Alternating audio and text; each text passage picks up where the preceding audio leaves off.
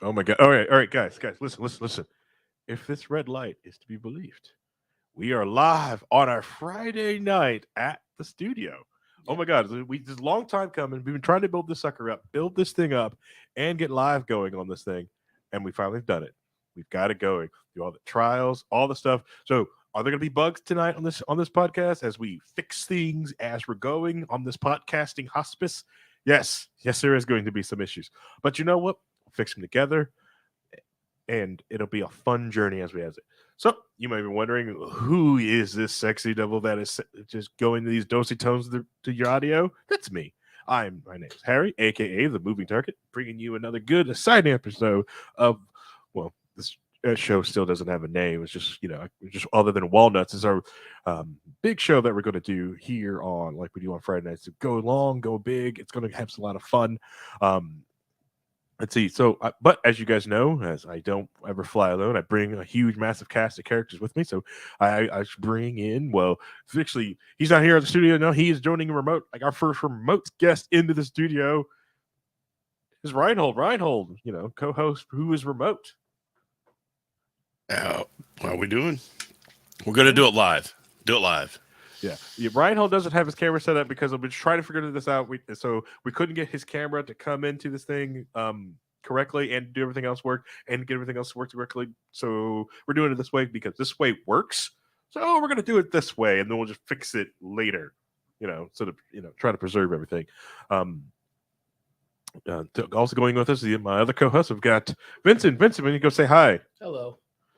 You got burger grease on the camera. I'll have to see if I can adjust Rude. it. It's rude. I did not get burger grease on the camera. Well, I did. It's the moonlighting smash filter. A burger. I did smash a burger in like 10 minutes because I showed up late because family decided that they needed help. So that's good. That's good. Family's so helpful.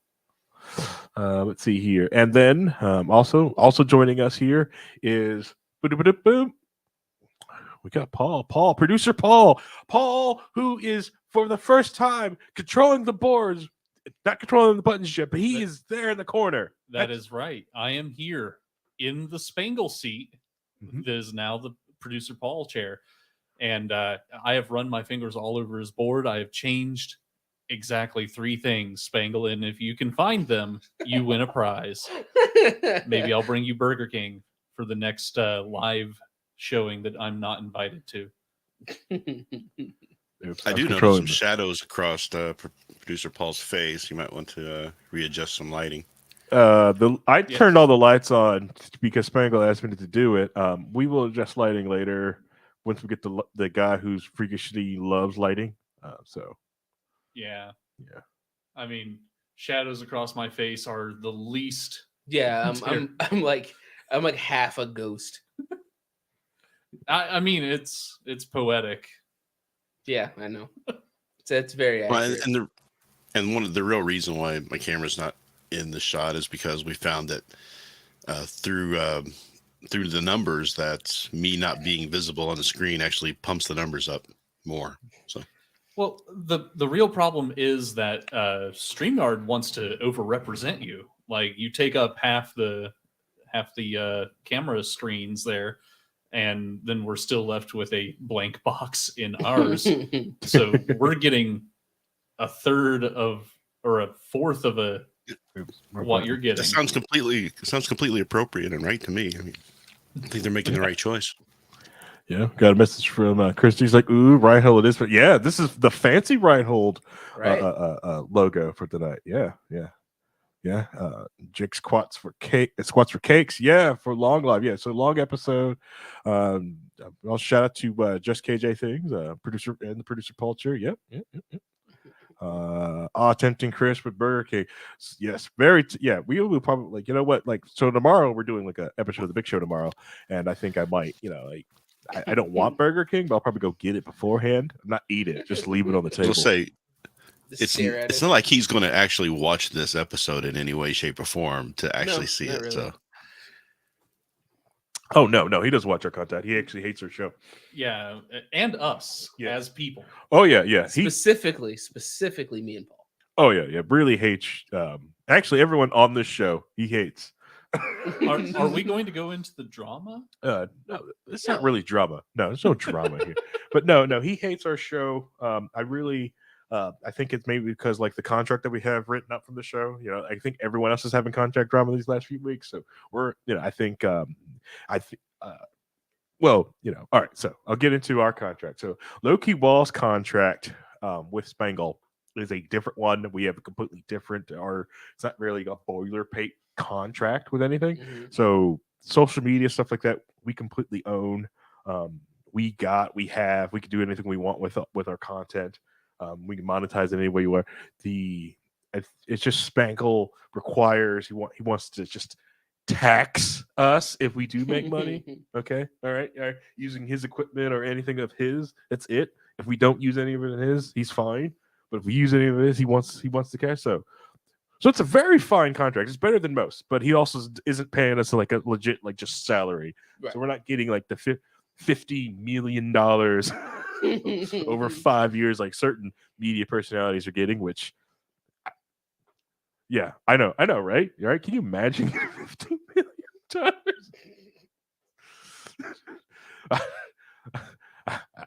I settled for coffee and a chair. I settled for just paying the bills. I mean, right? Yeah. Those are wage slaves, man. Oh, good old wages. Good old wages. Yeah. But no, yeah, and that's the same contract I've had for Spangle for years, and it's worked out for us. It's the better one because like for Spangle for the contract for a lot of the different shows on the network, it's all he runs the company very idealistically. And then out there, been trying to be massive Mr. Moneybags, trying to grow the network to make this massive money empire. I will say that with Spangle, which I'm all right. So Vincent's out of the loop. All right. So what has been going on in Liberty Space is the big dust up between this YouTuber called Steven Crowder and a big gigantic conservative company called the Daily Wire, and their contract of them because he left another conservative empire to go to and it's just going to another one. So there's massive dust up. There's a lot of unknowns going on right now, and people talking about contracts. And contracts is one thing that we do joke about here on the Wall Network. But I just, and just because of all that's going on, I do want to say nope, we're fine here. Everything is just there. We say it's contracts. Just a meme, bro. Yeah, to us, they're memes, they're jokes bro. to us. Like this, I think about the only serious is that we, try not to disparage or fight each other on mic before, if we do, it's, we usually have fought way more behind the scenes and have agreed to fight on air before we ever try to do that. So, yeah, so there's that. Yeah, so I just wanted to address that.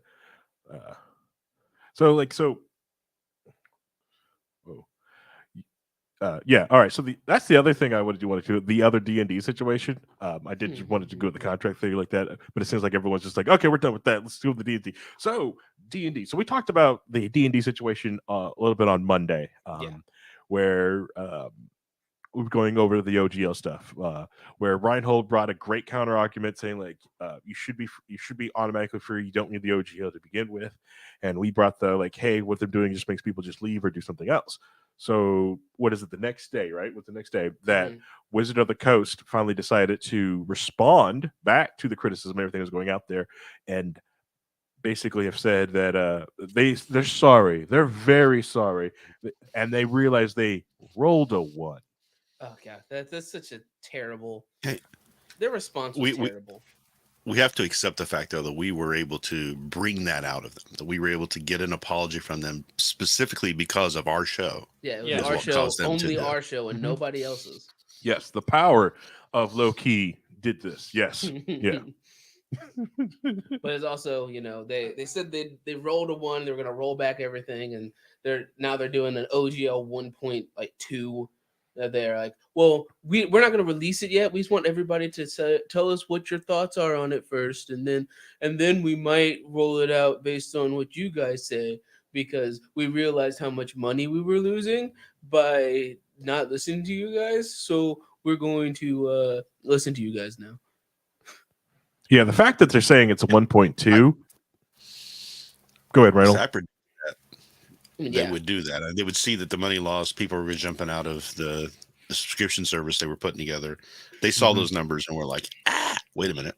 Yeah, those numbers tanking so fast Well, plus, because all of the channels and people that were on about the whole thing were very much like, hey, just unsubscribe, make them know that you're unhappy by using your wallet, like most people don't do. and the fun thing is that there's also reports of a lot of Wizards of the Coast employees having a problem with it and freaking out because as we talked about on Monday, this is business decisions that the business side made, and most of the people who work in the community and do the products and the services had no idea any of this was probably going on. Right, the actual people who cared about the role play stuff got shafted because that's what happens when the money at the top goes, we want this thing, and then everybody else is like, but that doesn't make any sense. Yeah. And you could tell, like, a lot of people kept saying, like, well, we don't know if a lot of this language is true, but the fact that they're calling 1.2 means 1.1 was a thing. It was a thing. This wasn't a draft. 1.1 isn't a draft. The fact that you're calling it 1.2 now, it's not a draft. I can understand, like, you're just trying to get ahead of the naming convention, but most of us are nerds. We can understand, like, whoa. If you're going to another one, that means there was something before that. Right. You had to a baseline that you were working on and that you updated to not be as terrible. Right. Yeah, exactly. Yeah. So, yeah. And I honestly, like, I was also impressed with a lot of the media that came out of the gaming community from it. Man Shorts had been my favorite one, where they did the OGL edition of Dungeons and Dragons. So they had like three. Man Shorts does like D&D versions of everything, like Florida, the election, fast food working. They do like hilarious skits, like if you're playing D&D as this aspect, and they did a D&D OGL, like if you're a game producer, and they was going like that, and they took the three different sides of, I'm going to go by the new OGL rules. One, screw the rules, I'm just going to do my own thing, and the other one is I'm going to try to do and just make my own new content, and just watching like the three possibilities go after each other and see how everything was going. Right. Yeah. Which I recommend it. Look at Man Shorts. They're hilarious. I watch their content. I find it hilarious. I wish, my D&D sessions could be that hilarious. Yeah. So, yeah. How are we sounding, Paul? We're sounding great. But as your D&D GM, I'm very offended that you wish that they could be that hilarious. You say there's a problem with my... Paul, in order for you to call yourself my DM, you got to run more than one session. Yeah, that's true. That's true. That's true. I was willing to, but you wanted to run a one shot in World of Darkness. So also our third player wasn't notified. Okay, so yeah, which is completely my fault. Because you're the one. You're the only one who has a way to contact him. No, it's even worse. Okay, so I haven't told you guys God. this yet. It's super times. Oh god. Okay, yeah. All right, confession on air. All right, so we had this other player. I've been trying to get in the group and play with, right? And I couldn't realize why he. Yes, Jessica, yes, it's tea time. Yes. Break up the tea. All right, so, and I kind of wonder, like, what was responding back to any of my texts, and I realized something. My phone wasn't really texting him. I was getting a red line, and I never noticed it. I would just send him text.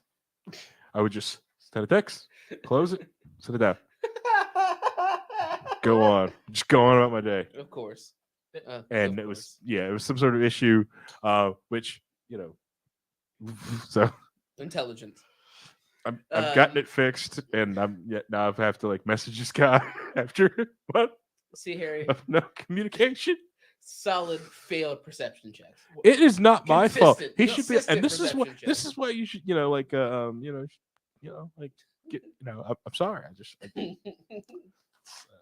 I don't play in that a lot of the text world. I do text Spangle a whole lot now.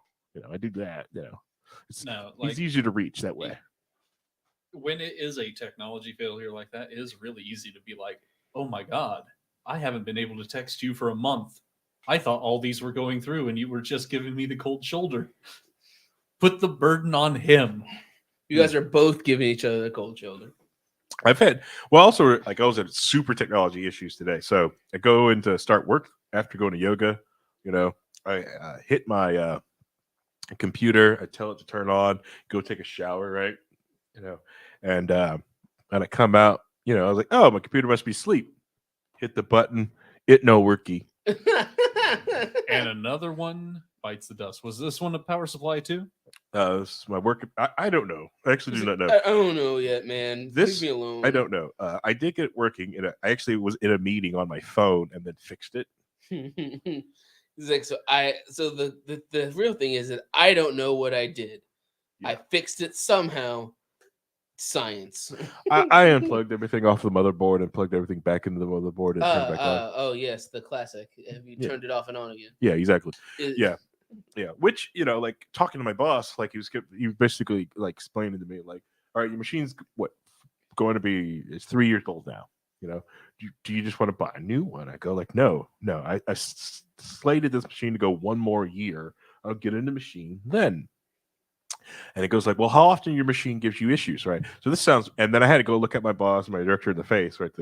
Because this feels really bad because like I can either lie or tell the truth, and I can't lie, right? So I tell the truth, and I have to tell him like, oh, it crashes constantly, all the time. What?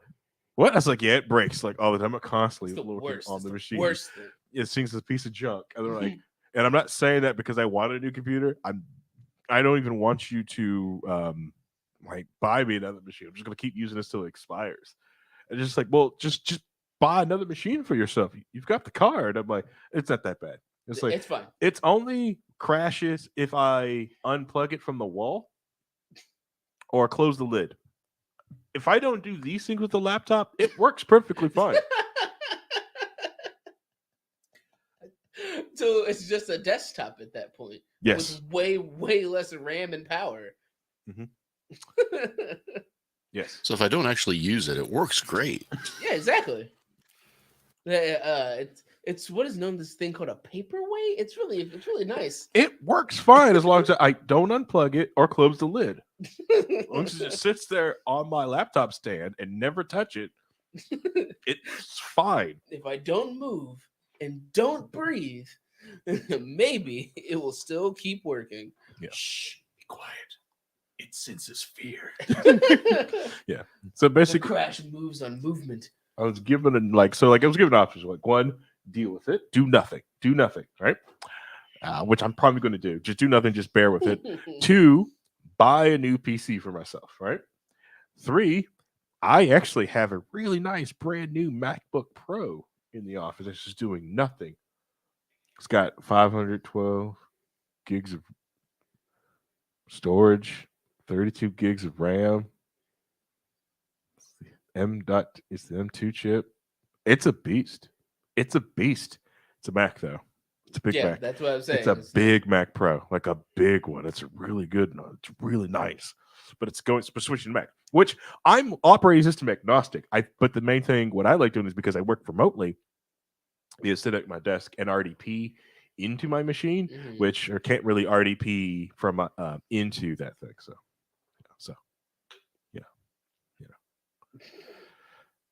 what I don't understand. It's also hilarious because you're like, oh your budget for this little laptop pays for this entire computer over here. So I'm just gonna use this shitty MacBook that I don't really like, and I tell everybody not to buy.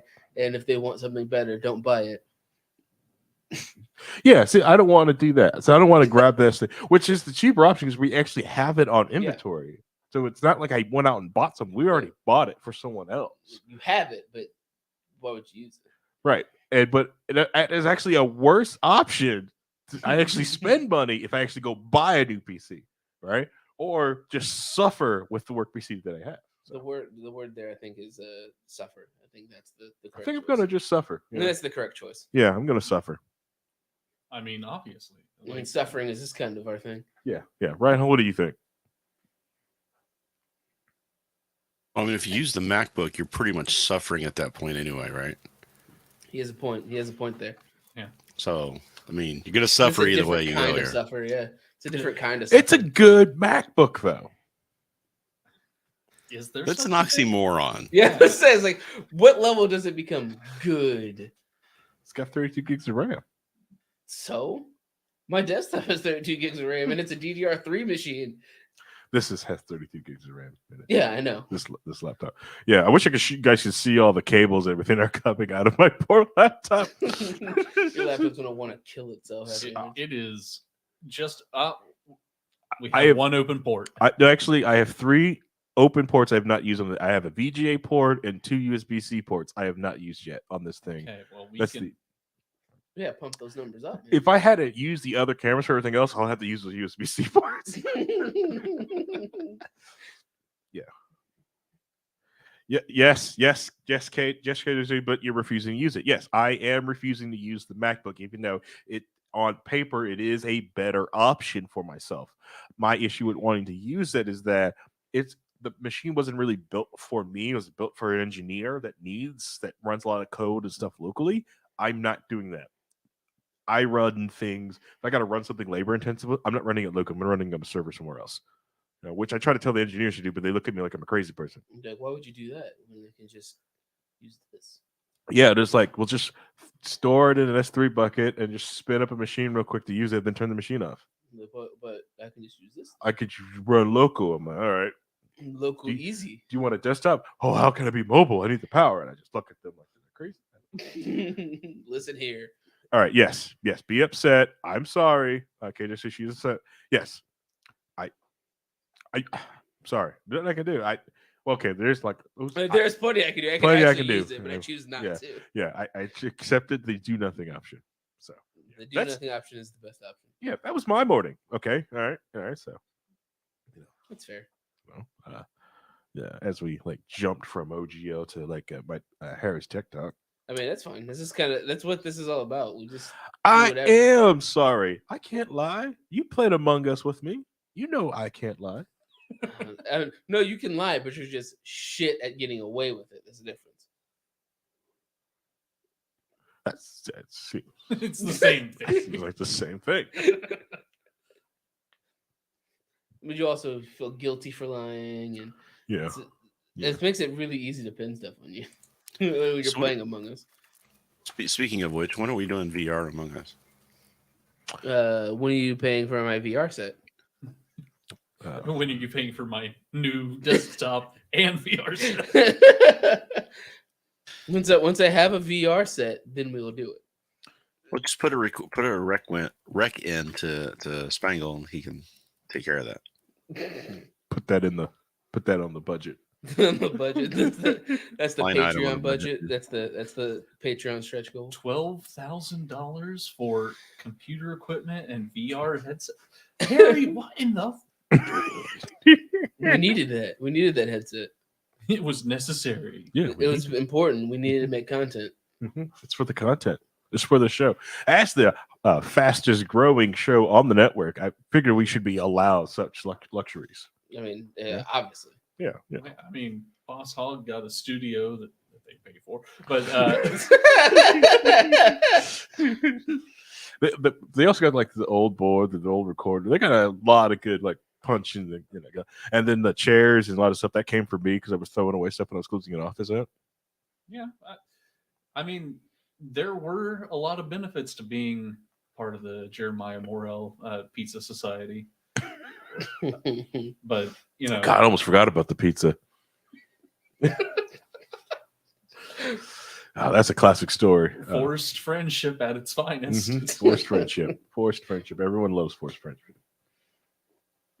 But no, like, and the other thing with Rhino, like these two guys, like they don't want to do VR unless they have like the end all be all equipment. They're not willing to go into pancake mode. They're not willing to even just be like halfway there. They want either full or nothing. They're the worst, Reinhold. Dude, it's an Prima donnas. Get the fuck out of here. Yeah, prima donnas, all of them. Yeah. Pancake mode, like if I wanted to play some of these games in pancake mode, I would just boot up different, better MMOs to That's interact point. with people. That's the point. There are good MMOs out there right now. I mean, I don't know, but I mean, hypothetically, Final Fantasy, Guild Wars 2. Yeah, I don't play Yeah. MMOs, Both of those. So hard pass. Actually, RuneScape. the last Guild Wars 2 expansion I hear was really well done. So I have to get back in there and take a look at it. Yeah. And what else we got? I've been playing Guild Wars 1 for a while. So Technically, Paladins. Their lore is amazing. This is not an MMO. Okay, Is there a lore? It's a MOBA. I Apparently there's a lore that's so important that when they tweeted out like changes, it pissed off a bunch of the fans. It's like, why are these characters together? They're enemies. We're just filling up roster slots. I'm just like, bruh, nobody cares about this. Nobody cares about this lore. Yeah, I have an add-on for Paladins that just takes all the skins off, so it's just polygons moving around. Is it smoother? It actually gives you back about 30 FPS probably. Nice. Yeah, it lets you see where the hitboxes actually are. Do you get to see the hitboxes though? Or sorry, hit cones? I can see through walls too with it. It's really good. You should try it. No, right. Hard pass. I'm Hard good. pass, right. Unless I'm playing Strix, then it's okay. And yet, your KDA is that? Oh man. One of the things I love, and I watch it for games that I have no interest in, is like the catching cheater videos. Mm-hmm. And the fact that people can go in with instant death, like aimbot hacks, and still lose. Yeah. It's like, shit, I don't even think we should suck. EAC ban your ass at this point. That's just suck. See, that's why they're using the cheats. Look how bad they would be without them. Right. Like, you're just bad. It'd be almost as bad as me. Reinhold, you're not bad. You just pick bad. You just pick bad I'm just drawn champions. that way. No, you just pick bad champions. Okay. All right. Put the victor down. Okay. When I haven't played for 5-6 months, it's a crutch. Okay. It's like, this is my right dirty there. bomb See, play. it's an even bigger crutch. You hold the fire button. I know. You hold both mouse buttons down and you kill things. See, last week we were playing with a Victor, right? And he plays kind of like you do, like in any other game, right? Any other game would have a great KDA, probably one of the one of the best characters that are very tactical, right? But that ain't Paladins. No. And that's how you and you get into that mode when you're playing Victor, like, all right, Reinhold, headshots and stuff like that. You can't insta kill people with your headshot with Victor. You know that, right? Listen, we get that you have a good Victor. Mm-hmm. That if this was Valorant, it would be great. Yeah. Fantastic. And this is Paladins, and your bullets do nothing. Right. Yeah. And that's how Reinhold plays. Like Victor's like, listen here, Victor. Listen here, Reinhold. If this was a dirty bomb, yeah, you'd be just owning them. But it's not. It's Paladins. They have magic powers. Yeah, that person over there, they have the ability to grapple hook and drop bombs on everybody, and you just can't do anything about it. Yeah, and honestly, like Reinhold, probably to me personally, Reinhold, if I saw a character for you to focus on, like you should learn, I think it should be Talus or Buck. I think you'd be amazing with Talus or Buck. Sorry, I think Reinhold. I don't know if I could do Buck. It's too memey. But that's his only issue. That's the meme. And so I'm trying to remember the character's name with the claws. Koga? Yeah. How many times have I spawn camped people with that character? Oh, yeah. See? Because yeah. Did he just stop? Yeah, he stopped talking. Yeah. That's good. Yeah, because when there's no sound, that's when I'm not talking. but you were like mid sentence. No, I just said I spawn camp with Koga. That was all I was saying. Okay, I said the word because, and then you stopped. Yeah, we were trying to figure out what you were going with that. No, just I have my moments. I have my moments in the right when the moon is right and the comp is twisted, and I can own in that game. But otherwise, I just get eaten up pretty hard. I did do pretty good healing last time, so that's good. I thought that's good. You had to tell me whether I was good at healing or not, but I thought I was. No, until we got to the one map, I didn't know where anything was, and I couldn't find anybody.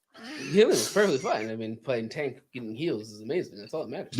Yeah. I mean, take Tuesday for instance, where me and Harry were just playing with paste eaters for so long. So many paste eaters. It was so bad.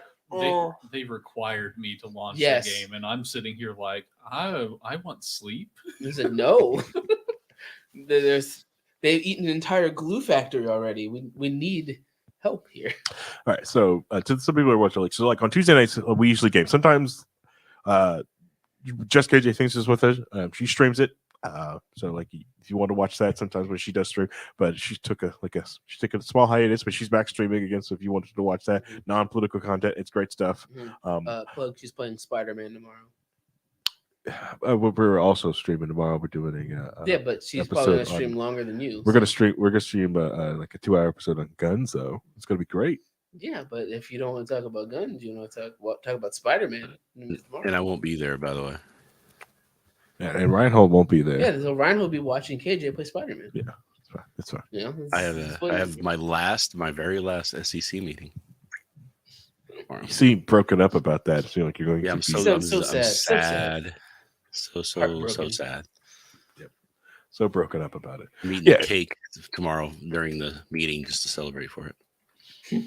Gonna eat your feelings. I understand. Yeah. But so Tuesday nights we do a game show. Taco Tuesday, and we play some games. Do we do a terrible job? And you can join the Reinhold course that we should stream it all the time. Yes. Feel free to yell at us like Reinhold does, but we should stream it all the time, and that we don't. We get in the game and we're playing like 4 hours of games, 3 or 4 hours of games on like a Friday night or a Tuesday night. I'm like, are we streaming this? No. I'm like, well, all right. Content. So, all right. More people find stuff. Well, before I was streaming it, but I had a power supply issue, which made me take apart a couple of my streaming machines, and now they're back together. I haven't turned it back on. I could always fire up OBS and stream to my channel, but I can't stream to We Are Libertarians. So. Do you want to be able to stream to this? I do have a Twitch channel, Reinhold TV. So just saying for anybody out there who might be interested in. Most guests do the good thing and plug themselves. Well, I can't because I'm not on camera. I can't have my. But he's also not a guest, though. He's a host. He's a host, so not only is he a host. Yeah, shameless plug Reinhold over here. Yeah. I have no shame. We also shamelessly plug KJ as well, so that's true. No.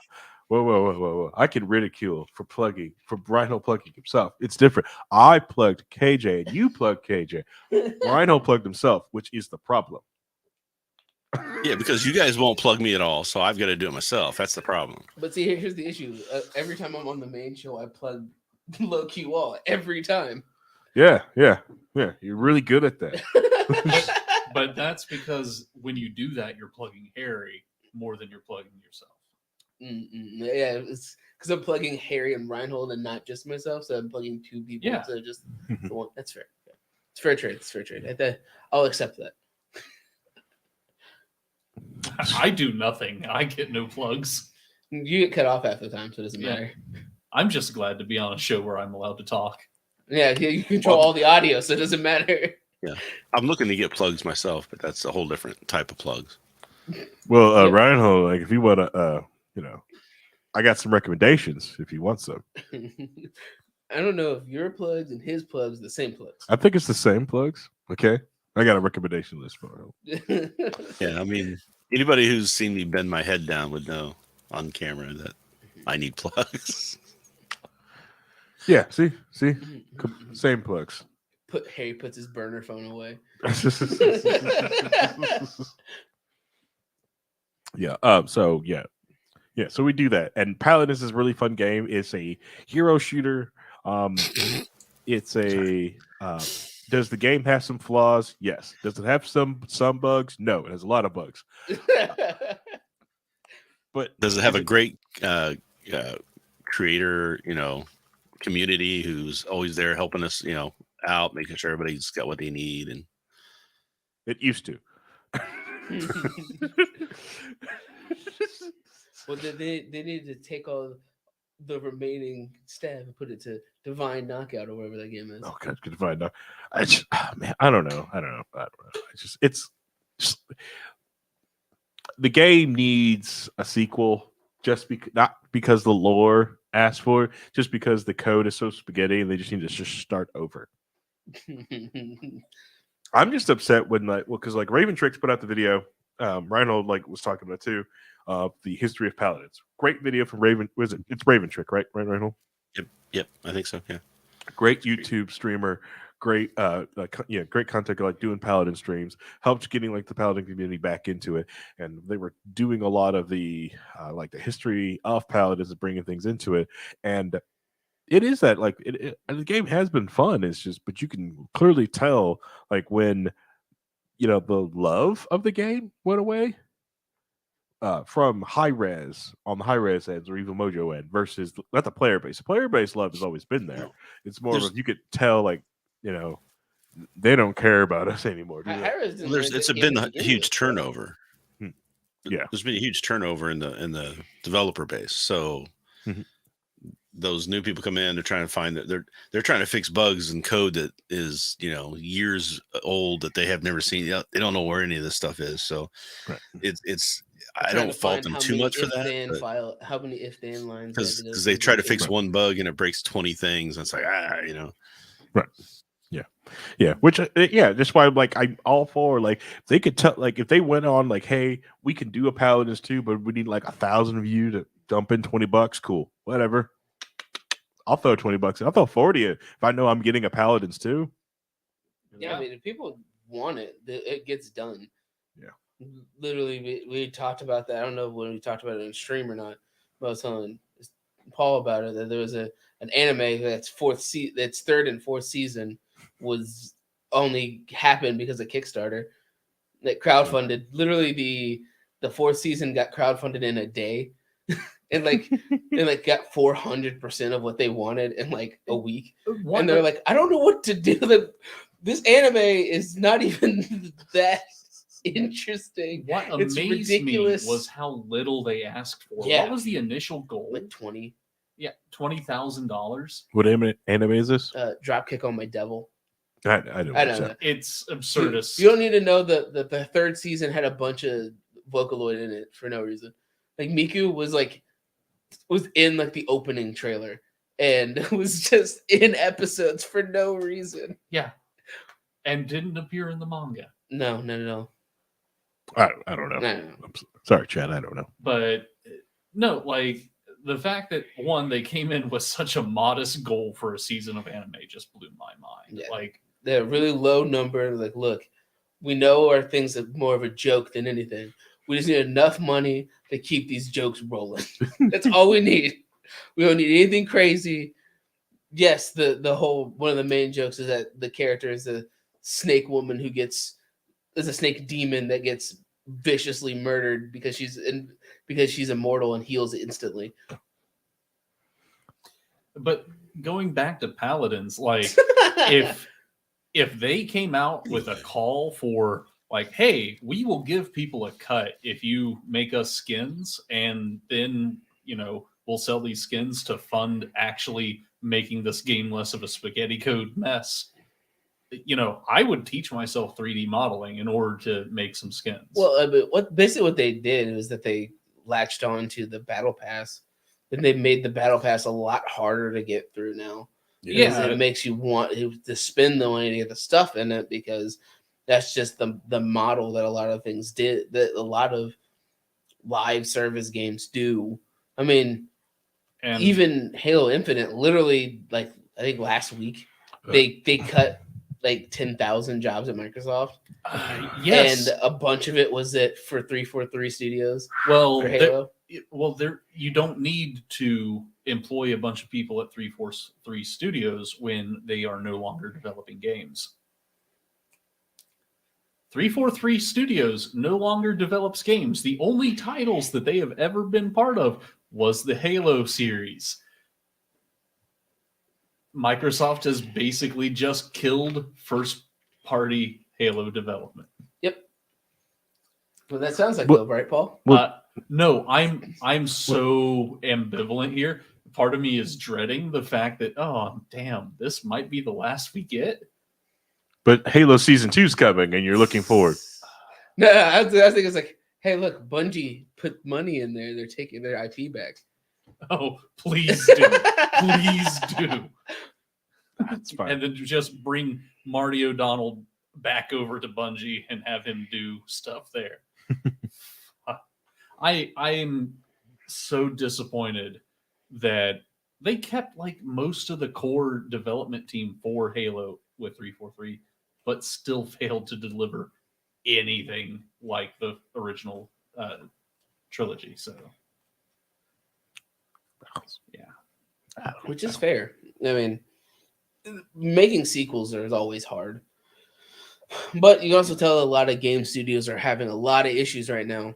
I mean, Ubisoft is like their stock prices are tanking. They're having to cut off a lot of staff. I know it's Ubisoft because the last game that they have released that matters is maybe Assassin's Creed, but they buried that franchise by releasing like 7 games in 6 years. yeah. And making sequels is hard. Just ask the people making the new Tron. Yeah. Oh, you mean Tron Legacy? I mean, they did great. They did great. Getting Daft Punk to do a whole album for their show, for their movie. The movie was mediocre at best. But that soundtrack though, woo! CGI was kind of rough, like real rough. Clue was they didn't master the de-aging yet. How was the CGI? Could you compare it on from Green Lantern to She-Hulk? I mean, if they used a lot of they try to do the de-aging thing, so it's like the beginning of the MCU kind of stuff, where it's like it didn't look good at all compared to like Ant-Man and Wasp, but it looked like Douglas was in his 20s again. But it was like he looked like plastic. He looked like an action figure in motion. I thought that was supposed to be the look because they were in a computer. No, it wasn't. Oh man, I was wrong. Yeah. Maybe I must have been riding that nostalgia train when I was watching like, that movie. Let me huff this copium. This is delicious. I'm over here get ready to try to I'm going to defend Tron Legacy. That movie, I thought the CGI was perfect. It was amazing on it. It was beautiful. I nearly cried. It was so beautiful. I loved it. And you're like, it wasn't supposed to look like that? Oh, ooh, okay, never mind. Hard pass. I thought that was just a stylistic choice. And also them making Tron evil for no reason. He wasn't evil. He was corrupted. He still fights for the user. He just thought he was fighting for the wrong user. See, once he corrected himself, he came back. Honestly, bad that Kingdom Hearts did that movie better in their game? What? Yeah. Sorry, I've been trying to watch just KJC's Kingdom Hearts stream, but it's just completely different from a lot of the clips I've watched. Yeah. But so what has happened? Sorry. In her stream or in Kingdom Hearts? Both. She's playing Kingdom Hearts right. She's on 1 or 2. Oh my god! I think it's still 1. They haven't included Tron yet. She's gonna strangle you. I think it's really interesting that she's managed to avoid all of the Final Fantasy characters. That's amazing. Must be a new playthrough. I guess she's finally implementing speedrun strats. So for those who actually care, she's playing Dreamlight Valley, which is all Disney. But that's the joke of it all. But yeah, no. Sorry, I didn't I played Kingdom Hearts, and I didn't finish it because I was in college. I did have a teacher's assistant who was obsessed with that game, though. Obsessed.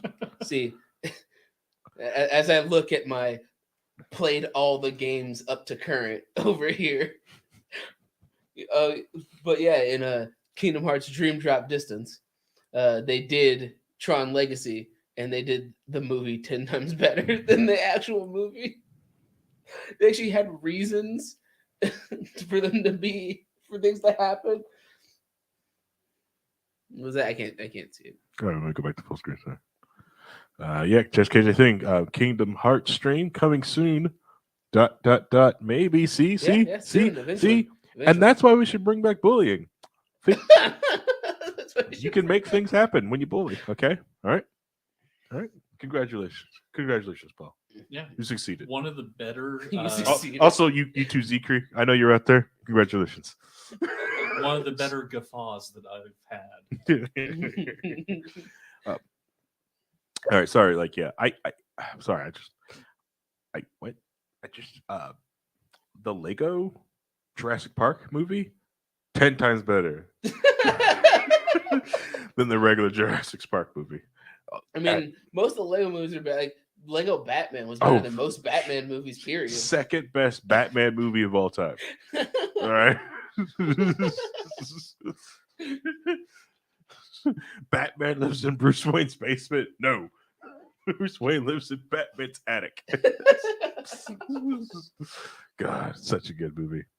And the fact that BoJack Horseman was Batman in that movie.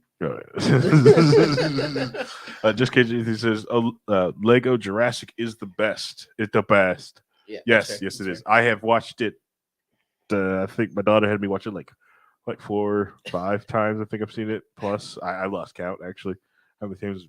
Because she just wanted to watch it over and over again, and then she gets scared crapless when I try to show her the real ones. movie. No, they're scary. They're not blocks anymore. I know. It's scary. Blue's not cool now. It's fine. It's fine. She just wanted to go to the Jurassic like amusement park thing. I'm like, no. No. No. You can't watch the movie. It's not gonna happen. You see, it's not these dinosaurs, it's those dinosaurs. And if you can't handle those dinosaurs, you can't handle the park. Yes. Yeah, so yeah, it's fine. It's fine. But no, a lot of the times, like when they'll do something like that, like a derivative like that, it is sometimes done a lot better. Oh, when they yeah, do it. Yeah. When you're just given creative freedom. Mm-hmm. That's a lot of the things. When some of these people are given absolute creative freedom to do stuff, sometimes it's amazing. Sometimes it's Velma. We're not talking about that show. I know we're not, but still. Good. Anyways, I thought you were going to bring up when it's done good, DuckTales. Oh Yeah. my God, DuckTales. We'll bring up DuckTales again. DuckTales. Woo, man. If you have not watched the DuckTales, it's reboot, right? Technically, yeah. A reboot, right? It's really good. Ryan, have you watched the DuckTales reboot? I have not seen the DuckTales reboot, and I have not seen the Velma show either. We're not talking about that other show, but DuckTales. Ryan Hold. You should watch the DuckTales. If you watch the original, like one from like what is it, like the early late 92. 92. Oh yeah, it's the complete respect to the source material, approve upon it, and it's got a lot of. It's amazing. The casting choices as they bring different voice actors in, it is amazing. But to put it into context, the people who are doing the reason they're doing DuckTales is because their Chippendale idea got shot down before. Because they originally going to do a Chippendale Rescue Rangers reboot, which was supposed to be Chippendale and the Rescuers and the Great Mouse Detective all at the same time. Oh, that would have been awesome. What happened to that? They had a whole thing. It's like they were solving the same crime across 3 different eras. Awesome. I want that. Disney turned it down. But I want that. So they made DuckTales instead. So you got DuckTales because Disney turned that down. Use the money and give me that. Right? That sounds awesome. Mm-hmm. Give me Great Mouse Detective and Rescuers and Chippendale, and it's not this weird, terrible Chippendale that they ruined a lot of weird things in that movie. Yeah. Yeah. Should we get James on to talk about the end scene? He already brought it up on stream, so I don't. The fact that I didn't know that happened, I wish I still didn't.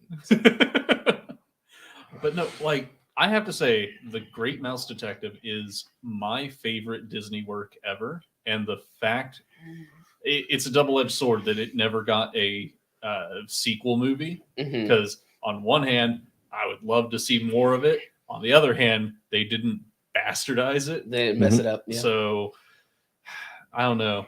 It kind of lands neutral there, but One could only hope that somebody would get a hold of it and do something good with it. Right, and that's all you can really hope for any IP.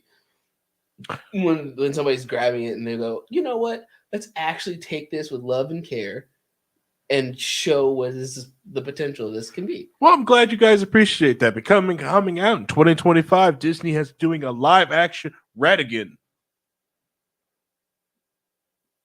Is that? No, that's fake. That's fake. That sounds like something we would do, but that's Okay. completely fake. Yeah, no. Okay, I was mildly concerned because their track record with live action has been so bad. Paul's just like stunned. No, What are you doing? because like, oh, this could be good, but none of their other live action things have been. But it's just Ratigan. but Just him. Live action Ratigan. so we strapped a GoPro to a sewer rat, and it's 2.5 hours of footage of him exploring the sewers of London. Oh man. You know they would do a live action Ratatouille before that, though. You know they would. I don't know. I think a Ratigan prequel would be good. That way you would know why he hated Basil so much. Yeah. And what other plots he's foiled. I mean, But I think it's part of the charm. Is the mystery there? Like, why does he hate him? Now you're forced to like try to figure it out yourself. It's kind of like Sherlock Holmes. This is the whole point of it. Yeah, and that's like a lot of like stories like all right, so there are rules when it comes to writing stories and like that, and you're supposed to know these rules, but when you break them, you know how you're supposed to break them, so the audience doesn't feel cheated. And the other thing is, one thing of writing, which even when it comes in D&D like storytelling, when you're writing like games, is you need to be able to romanticize something in the distance, barely describe it, give something to the imagination, but never go there. Right. You never go there. Because it really doesn't impact the current story, doesn't impact anything. It's something that there's a possibility of stuff going there, but you don't touch it. Right. It's the like the objective potentially. correct. It's Right. the Like, glistening yeah. goal you can reach. I think like the one like Tracy Hickman was talking about, I had their players ride back to their town, and the way to find it is you turn like you go west when you find like the abandoned like a tower. But they've never gone to the tower. You just don't go there. There's just tales and other things like that, but you just don't go. Just something else to do, blah, blah, blah, blah. No, you just kind of move on. You never touch it. You never touch it. Right. You establish a concept and you allow the people to figure out what it is. That it's like Harry Potter. Unfortunately, I never like them doing Fantastic Beasts really kind of like taking it as face value before we put separating the artist from the art. Sure you're not. I'm not the premise of Spangle, I don't Fantastic silence people. Beasts. The premise of Fantastic Beasts in general is like, oh, here's what happens before any of the stuff in the movies that people like are, which could be cool, but you demystify a lot of things. Right. Ruined a lot of it, which I think it would have been neater just to watch, I don't know, Dumbledore and Snape go on adventures together that has nothing to do with the current plot, the plot. Right. Like take characters that are there that don't get screen time and or a cool adventure of Harry and Draco doing things. What? I'd watch that. Let me see your fanfic account, Harry. I need to see your fanfic account. No, not a slash fic. Not a slash fic. No, I said fanfixer. No, that could actually work because now it's like, oh hey, I still fucking hate your guts, but now we have to stop something from happening. No, that's a really fun buddy cop movie in the making. Yeah, like, and it could be like Harry needs Draco. Yes, but Draco also needs Harry. Like they both have something to accomplish, and they have to go through each other. And Draco's just like like just get Hermione, get the redhead. Yeah, sure, whatever. Yeah, that's a fake name. Ronald Wild. There's like one final twin prank that's just destroying the school, and you have to solve it. Oh my god!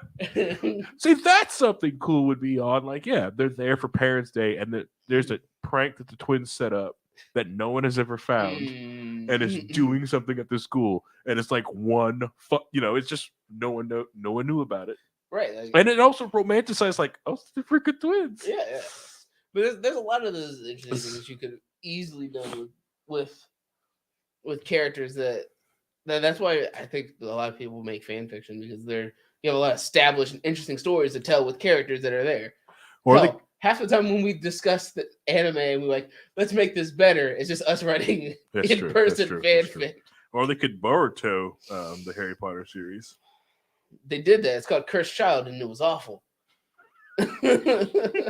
Yeah, we're trying to ignore that. It's called Cursed Child, and it was awful. Voldemort had a daughter.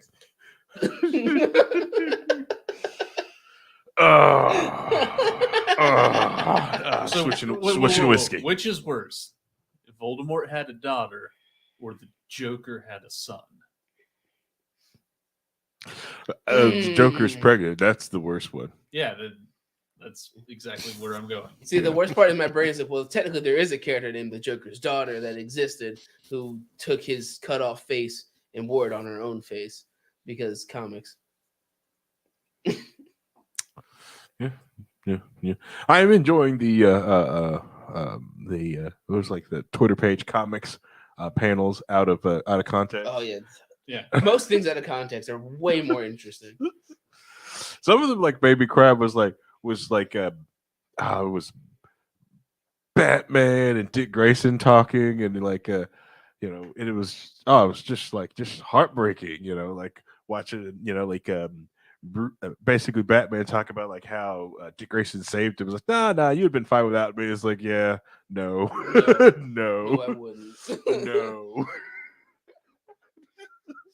Which, like, wow, he probably would have started killing people.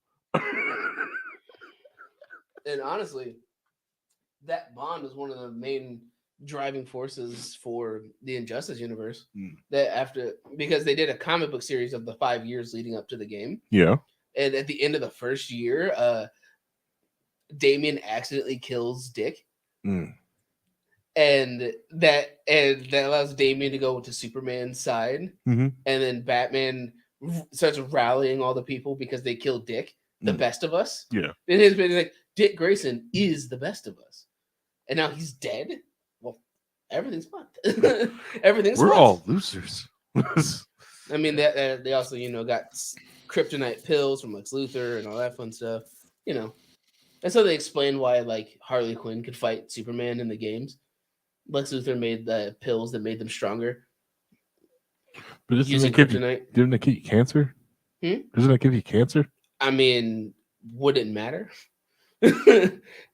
Okay, all right. Cancer 10 years from now, or being melted to death by Superman? Yeah. Superman killed Green Arrow on television. That's true. I mean,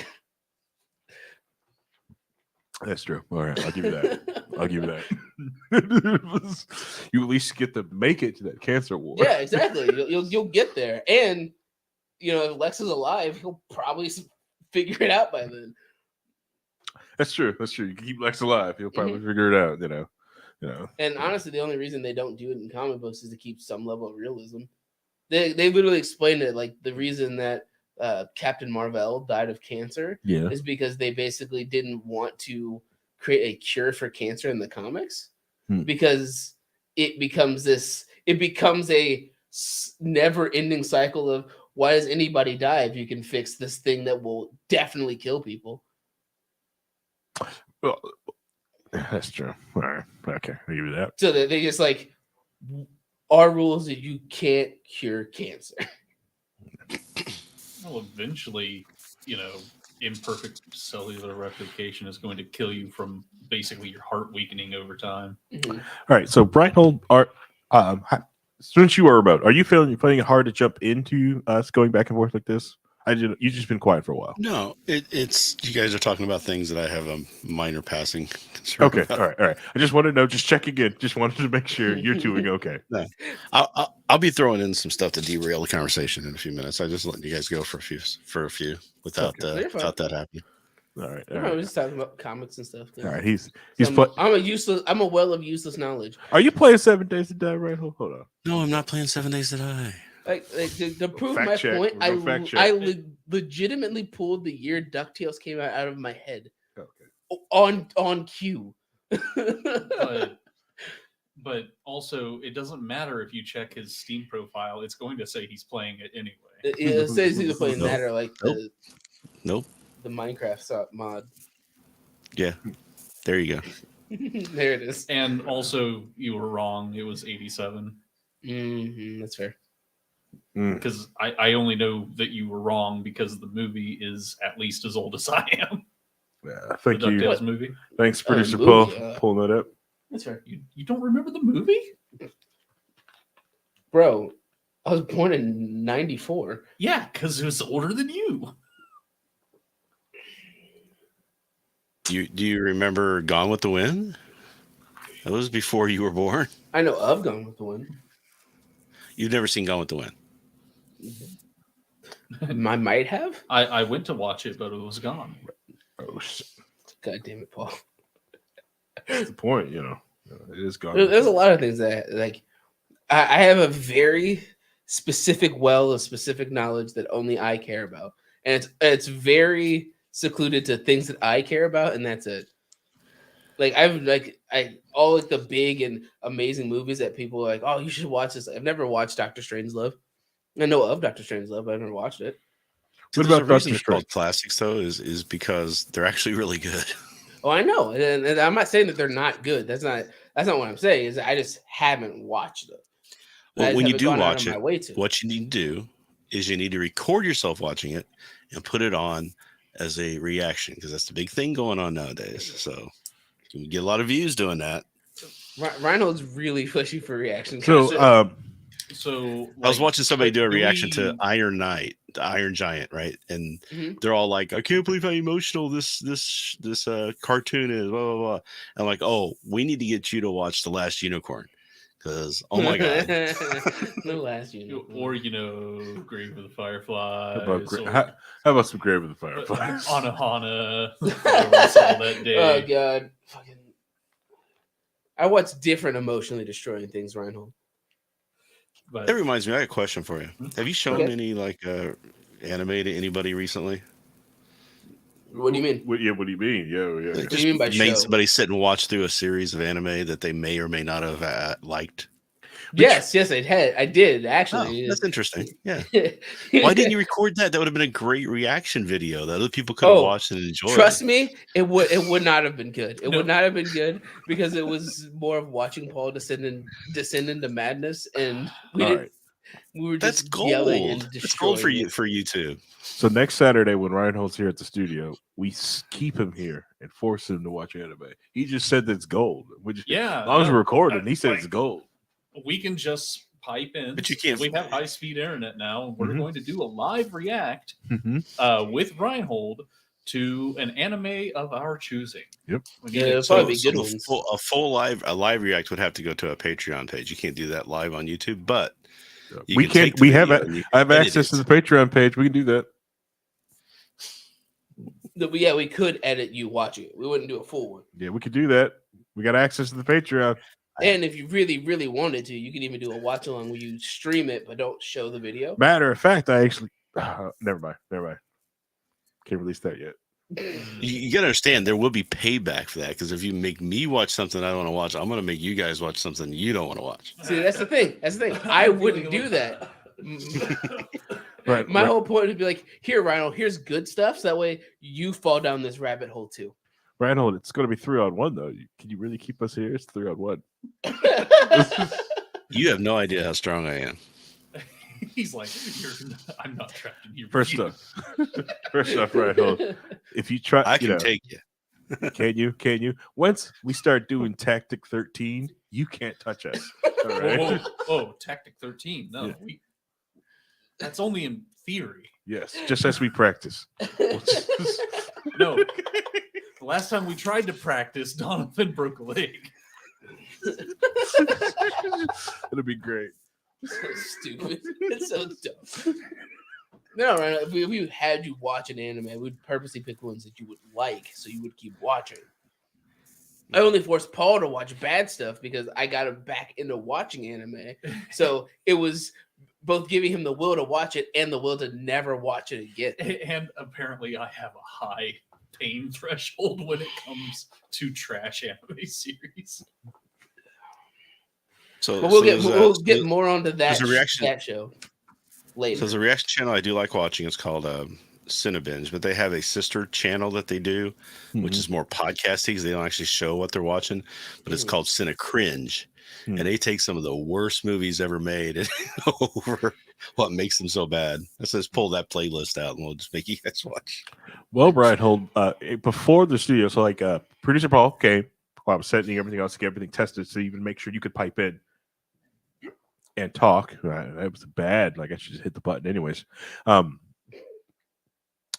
So we did test out like even the react part. So producer Paul and I were sitting here looking at the TV, the monitor TV that you guys can't see. It's over here. There's a little TV right here, which hopefully Spangle approves us to a larger TV. But yeah, we need something at least 65 inches. Minimum yeah. 4K, 120 hertz. Whoa. 8K, sir?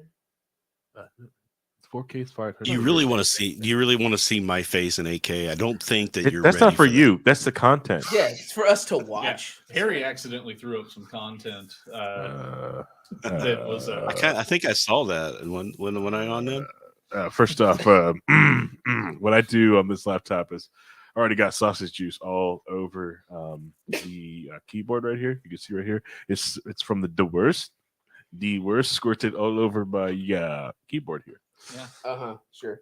Diverse. The worst. Hey, by the way, the nice thing about having the camera off is that it's hot here in the room with the lights and stuff, so I can take my shirt off. Are you? Or just turn off the lights? It could be like, the lights are so hot in here. Why don't you just turn the hot lights off? I have all these lights on for the zero. Well, there's computer equipment too. I got computer equipment running. I got monitor stuff. It's warm in here. Plus, it's cold. My house. I need to fix some things. Right. We've been asked by the audience members to have you put your shirt back on. Okay, it's back on now. Good. Glad. For a minute there. but no, Reinhold. Do you remember the movie?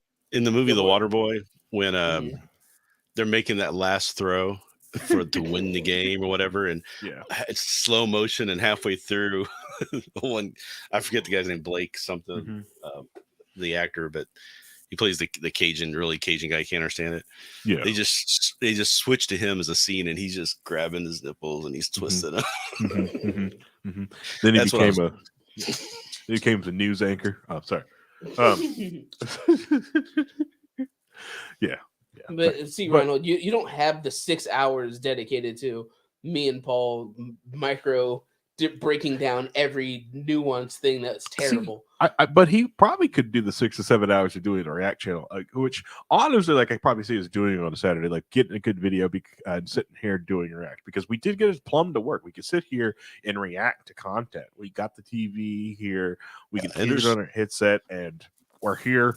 I think the only issue is that currently the setup, there's only one pause button, the one I control, but we can expand upon this and give everybody a pause button.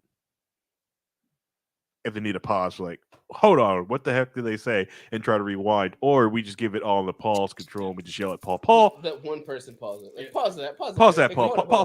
Pause that. We did take like 3 hours plus to watch a single movie with KJ, Zegri, Donovan, and I. And I didn't even watch it. You guys watched it. I didn't. You were there. I was visible, but I forced you guys to not watch it because you contributed to the fact that this 90-minute runtime movie took 3.5 hours to finish. Vincent coming through because he keeps turning his head but not speaking when he does that.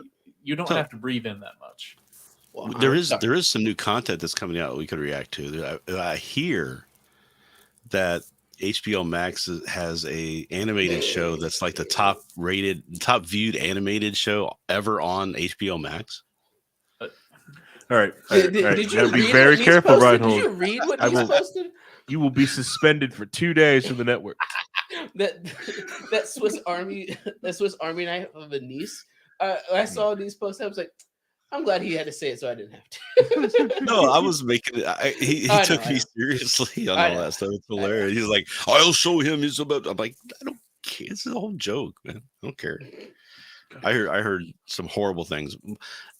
What I've heard is that if you watch it as, I don't know if that's what they intended, but if you watch it as a parody, making fun of Scooby-Doo, then it's kind of good. But Yeah, but it's I don't know not if they because intended they have. it to be that way.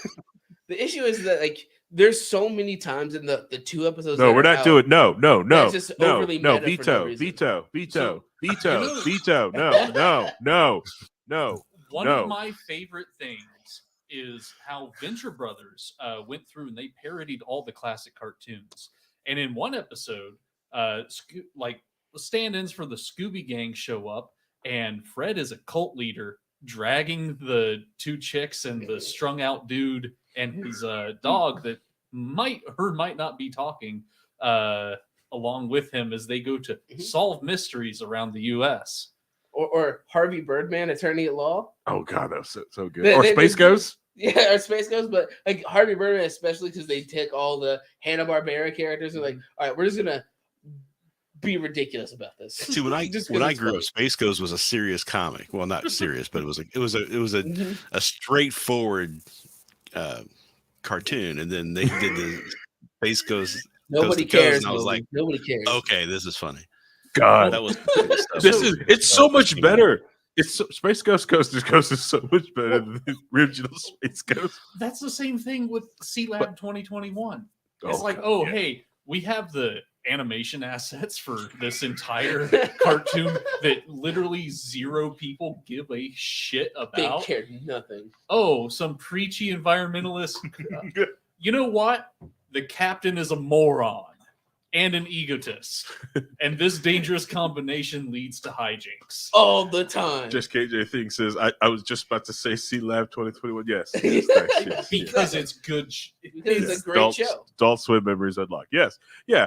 Which is like, I like it when it's done like that, tasteful or just like, you know, they're claiming, yes, this is a parody to this thing.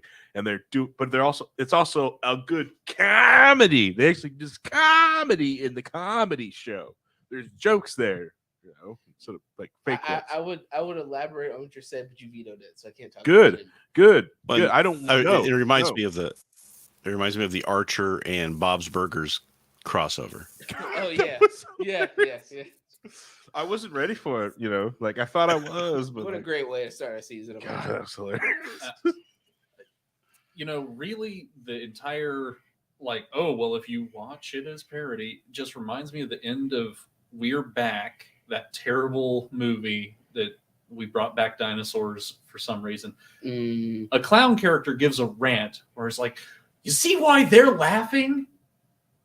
It's because that's comedy. And from what I've seen of this show that can't be named, they don't have comedy. I've not I seen think- 1 second of it, so I have no idea. I think one good show that does help with that is like if you watch the Enola Holmes shows on Netflix with Henry Cavill, great. Honestly, I never thought I would like Henry Cavill as Sherlock, but he does a good job. But that's not the point of Enola Holmes. It's you watch it, and honestly, when I first watched through, I hated it because I kept wanting a Sherlock Holmes. Mm-mm. And Oh, it's I not. can- It's Yeah. it's if you have to watch the show, but in the purview, the POV of Enola, everything's in that. And if you watch a show that way, it becomes a great movie. But if you don't do that, it's a terrible movie. Mhm. And I I wish can there give was a good someone- example. Okay. A good example is this is the first time I watched Austin Powers. Mhm. I was like, this is the stupidest thing I've ever seen. I can't believe anybody even watches this. How'd this get made? The second time I watched it, I laughed my ass off. And it was just because of the way I went in watching the show. If you're looking for a certain thing, and I see that all the time on reaction channels where somebody comes in and they're coming in a different mindset, and they're like, "Oh, I hate this," and it's like, this is the funniest stuff ever, but you're not looking at it the right way. You're not coming in with the right mind space, so you're going to hate it. And it's an interesting thing how subjective that can be. Yeah, I mean, a lot of personal biases affect a lot of things. Yeah. Like there's a show that everybody says is amazing. It's fantastic. It's called Madoka Magica, and I've refused to watch it because I can't watch it without being overly and assholishly cynical and nitpicky on everything, because the person who introduced it into my world was a terrible person and would interject herself into other people's conversations and say how their thing isn't good because Madoka Magica is the best thing ever. And would she would So let me stop you while you're involved talking at right all. now. I wanted to say something about this one show. No, just That's fine. No, that's totally fine. I get where you're coming from, but it's not going to ruin it like she had ruined it, because it happened almost every time she was around at any point in time. Wasn't this the person who basically bullied their parents into flying them to Japan?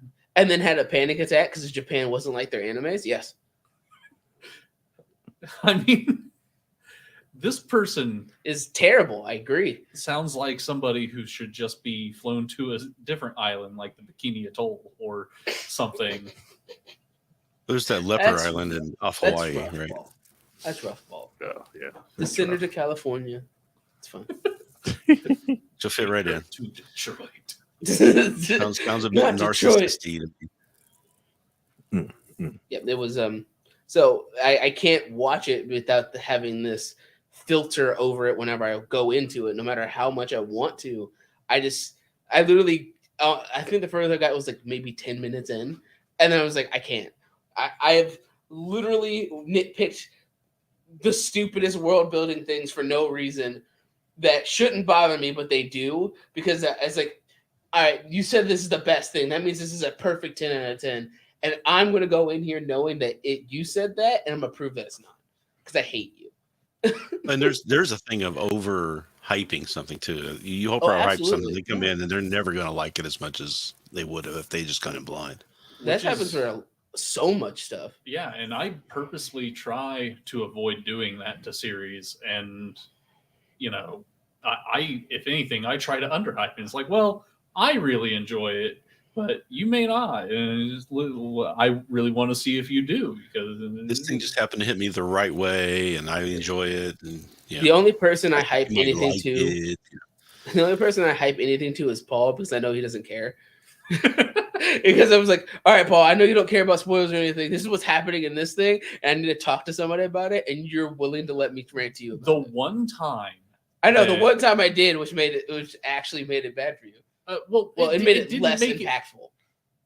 So when you suggested the series of Executioner and said, "Oh, well, it does this," and in the first episode, it's like immediately subverts the trope of Yes. the isekai genre, and it's like, oh, that was entirely brutal. Mhm. If I would have been very impacted if I didn't know this was going to happen eventually. See, but I also followed it while it was coming out, and I knew how the community reacted to that when people thought it was the generic stuff, and then it wasn't. Yeah, people were very They were upset. very mad about it, and they How ranted and raved and said that it was the worst thing because they killed the generic main character they introduced and killed him immediately when he started becoming evil. Yeah. Will start to show any sign of, oh, I could use this power to be a great person. Nope. No, and now your generic show is no longer that anymore. It's fine. That's fine. That's fine. Just like there is a movie that is I will overhype it. It's the best movie ever made, and it's called Crime Wave. It is a collaboration between the Coen brothers and Sam Raimi. Mm-hmm. Can't And just it put is Sam Raimi on perfection. things to make us watch it. Oh, it has Bruce Campbell in it, young Bruce Campbell. So this was like the first Coen Brothers movie. Sam Raimi. It was a ghastly nightmare of a movie, but in a great way for me. It was my kind of comedy. Let's put it that way. Right. It was very, very strange movie. When's I liked it a lot. When is Disney going to give Sam Raimi a Star Wars chance? Oh, after they gave him a Marvel. Never mind. Oh, yeah, it's coming. I just want. Honestly, I don't know. I kind of want to see James Sith Gunn will bring Bruce him over. Campbell. Sith Bruce Campbell. What I'm sad about is that Bruce Campbell wasn't given more to do when he was younger. Like, you know what I mean? Mhm. It's like watching Doctor Who, and then you Mhm. watch you see the movie that was put out, right? And the doctor that was in the movie. And then the movie was supposed to be a pilot in the United States, and it failed because nobody liked the movie because they did the character really weird. Mm. But when you see Paul McGann pop back up in New Who Mhm. as the doctor, and you realize how great he would have been at it, it's like so disappointing that we didn't get 3-5 years of that doctor. Oh, I thought you were going to bring up like Capaldi and the wasted potential of Capaldi. Some Well, episodes. Capaldi was just a god king as far as acting in that role, and I wish we'd have got him 10 years earlier, because he was still great as the older kind of doctor, but you could tell he was starting to kind of get over it at the end. He was getting a little tired. But man, there's only been one other doctor that's acted better than him, and that was freaking John Hurt, and nobody can touch John Hurt. I'm sorry. They were talking. It was funny because they were talking about him when they did the anniversary movie, right? And they had Tennant and Matt Smith were just they were interviewing them too, and he's like, we would go on set and I'm doing and Matt Smith's like, I'm moving my hands around and I'm waving and I'm overacting and doing all this stuff, and then you look over at John Hurt and he's acting by raising his eyebrow and doing more with that than we could have done in anything we did. He was killing it as in an acting sense. Yeah, and really did also set the tone, like the same person but different eras, and because of that, it was just so the well world done. was as it went on. Yeah, very well done. Pointing your screwdrivers at people like water pistols. It's a scientific instrument. It's like just that stuff. Can you talk without waving your arms around? Yes. No. Yes. This is some of the best stuff. Oh man. Yeah. But yeah, it's Capaldi carried those last few seasons of unfortunately of Doctor Who on his back. The best. I think the best episode I've seen of maybe any television whatsoever was the episode after. I don't know if you want to do spoilers, but the episode basically was just him in that little dungeon that he was put in. After Claire dies. Yeah. That episode should have won every Emmy that was ever possible to win. That episode was fantastic. And it's just him monologue acting. Incredible. Great. Yeah. Amazing stuff. Amazing stuff. Please go watch. It's good stuff. Yeah. And then they kind of ruin it with the end of the next episode after that kind of ruined it. But and if you did like Capaldi, season 3 of Torchwood, right? Children of Earth. Capaldi is amazing in that. Like, oh my god. And Capaldi, the best thing about Capaldi too is that, first of all, he was in the Fires of Pompeii, which is one of the better episodes before he came along, and he did a great job in it. And it was great that they were able to bring him back and tie into that in some way. It was amazing. But the fact that he was, as a kid, so obnoxiously a fan of Doctor Who that they had to tell him to stop writing in, because he was writing to the BBC all the time saying all this stuff, and they were just like, dude, chill out. and the people have found some of the old letters that he wrote, and we're reading them. It was great. So he was like one of the few people who you could legitimately say was a fan of Doctor Who his whole life. Mhm. You know, Right. old Who, not just new Who. Right. Yeah. Doctor Who was just never one I delved into because it wasn't my world. Did you need the Doctor to look like you? Was that the issue? No. Because we can get an Idris Elba. Well, yeah, Elba's coming up, man. You got that. We had to have the interlude that's going on right now. We'll have to get through that. God. Whatever's going on with that, but then Well, like that's the thing. Like, if they would have made Idris Elba 007, it would just prove that 007 is just more, or James Bond is a James Bond, title. yeah. Yeah, James Bond is a title or something given to someone. It's not one person, which would have confirmed that, right? Yeah, but I still with think the he would have been division- great in the role. right, and with the division, that could even be more canon than you can possibly believe right now. Yep. And then speaking of, and with former people who have played 007, Black Adam just ruined.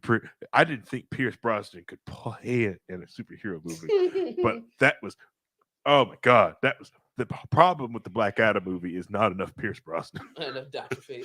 Pierce Brosnan. I'm serious. I was a Pierce Brosnan. I was glued to the TV every week for Remington Steele. And I saw Pierce Brosnan. I said, this man needs to be James Bond. And then they were going to make him James Bond. And because Remington Steele had gone his second season and they were going to cancel it. So he's like, cool, I can go do James Bond now.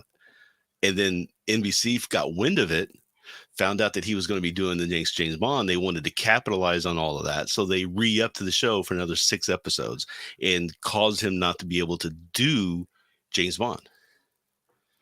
Right. What's And Remington then they'd have Steele? to get Timothy Dalton instead. No. Rhino, none of us know what what that is. What's a Remington Steele? We don't know what Remington Steele is. Remington Steele was none of us Pierce Brosnan's seen first that. TV show. It was 2.5 seasons, and it was basically here's the story. It was that there was a woman Pretty small. who. So there was basically there's a woman who was a writer, right? She wrote these great spy novels, and then she was doing a detective agency, right? That's what I'm sorry. So she ran this detective agency, but no one would hire her because she was a woman. And Pierce Brosnan shows up, and he's kind of a sick guy, and falls into taking the identity of Remington Steele, who's the Remington Steele detective agency. It was basically an earlier version of moonlighting almost, and that's when Pierce Brosnan got his first TV role, first real big acting role, and became a huge hit. It was really a big thing. And then NBC just screwed it all up. Okay. Stephanie Zimbalist was the woman who was in it. Remington Steele. It was probably 82. Gotcha. Okay. So 82. Yeah. So was it 12 years before. 12 years. Okay. All right. 12 years Cool. Yeah. 3 years for me. 3 years. Yeah. I was 16 when it came out. All right. Yeah. Yeah. I'm sorry. If I was going to watch an 80s Private Eye TV show, I'm just going to go for Magnum PI. No. No. Remington Steele's good. Magnum PI is good. Lupin. If you're going to do that, Yeah. Moonlighting is the one you watch. Okay. All right. Speaking of old Moonlighting TV is shows, the definitive show. I'm Yeah, gonna tell you but right does now, he wear when that Hawaiian show was out, shirts? when that show was out, it was in an era where you didn't have VCRs very much. You had a few people with VCRs. You didn't have DVRs. You didn't have any of that stuff. So at Tuesday night at a certain time, the whole country would be glued to the TV. I was in Navy nuclear power program at the time, right? And we had to be like, we had to study in school. You couldn't take your stuff home because it was all top secret stuff, right? So you had to do your 8 hours of school in the building, and then you had to come back in the building to study. And there were people who were there studying, and then as soon as that show would start to come on, that place would empty, and then an hour later it would come back, and people would be coming back again. No other show did that. Reinhold, I've never heard of moonlighting before in my life. also That's what made Bruce Willis was that show. Okay. Brian, could you not store your top secret documents in your garage next to your Corvette? It was in a room near the garage, not actually in the garage. Don't put them in your closet either. Spread them out amongst But if I had a Corvette, I would do that. discarded wrappers of fast food. Here in my garage next to my illegal documents. I thought My garage. I thought really hard about declassifying them, and therefore, If you want to what talk, I you want to did get is one little 100% political legal. thing that I found out that's very interesting. What's that? Is that whenever a president has left office, they Mhm. retain their security clearance so they can still have security documents Mhm. on them. They need Right to. hold. Listen. Duh, I'm not doing. duh. There's a reason I'm why not- George Bush Sr. kept getting security meetings every morning. George Bush Sr. all the way up until he died. They keep their but I'm just security clearance, and I I don't know. understand why. No, they do, except Trump's was revoked by Biden. Mhm. He does not have security clearance anymore. As soon as he left office, Biden cut it. Well, That's never. I don't think it's ever happened before. As soon as Yeah. soon as the real American patriots stand up, we usher me back into office. Which honestly, like him doing that is actually more of a cutaway of decorum than anything else. Is that? Oh yeah, because- that's why I yeah. was just like, yeah. how is nobody talk? I found out, But about no one this. talked I was about like, it, right? how You're is right. that- No how one is that talked not a about that. thing? Now, remember what happened at that time was that the whole insurrection thing was going on, so people had other things they were talking about, right? Right. But just even now, when they're talking about all this stuff, and I found this out, I'm like, that's an amazing little nugget that nobody's saying anything about. I love this. Oh yeah, yeah. It's But- not a little. see, like, nugget, I it's learned- huge. I learned that back in like the Bush Jr. era because of like George Bush Sr. Getting like security meetings all the time. It's like, how does he keep going? Oh, they protect their security clearance. Well, Carter still gets them Yeah, Don't you because ever they brief me call or it my because southern he may shit. have knowledge that they need to rely upon, so they keep Mhm. him in the loop a little bit. Yep. He can say, "Oh, Yep. I remember this conversation I had with this leader," and blah blah blah. He can come in and give information, so they want to keep that knowledge there. Well, I know. Have you tried dropping a bomb on it from a drone? All right, Obama. Carter's like, have you tried raising the gas prices? That worked for me. Well, they all just seem to get pissed at me when I did it, and all my ice cream is more expensive. Nixon set the price. I mean, that was the only time I think the president ever said, "Hey, this is he did a whole bunch of stuff that he shouldn't have done legally." I mean, he set the stage for the modern presidency to have the power that they have now. Yeah, He's telling everybody they had to have their Do what Nick- thermostat set at 68. do He was what making a Nixon. lot.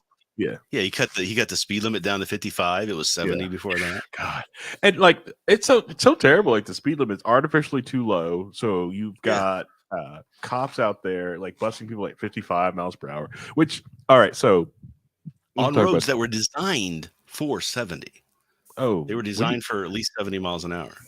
our modern roads, we can actually rebuild them. And I honestly think we should rebuild some of the roads out when you get outside of the city limits.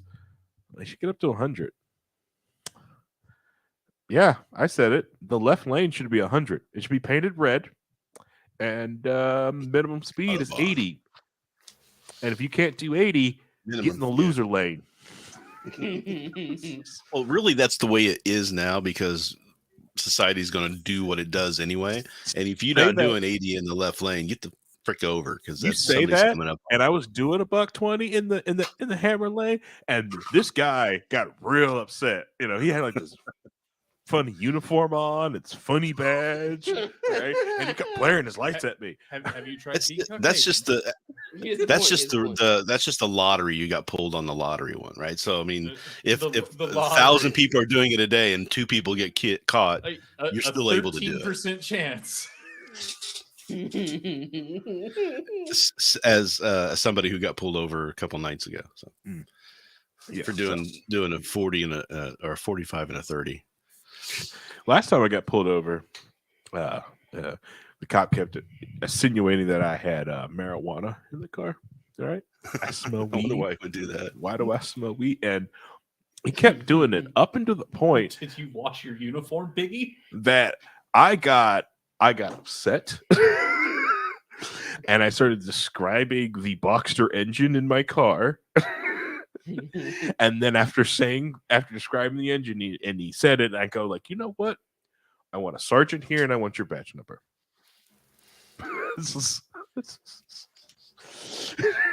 And he kind of dropped it. Do you get have a warning? Yeah. By the way, black cop too. By the way, black cop. And honestly, Change it. yeah, black cop. I will say that it is. Honestly, it was mostly the simple fact that they realized that it's because when I just moved out to the country, they realized like I'm now technically a local, so They left you alone. they kind of left me alone after that. It was like, oh, you live here now.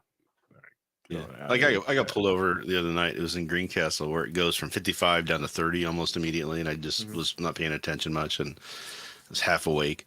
And the guy pulls me over and says, "Well, I got you doing it." I said, "Was that I didn't know I was on speed." And he's like, "I got you doing 45 and a 30." I'm like, "Oh, I didn't realize I was doing that fast." And he's like, "Well, I've got you on camera and I was behind you." I'm like, I'm not disputing what you said.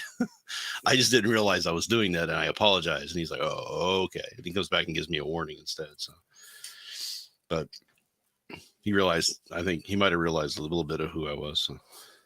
Yeah, totally. Yeah, totally. Everyone knows the legend. Part of being a chairman of a political party in the county. Oh man. So like, speaking of people who recognize people, like, so James Neese, friend of the show, huge on the network. There are police officers in the state of Indiana that knows exactly who Neese are and will drop and just let him go because he will show up to court and he will argue. He will tie up some days. He will just file motions.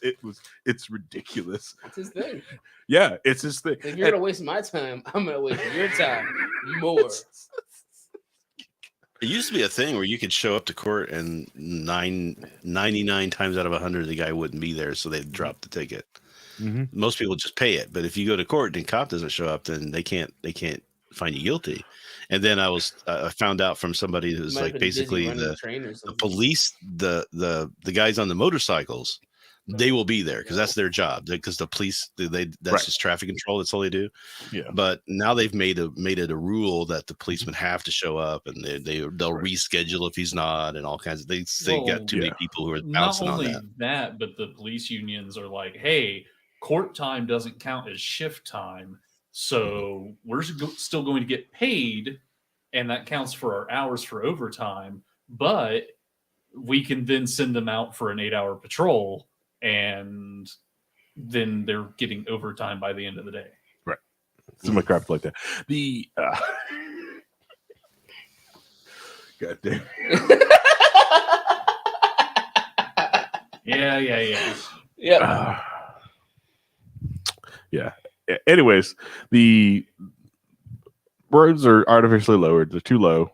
We should go. If you're going in a straight line, you should go. Let us go a lot faster. It's just what it is. I will say, like, this is not an ad read. Okay, not an ad read. They're not a sponsor of the show, but Ticket Clinic. If you're a car person, you should probably look at the Ticket Clinic. It's a great place to call and get a hold of and get basically some insurance for them. So if you go out for some spirited driving, they can help you out. They have lawyers. It's basically just a lawyer to help you get out of speedy. Well, not out of speedy. It just helps you get what you deserve. Just in case. That's subjective. Just in case the justice system is too harsh on you. Now, when you said the interstates are in a straight line, that's actually not true. They're specifically not in straight lines because people would fall asleep. They were when they first started them, they found out if you just straight line for too long, people will get fall asleep while they're driving. As you put a lot of curves around, those long sweeping curves, it keeps them kind of awake. Those sleeping curves I fall asleep on. I need 90-degree hairpins, consecutive 90-degree hairpins. 180 flips. Honestly, backing down a mountain. Honestly. The guys track all the way spiraling upwards. Yeah. You seen Speed Racer? That I need that. Hit the turbo jump button here and jump over other cars. No. If I'm honest, I could go for 5 consecutive hairpins. That would wake me the hell up. I've hit in a hairpin. All right, so. Oh, you mean Accident Alley? So all right. So You would go to that hairpin maybe once because there'd be so many accidents blocking that road off. It wouldn't even matter. so the tail of the dragon. Yeah. Have you know the road the tail of the dragon? Hmm? The tail of the dragon. No, Look the tail of the dragon up on your phone. Oh my god. All right, so look at the tail of the dragon up. All right, pull that up. So So if you want me to do my back in my day thing too, just real quick. When I was born, 465 didn't exist. So when they were building it, they didn't build it as one just road. They built it in sections. And people who were like in my dad's age range, they would go onto those sections, and that's when they would drag race because they weren't technically open yet, but they would get on them and just drive them. nice. Well, anyways, see, tail of the dragon. Yeah.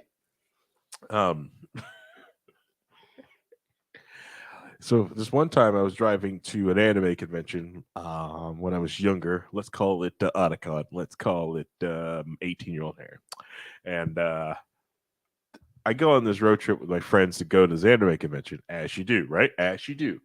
So I get everyone in the car. Everyone was supposed to go with me, and everyone was supposed to get their driver's license before going. So we have people to trade off with, right? It was only you. Yeah. I figured. Yeah. Some people haven't heard this story before.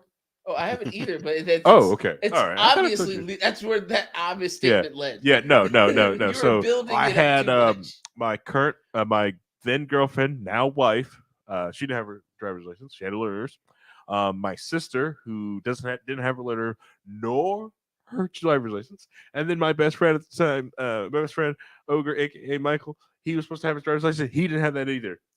Now, it's my first road trip without my parents and stuff like that, and so I didn't check any of that. That's my own fault. How long of a drive was this? We had to get to Baltimore. I didn't find out to Ohio. Why would anybody have to get to Baltimore? That sounds like a better story. I got to the end There's of a Ohio, convention getting ready to enter Pennsylvania, go like, okay, all right, I need a break. Who wants to drive? I don't have my driver's license. That's cool, bro. Yeah, that's okay, man. You bro. All right, sis, you got this right. I didn't get it either. And I knew my wife didn't have hers. You're like, So I oh, did no. with Well, any you got to understand, sane- they're going to Baltimore. They can't take their driver's license with them. They get pegged for something. it is Baltimore. What do you mean? So I did what any sane, logical person would do. I got a coffee. I took a pill of no dose. I dropped it in the coffee, and I went back out driving. That sounds horrible. With a lot of loud music. Yeah, Well, yeah. I drive from Indy straight to Orlando and back, like nonstop. Yeah. I would just. Yeah. So my wife did a trip recently. I before, telling my story. My Ah, story. you're supposed to let me jump in. No. Anyways, so it was cool. I was good. I was cruising. It's only 9 hours. Oh, sorry. I am missing a key detail to the story. I have, at the time, I was a poor, broke college student, so I worked all 3 of my jobs before doing this. Mm-hmm. Yeah, I had 3 jobs. 3 jobs. My freshman year of college and college. 3 jobs. And then I decided to go on this road trip. Because, hey, I'm high from work. I'll just keep driving. Everyone's asleep. They'll pick up the slack. That wasn't the case. So I'm just popping no dose. I start dozing off and around like Philadelphia area, and I'm like, I gotta get down. I gotta get out of this car, and I don't know what that noise was. That was a vehicle passing the house. What is wrong with that car? I think maybe they laid on the horn a little bit here. Okay. All right. So I start driving out of there, and I just like unbeknownst to me is Maybe the not horn. huh? Maybe not the horn. I know exactly what that noise is, and I'll bring it up later off cam. So yeah, I just did a little check here, and coming back from the convention here in 2022, I went from Reno to Salt Lake City, which was just 2 hours less than what you drove to get to Baltimore. Mm-hmm. And I had a full night. You want to know something? I never made it to Baltimore. Didn't make it to Baltimore. Didn't make it to Baltimore. How far did you get? Well, because like I'm strung out on caffeine. I just kept driving, but my brain, right, went on. You know how you go drive home from work tired, so you just get on the road that you're used to doing. You autopilot? I autopilot to Boston. I do not remember majority of the trip. Like I remember pulling in to a rest stop in Rhode Island, realizing that I'm in Rhode Island. Like, why are we here? Nobody in the car noticed this. Nobody in the car drove. They didn't drive. There's signs on the road to say where you're going, right? I mean, nobody noticed that. Hey, you missed the turn to Baltimore. I was sitting there, I was driving. I was making no noise. I looked upset. And it was just They letting probably me- were I asleep. want to point out that was an extra 5 hours that you drove. Yep. My brain shut off. My brain shut off. You went autopilot, bro. You went 5 hours further because you were so fucked up on caffeine and no dose and every supplement you could take. Mm-hmm, mm-hmm. Now, what I was going back, Everything I have a but question. everything but the gas station dick pills. I did everything but the gas station dick pills. I will say that. Now, once you got to Boston, why didn't you go on and say, "Oh, we messed up. Let's drive down to Baltimore"? Why didn't you just? I got you just family drive in Boston. back I got at that family in point? Boston. I got family in Boston. I'm going to go see my grandma. Knocks on the Yeah, door. 'cause I got- crashes on literally- down. I didn't see my grandma. Just kept going. I So went to go see grandma. what was the point of going to Baltimore though? Did you Anime miss out on convention. some Yeah, event? he said he was Okay, doing the that's anime gotcha. convention. That was the crux of it at the beginning, Reinhold. Yeah. Yeah, if they wanted to see Oh, I the wasn't anime paying convention that bad, they There should have it had is, their there it driver's is. license. You can't say it's like he said it was the anime convention at the beginning, right? He goes, I wasn't paying attention. Yeah, classic Reinhold. Classic Reinhold. Anime. It wasn't about me. It wasn't about me, Oh. so I was half listening. Don't use that first switch in the bathroom. Use the second switch above the toilet. Yeah. That first one turns on the ceiling fan, which makes it really loud because we don't use it all the time. Yeah, that scared the Yeah, shit out yeah. of me. Don't use What that. the fuck? Yeah, it scared us. You're like, what the hell was that? Yeah. Oh yeah, yeah. It sounded like a passing. No, no. vehicle It died. needs to be, yeah, like it needs to be replaced. I was just like, oh my god. It's like, but I don't live here long enough to go like I should replace it. You know what? We'll take the preliminary trip to Lowe's, Mm-hmm, and then we'll do the second and third trip. Oh, fun fact! I actually have another exhaust fan from that man's uncle's garage that he left in there, sitting in the garage. This garage now, so I moved it from his uncle's garage to this garage. I can install it anytime. Oh yeah. He just yeah. has to. I'm a pack rat too. So Okay. Well, DIY projects. Here we come. it's okay. Yeah, it's okay. I got well, like especially after Add it to the like list. producer Paul teaching me how to farm. Did you guys know there's breeds of cows? Okay, hold on. This man thought that there was just cow, and that they were all the freaking same. Did you guys know there's Man, breeds that's one effed up cow. Wow. I mean, you saying the brown cow and the white cow are not exactly identical? No, well, Just he cows. obviously thought the brown cow made chocolate milk. Of course. So obviously, naturally, right? I'm not the only one, right? You and 9% of Americans, or something like that. Meanwhile, my school made me take ag classes, so Well, See- yes, see- but see, it was Reinhold- new when you were taking classes. Hey, I only know about the whole chicken breed thing 2 years ago. My wife kept obsessing about chickens. God damn it. That's a barred rock, and that's a leghorn. and, what breeding thing that they breed? That they're What did different you learn? breeds. That they're different breeds. Oh, But different there's different breeds, breeds. Oh yeah, yeah. Chicken. It's just I chicken. just thought some were goth. Yeah. The goth chicken, the long-haired goth chicken, the bright, funny chickens.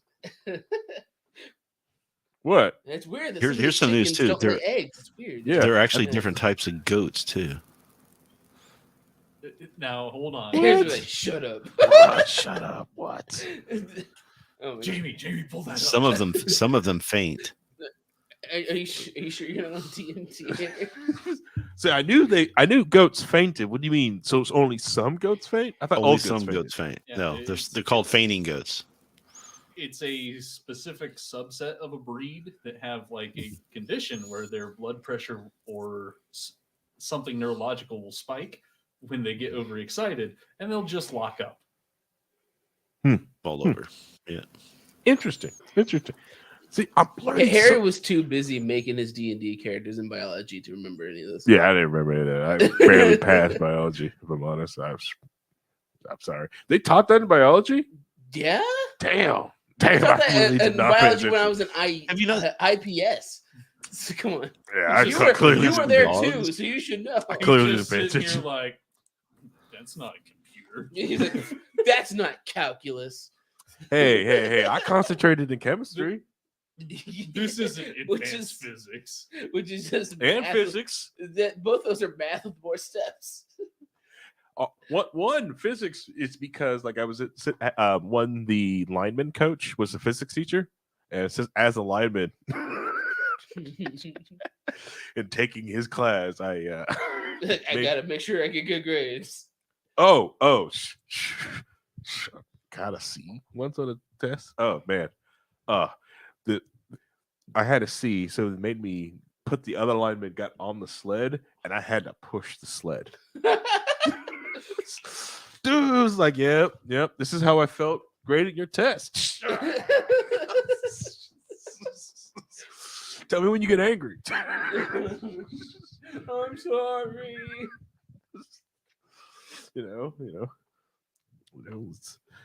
Then like he would like spot me in the gym and just like go over test work. That's the worst.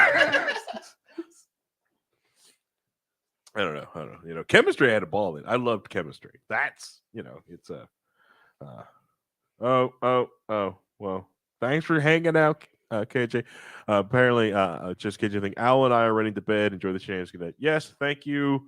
Have fun tonight. See, pop, if you're still streaming when I get off work, I'll pop in. Are you work tomorrow morning? Mhm. That's cool. Who's doing shenanigans though? That'd be you, Reinhold. You do the shenanigans. And Shenanigans. Yeah, Chicanery. yeah. Not to be confused with a chantry. Or But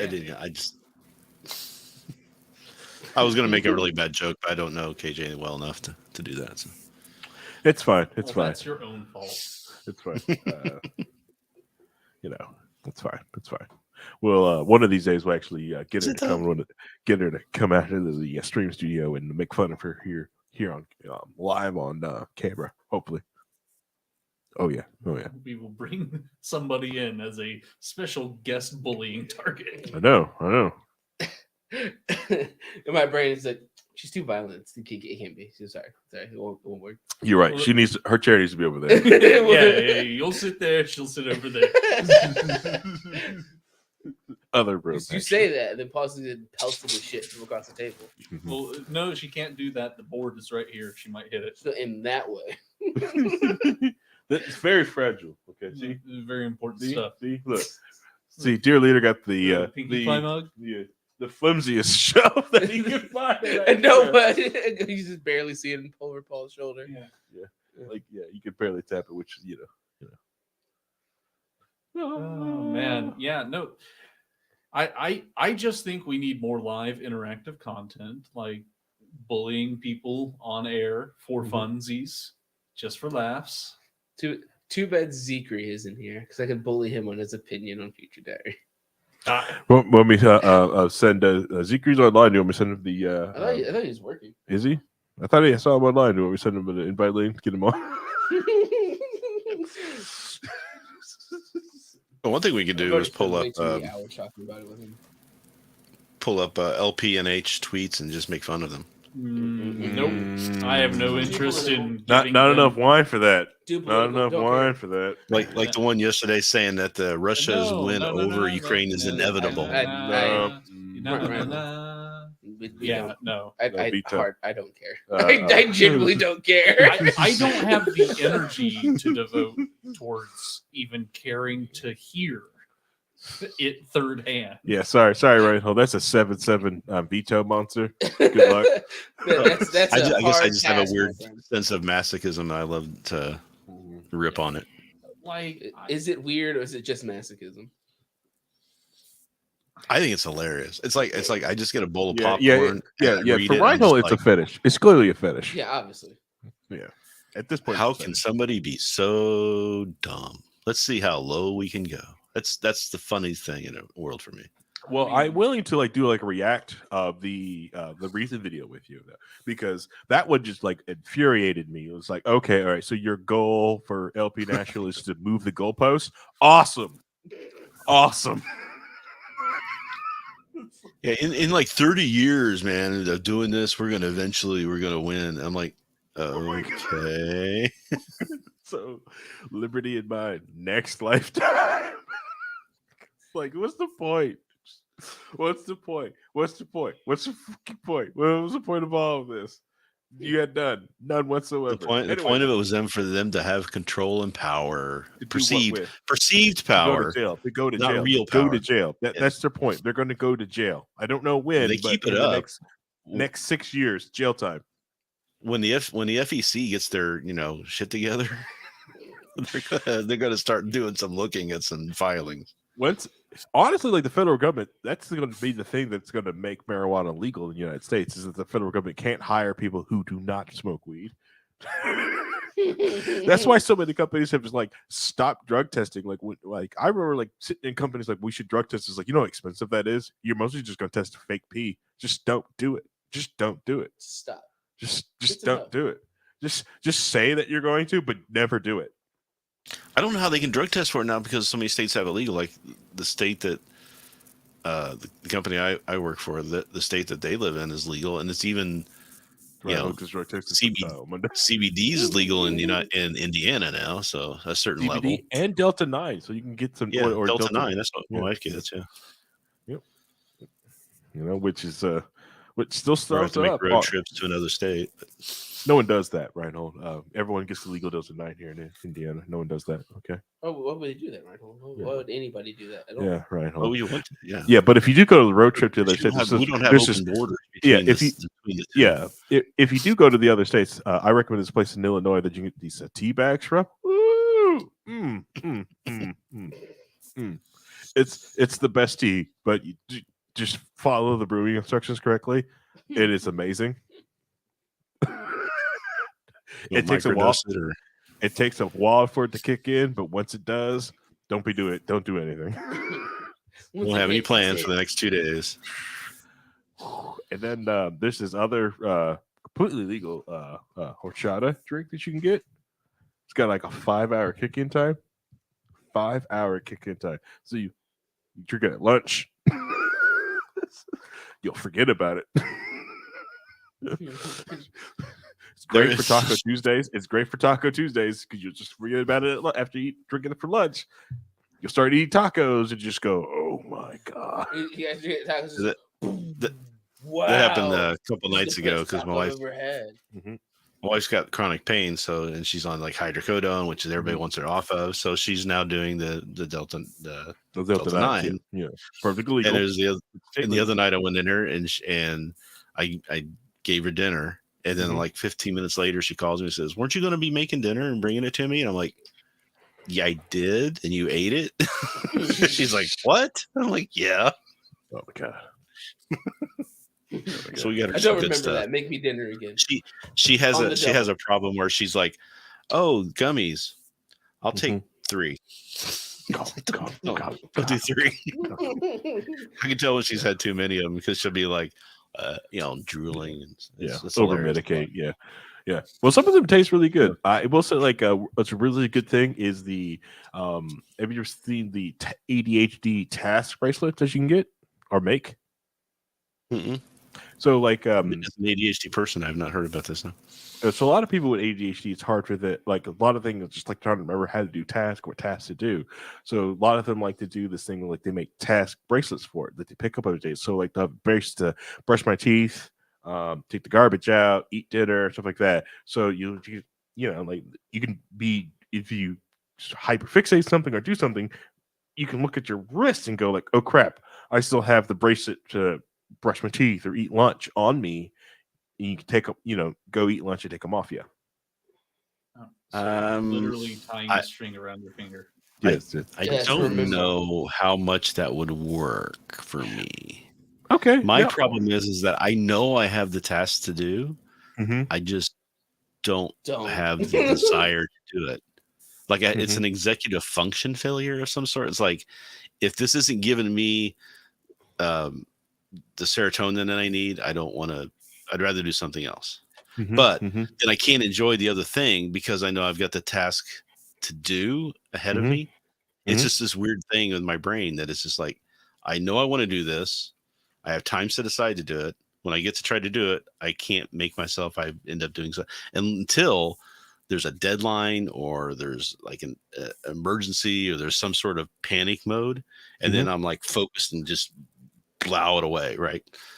So it's a whole thing where you know, like when we were in school and you would study, you wouldn't study until like 2 days before the exam. And then you're like cramming.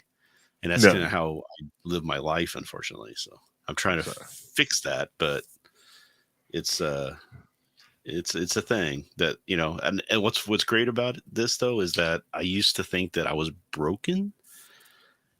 And then I just find out that I'm just different than other people. And there's other people like me. Like it's not just me being a lazy bastard. My problem is I can't do for myself. Like I have to have a reason to do something that's external. I will work all day very hard, get praised for catching on very quickly at my new job, and I'll get home and it's like, oh, well, that's a task. Humble brag. Humble brag. That's I caught that, Paul. You slid that in there. I mean, I know. if they say I'm doing great, I don't see it. But Fair. But it's like, hey, get home and oh, that's something I need to do, but that's for me and it doesn't impact anybody else. Oh yeah, that's the thing too. Is you have to be like accountable, but you can't be accountable to yourself, because if you're accountable to yourself, you will convince yourself of a billion reasons why it's okay to not do what you promised to do. You have to be accountable to other people, and that's the only way that some of that stuff can work.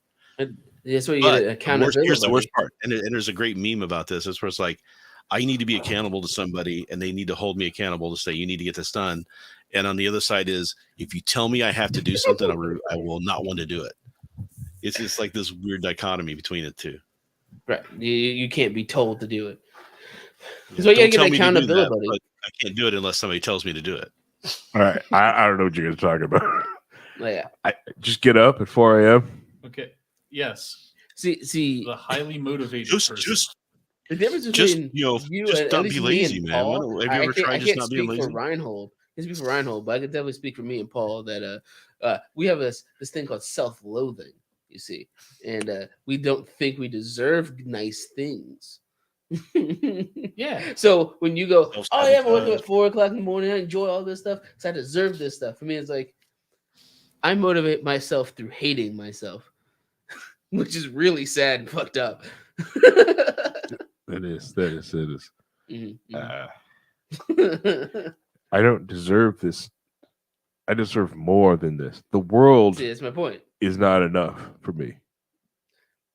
But do you have the internal voice that a lot of us have, where we just call ourselves idiot all the time? Yeah, but Like, but that's you drowned did it, out you by idiot. 11 other voices. Yeah. All right, so like unbeknownst to Reinhold, like these guys know, like inside my head, yeah, I got that voice that calls me an idiot, stuff like that. But yeah, there's like 11 other voices in my head, like 12 angry men in my head yelling at me constantly, and they're all either sometimes they pull me in the same direction or they try to pull me in 12 different directions. So yeah. But majority, it's I cannot be bored. They will not let me be bored to sit there and do nothing. I have to do something. So they are very motivating. They're very motivating voices. I think, like I said, yeah, the world is not enough to me. Is like is a huge one of my huge motivating factors. Like I want more. What I have is never enough. I want more of it. I don't think it's any sense of greed. Like, I don't want to just hoard things. Just want more.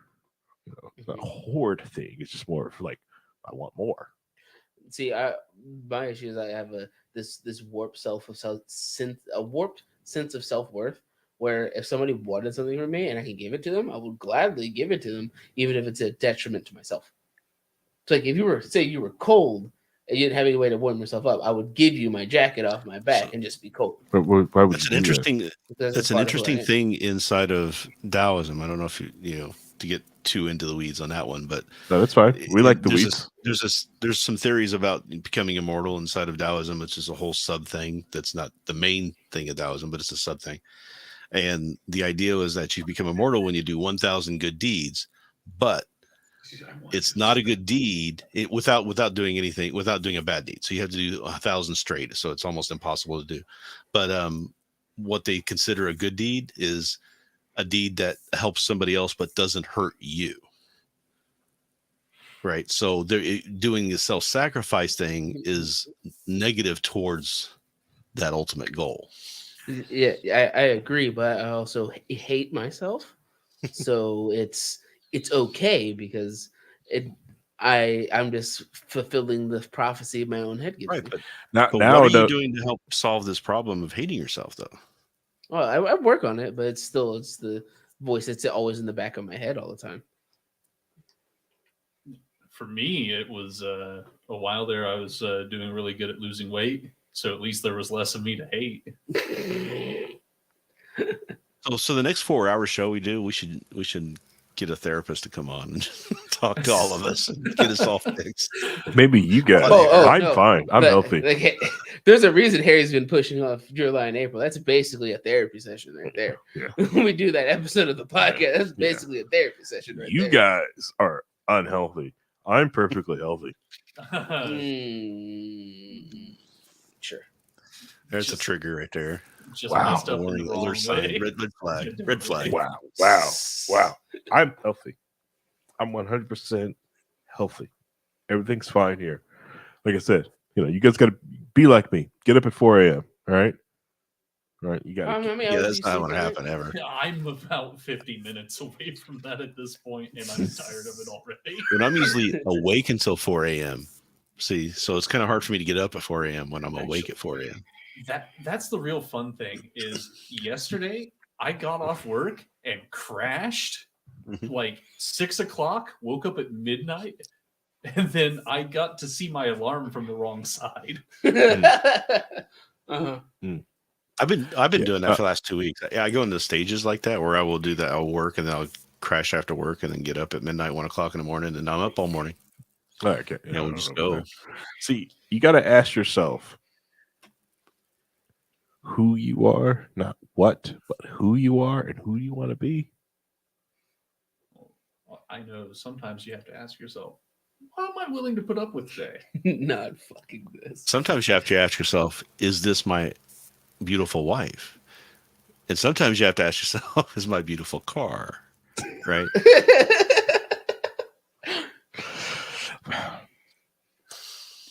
See, all right. Obviously, we have all. Look, You three have here's the different deal. motivations than I Haven't do. you- Oh no! Here's the internalized therapy, different though. things. Here's the therapy. Have you ever tried just not being like that? Being like what? Have you Whatever just tried you not? feel Have you is just wrong. tried with not? you. Just try not. I mean, Well, I've That seems like the contemplated it simplest quite solution. a bit over the years. Honestly, there's one voice in my head that tries that, and I rarely listen to him because he's a loser. He's the one that gets me to, like, if I ever sleep in, because I've slept in before. I slept in the 5 a.m. before. I think I slept in the 5 a.m. the other day. Oh, incredible! What time you go to bed? Like 10? Well, it definitely couldn't have been. It definitely couldn't have been Tuesday. Yeah, it was like 10. Yeah. This morning, like, I just, got up at 4. I was like, oh, man, I don't know. Because we didn't even. Because I it definitely wasn't stayed in the- Tuesday. Because we didn't get off Discord like, until like 11. Yeah, this morning, I stayed in the bed till like 4:05. I was like, oh, my God, I got to get moving. Like, what am I doing? But yeah, So, get up at 4 or 5. Walk to the basement, shave, Optional. and Mandatory. I get this raging beard. So shave, brush my teeth, get washed Era of up. the beard, man. You should Yeah. Make make coffee. Work out. Work out a little bit, get pumped going, then go into your hot yoga. All right, do that for an hour. Get out of hot yoga. Go to LA Fitness. Run for about 30 minutes. Drive home. Nothing you said so far is appealing in any way. Not in the least. By the way, while I was running, listening to audiobook. At 4 Because times the audiobook speed, so I laying can in listen to more bed. I don't need to get on a. audiobooks. I don't need to get I on a have treadmill four to listen to an separate- audiobook. Had 4 different headphones in, listen to 4 different audiobooks. At 4 times speed. Yeah, do like Vaughn You know does, what? where he I does, haven't like, 2 tried times that, but that speed. sounds awesome. We're memeing, Harry. We're memeing. Oh, I thought you guys were serious. I'd love to try that. No, but for me, more it's internalizing the concept of if there's a fire wherever you go, you're the fire. You're the match that started it. Terrific fire starter. Hey, we didn't start the fire. The fire was always burning. Or if it's like if everything smells bad, and you're the only one that's always around when it smells bad around you, it's your fault. No, cities That was just smell bad. That was one of my first realizations when I was younger. I was dating these girls and I got married, and it was just like, why are all these women so crazy? And then at some point after my first marriage failed, and then I was dating a girl I used to go to high school with, Mhm. and we were dating again, and it was all just terrible. I'm like, maybe it's me. Maybe it's something wrong with me that's attracted to someone who's going to treat me like crap. And that's when I figured out I took like 10 years not like seriously dating anybody in order to figure out what the heck was going on. And what did you figure out? I figured out that I was when I was younger, I was attracted to broken women so that I could do my hero complex and I could fix them. If I just show them how great of a guy I am, then they'll stop being crazy. And that doesn't work. That's a very failed ideology.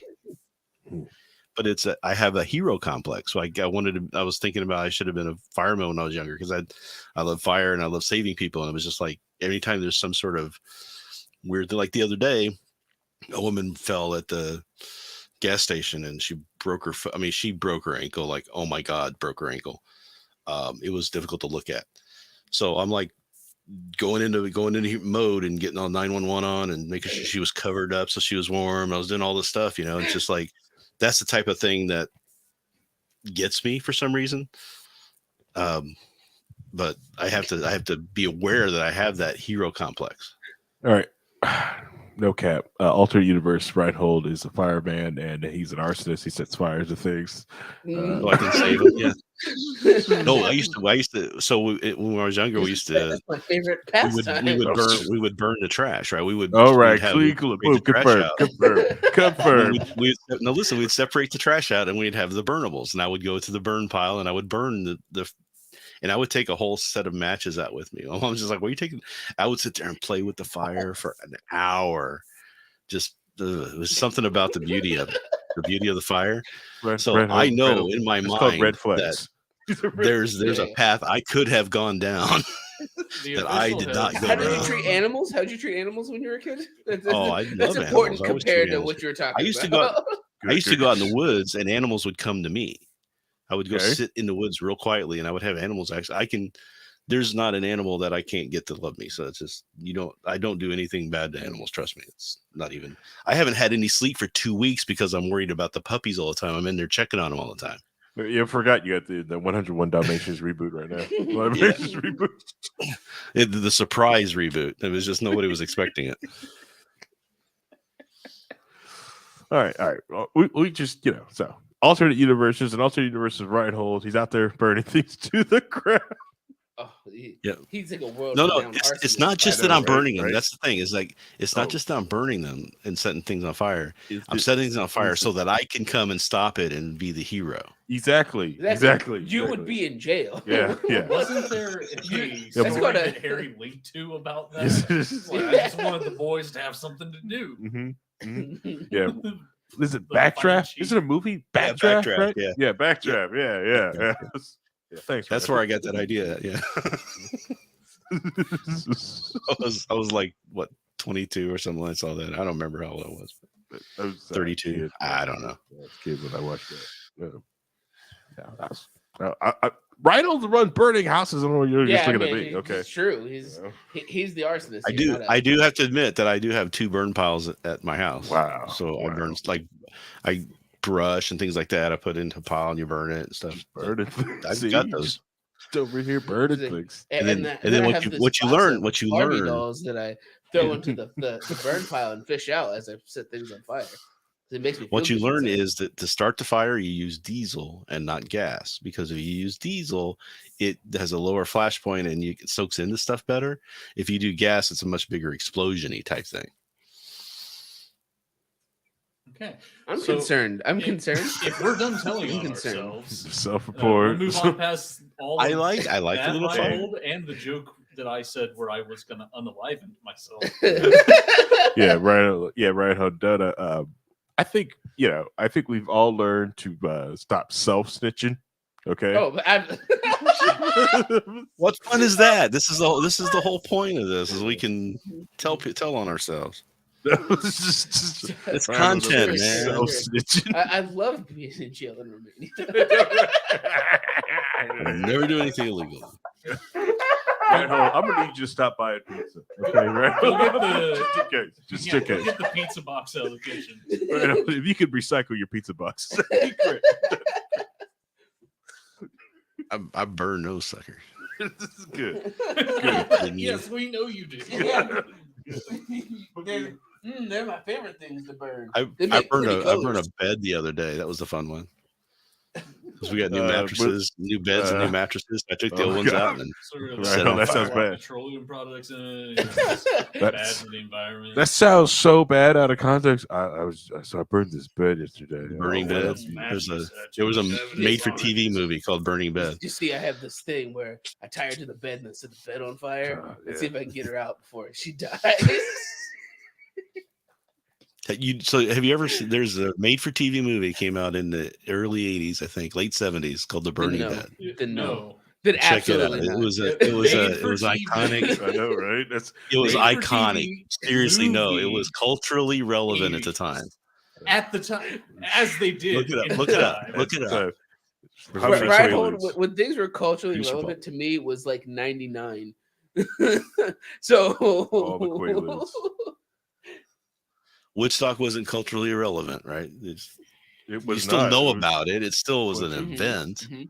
But it wasn't a TV movie that was No, on- but it was about a woman who fought back against an abusive husband and burned him in the bed. It was a really interesting. It was really powerful at the time, culturally relevant movie, and it was just happened to be a made for TV, and it starred somebody who was.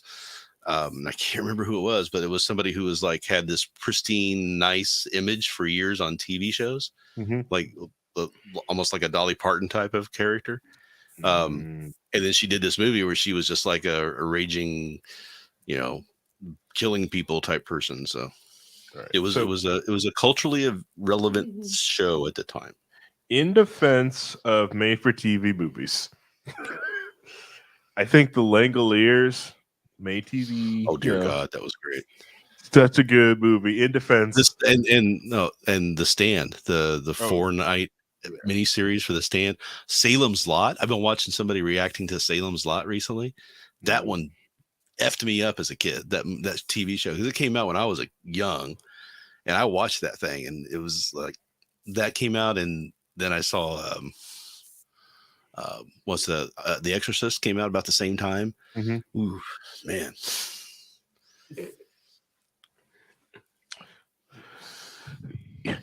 like I said, like even though like my head wants to think Reinhold's mentioning the movie Exorcist, I keep thinking he's talking about like a article that came out of the 18 I keep thinking that in my head is like, yeah, the original Exorcist movie. That movie was a ripoff.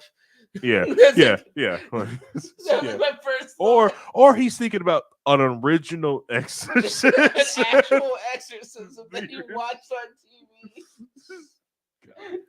You never know with Randall. You never know. You never know. So the Burning Man, I just looked it up. It was 84. It was Farrah Fawcett, who eventually was Farrah Fawcett Majors, and then wasn't Farrah Fawcett Majors anymore. But it was Farrah Fawcett, and it was based on a true story. So, separate from these two, my thoughts are just like, are the Fine brothers paying him for every time he mentions The word reaction? react word. Like, I is know, it- right? Yeah. Reinhold is kickback, clearly getting a kickback. Like- Reinhold is like, he's pay. Yeah, he's shilling for big react. Yeah. Yeah. Big react. He has an entire tab. He has an entire window open. That's just 85 tabs of React videos. Mhm. All of the You're not same wrong. show. All of the same movie. I have this tab right now. It's a playlist of somebody reacting to the TV show Friends, starting with pilot episode 1. Goddamn, Randall. So when I get bored and I have nothing to watch, I've got something to watch. It I sounds just throw like that on. watching TV with extra steps. It's Yeah. really interesting not. that the Fine It's- brothers it's- tried to basically OGL the entire film. Right? That was yeah. that got hit hard. They tried Mhm. that, and they They immediately, immediately got pushed back on that backtracked one. and they acted like they were. They had the to because they got victims. so much crap for it. Good. Yeah. Good. Was You it somebody? give us royalties Do you for remember- reacting in this specific For format? using the word react in your titles. Do you remember the trailer they did for Free Guy that was Deadpool and Korg, who were the two characters in they were both in Free Guy, but they were as those characters doing Deadpool reacts, and he's like, Yeah. now that the Fine brothers aren't Yeah. Mhm. suing people anymore for reactions, let's go to do this. Yeah. Yep. I know. Yeah. Fucking Wizard of the Coast suing TSR. Which sounds silly. But here, the thing with reactions that I like is that it's like the times, because I'm a magpie, and I'm sure the rest of you guys are probably magpies a bit too, where you find something you like and you want to share it with other people. You want to show up and get their reaction to it. Mhm. Well, you're just getting their reaction to it. I'm just finding other people to get their reactions to the stuff that I like to watch. Which Reinhold, I- I just want to show you like awful stuff and make you react to it, like especially stuff in the liberty space to make you react to it. Like watching you listen to Michael Knowles complain that libertarian is, it's the reason why ruined the GOP and made them soften up to gay marriage. Would have been amazing to watch you melt down and going like, "What?" That's my problem. There's a lot of that stuff I can't like just on my own watch, but if I'm doing it as a reaction for content, I would do it. But a lot of that stuff is just like too painful. Like the video I shared with Michael Heist the other day with you, I couldn't watch it. You watched it. I don't know how you got through. I don't know I how was you did that. I angry, could not angry. watch it. angry. Like my wife kicked me to the garage.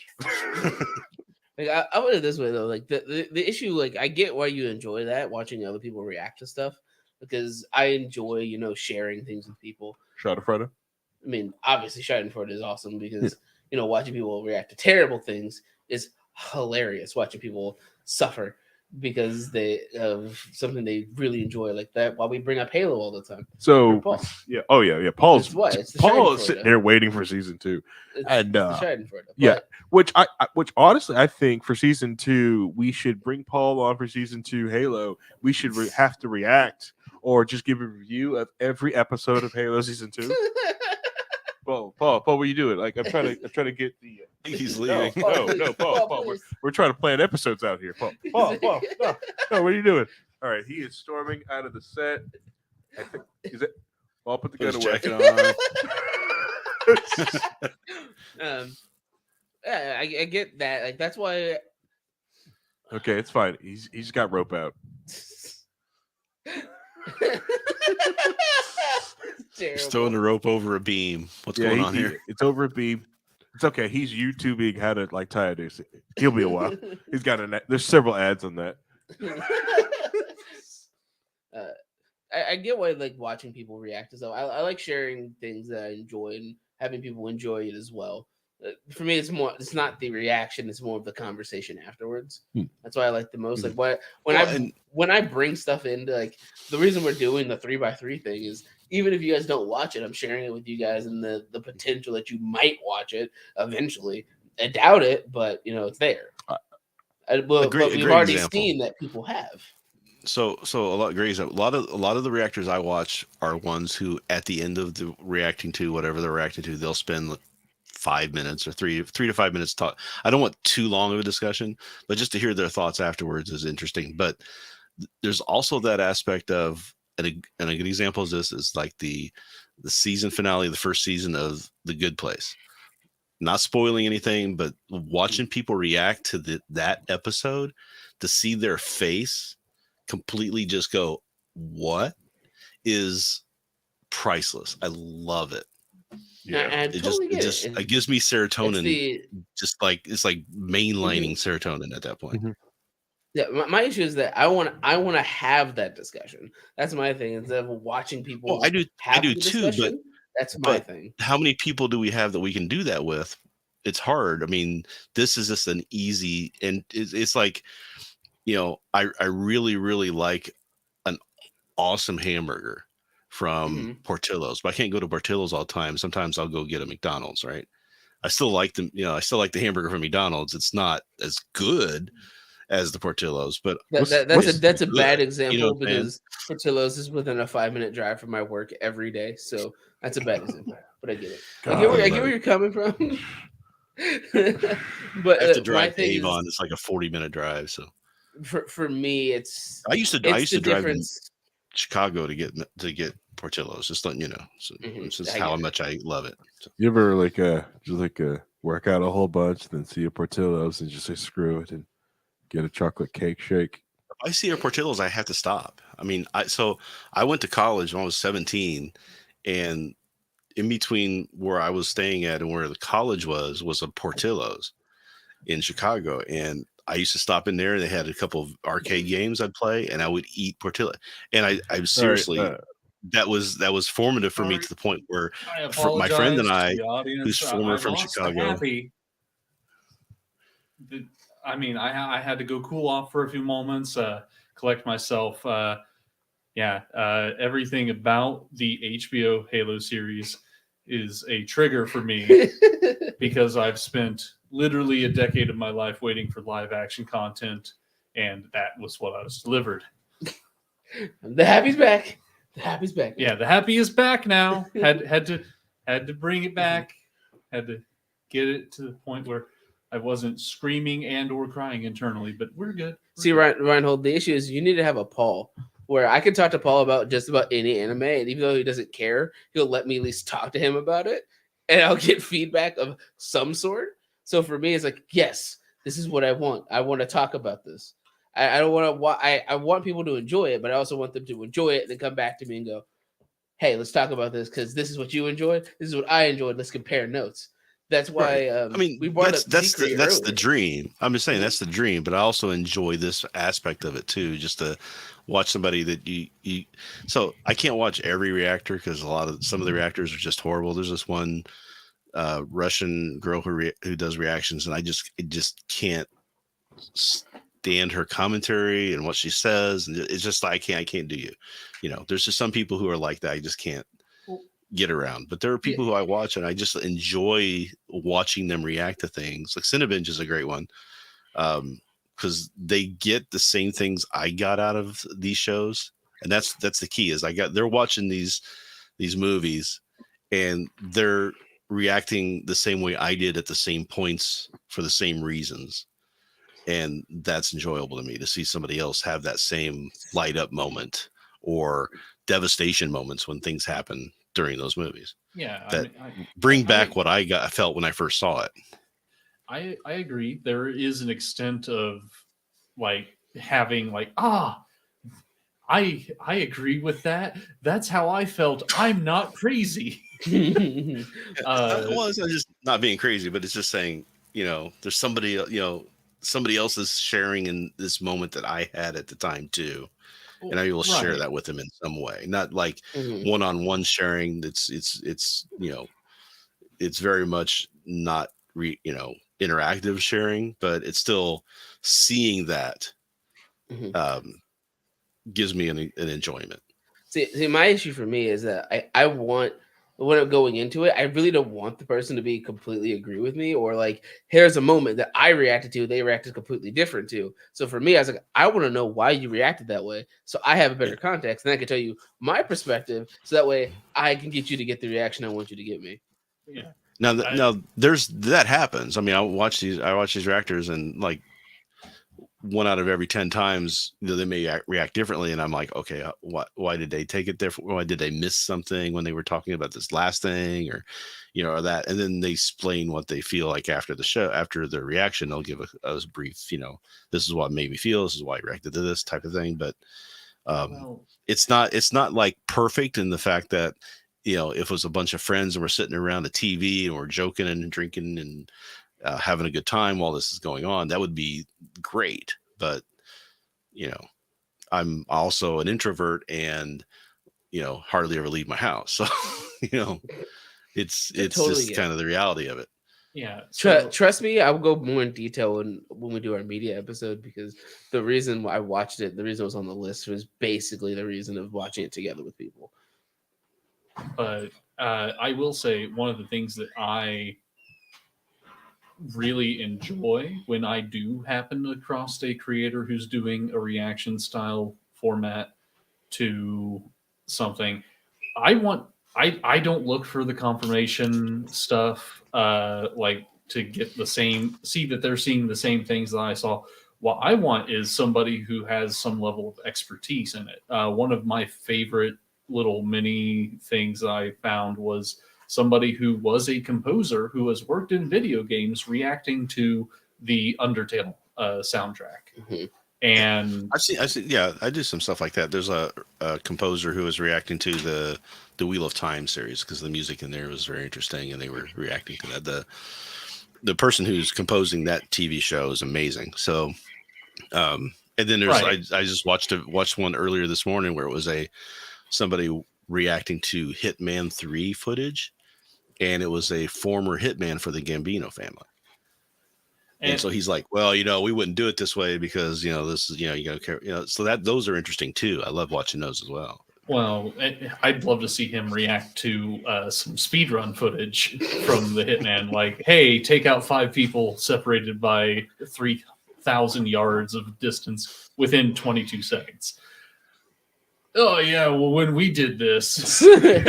But I get where Paul's coming from. So it's always great to have like a professional view on something, just to see how things are different compared to what you think it is, compared to the actual reality of what it is. Some of the reactions I watch are music reactions. Listen to people reacting to music I like, and discovering it for the first time. It's like music I've been listening to since I was, 50 years ago.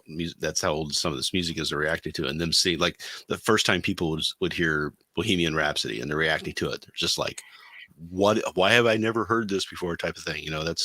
But there's this one called The Charismatic Voice, and these are vocal coaches. She's a vocal coach, and she's reacting to somebody singing in a certain way, and they're like stopping and going, okay, this is what they're doing with their mouth, and this is why they're doing it, and this is why it's impressive. And so those are really fun to watch too. See, I think it also puts us why we're on different ends of the spectrum. Because for me, like I'm not big into reacts, but I really like in-depth analysis over stuff. Like I would much prefer a 3-hour video of an in-depth analysis of something compared to a 20-minute I watch this thing and react. Because for me, I that's what I enjoy. That's also part of who I am. I'm a lore fiend that will absorb all information because I want to know all the things about the thing.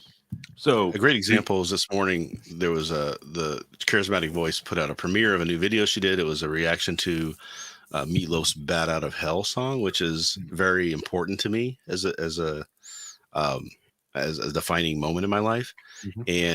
And she spent like 25-30 minutes going through that song, stopping it, rewinding it, showing that, that sort of thing. So that was fun. But that song, was very transformative for me in my life. Let's put it that way. And I can get into the details later if you want. I don't think anybody cares, but Yes, you can't bury that lead. Yeah. You need to bring that up. We want the tea. so the details on that, on the importance of this, is that I grew up listening. My parents were listening to country music when I was growing up.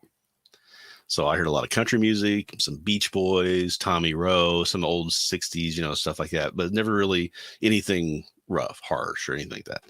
Then I found we would drive to church every Sunday, and my mom would be driving, my dad would stay home, and it would be me and my brother and my mom in the car. And I would just, at one point I said, can I change the channel? Because she was listening to some country song. And I found Casey Kasem's American Top 40. So I'm hearing some top 40 music, and you got to remember when this is happening is in the late 70s, where it is ABBA, disco, that sort of thing, right? And then I heard on the American Top 40, I heard 2 Out of 3 Ain't Bad by Meatloaf. And I decided I wanted to get that album, and I had only bought one other album before, and it was a country's greatest hits album thing. It was compilation, like a K-Tel Records or something like that. So this is like one of my first album purchases that was not that. And I got it as an 8-track. It got delivered to the house. I pull open the package. I open it up. I'm like, cool, I'm going to listen to this. I put it in. The first song that plays is Bat Out of Hell.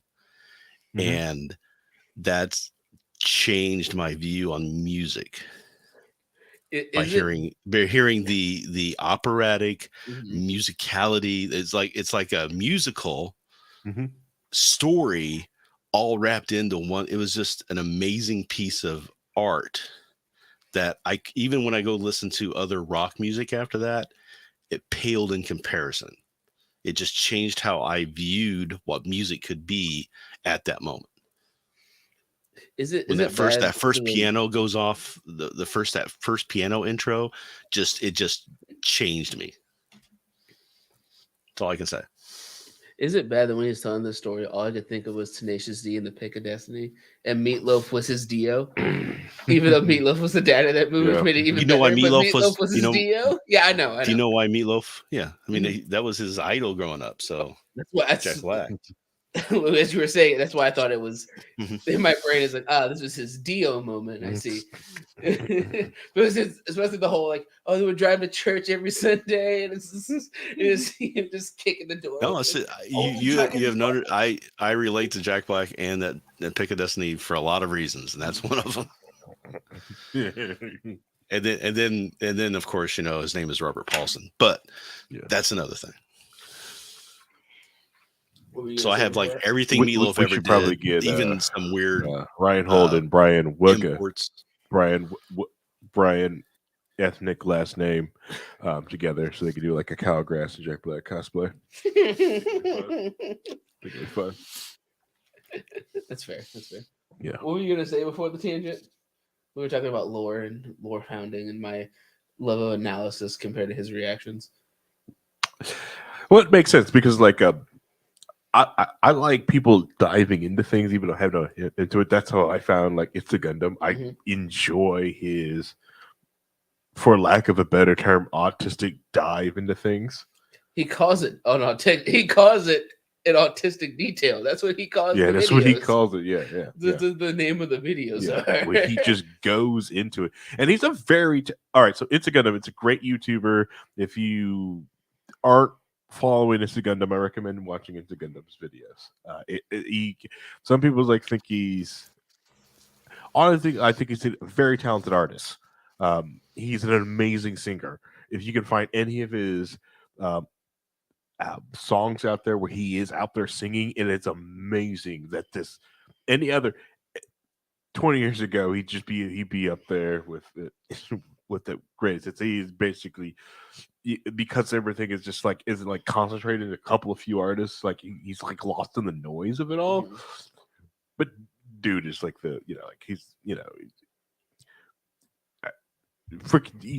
he's basically cutting at the cut to me close to David Bowie. Okay, all right, he's no White Duke, but he's close. Okay, we're close. But he does good, like, does great details. He's great and amazing artist and everything. And he just jumps into things and I appreciate his humor, and I also appreciate his deep dive into videos because, like, yeah, I'm not into like reacts that much either, but I am into deep dives into different things. That's why I like. I really enjoyed Adam Sessler's reviews of video games back in the day, and like almost till recently, because the deep dive into things and giving it a little more like a video game the adequate prestige that it deserves. And even though he had his meltdown, Yeah.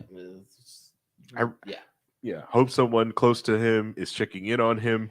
Okay, that's close, that knows him personally, is checking in on him because he Yeah. ain't right in the head. Like, What happened to Adam Sessler? he Yeah. lost he had a breakdown and there's a lot of stuff. But Yeah. I totally get, like, I brought this up when we were doing I forget which one of the videos we were doing, but YouTuber Super Eye Patch Wolf.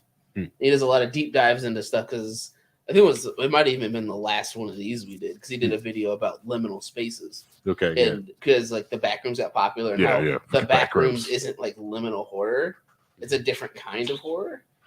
But like liminal horror is you walk into a liminal space Mhm. and there's just subtle detail to let you know that something probably happened here, but you have no way of knowing what it is. And it causes a completely different kind of horror. And he talked about a book. Can't remember the name of the book off the top of my head. And the book itself, the way it's written and done, is it lets you feel the madness of this shifting and changing house in the book. So, like, at points in the like pages where the words are on the other side, there's gaps in the middle of the text because it's shifting and morphing with what's happening in the book. So the actual physical words on the paper are also representing the shifting and the difference of a space that this shouldn't be how it is. And as you watch as the characters descend into madness with the book, where like words start meshing together, there are full pages with just one word on it, stuff like that.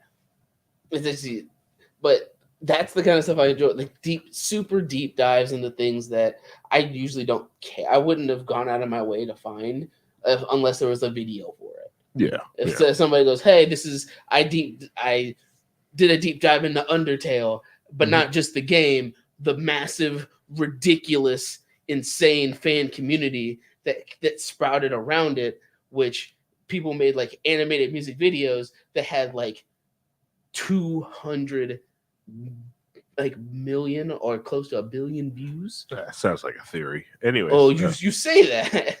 But then also like, oh, these are the alternate universes the fans made up. And they also have music videos that people have made that are like 4 pages long on YouTube. And these also have hundreds of thousands of views on them. And these ones cross over with these ones. There's literally like an Undertale animation that made online that is a crossover that crosses over all the other fan crossover universes they made and brings them all together. And doesn't that just sound like madness? Yeah, the Undertale cinematic universes that I did not want. Yeah, it's madness. No one But wants the that. only reason I know that is because I watched that video and I wouldn't have found it otherwise. Okay, right. See, I see that, and yeah. You ever watch like Chibi Emu? Have you seen the Chibi Emu videos? Like he does like the medical ones, like the person is presented to the hospital with X like thing. They did the different thing. Yeah. Because for some reason I get your YouTube. I could see that they dive. I wish you could get my ads. Another my ads are great, relevant. another great YouTuber to watch if you want to get into the dives of the internet is a Wang. It's like WAUNG exclamation mark, where he just does tales of the internet, where he takes like the dark and weird and the obscure tales on the internet and just retells them and brings them up and puts context into them. Like there's like this And there's compilations and stuff putting together. That's where I found out about the John Teeter things. I didn't know that was a thing until I watched that video. Oh, so that's where Yeah. you've learned Yeah, that's how about I John knew Teeter. that, because he was talking Okay. about like internet mysteries, because he went in detail about that. He went in Mhm. detail about the Max Headroom hacks and Mhm. stuff like that. But also like there's a bunch of them that are like disgusting, or like the controversial stuff that people in the early age of the internet, like one man, one jar kind of stuff. Oh, all right. Like So explaining that context. I really appreciate like the internet historian people that try to gather different information. So like this one cam model, I've invested money into, because like she's trying to uh basically make a museum, or just like invest into the idea of like trying to get the information like from the cam models like back in the day, because like it built like a lot of these platforms that, like you're viewing right now. Twitch is based off the idea of these cam model stuff that was happening back in the 90s, okay? Where people would take small little slingshots of like photos, and then you just upload small little photos that are taken every second. This is where this idea came from. All right, like the idea of someone just talking on a microphone and a video camera. Yeah, no one would do that. Yeah, but Okay. you know, put some girls on it, some titties on it. Heck yeah, the idea evolved, and the coding got this simplified, and now you've got my dumb, fact checked Facebook. I don't have titties. Okay, all right. Sorry. You know, the hoodie is because I like wearing a hoodie. Okay, all right, not hiding my titties. All right. Screw you, Facebook. It's not your gender dysmorphia hoodie. Yeah, see. Look, it's flat. See that? All right. Anyways, Internet historians. Yeah, yeah. And she's playing into like, so her ex-husband, right, unbeknownst to her, has been saving her content for the last 20 years and presented it to her. Because they basically had an amicable divorce, blah, blah, blah, blah. They basically just went separate ways, wanting separate things. But like, he's still friends with her. Yeah, exactly. And she was talking about how she's trying to find everything. And he basically went to her and like, here you go. And she's just like, what is this? It's like, I've backed up your computer with a script every day, for 20 years. If you want all this, I have it. It's yours to have. She's like, yes. Yeah, and it's amazing some of the stuff like some of the things like I didn't even know about it, and it's an amazing like read or write like that, like yeah. So sorry. Yeah, that's just the thing, is deep diving into things that you might not even care about, but that's just kind of how your brain works that way. My brain is that, but on speed. He just called me old. No. What I'm saying? Dumb. No. I know, right? I'm saying that mine's more of a black hole of information, and yours is more just like a gravity well. Sounds racist now. Did he call you slow? I know, slow and racist. So and racist, damn. Harry over here getting the Captain Slow treatment. No. Brian holds our Captain Slow. Okay. All right. I thought we established that. Okay.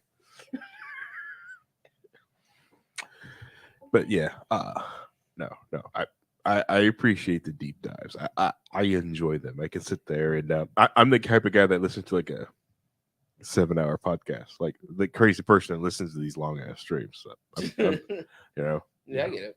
It's As long as you get all the context and details that you want out of it, you pull it out of it. yeah. 'Cause Yeah. The longer it is, if they're good, that means there's more content in it. Correct. Yeah. If there's like little hidden nuggets of gems in there, I'll just keep watching through the whole thing.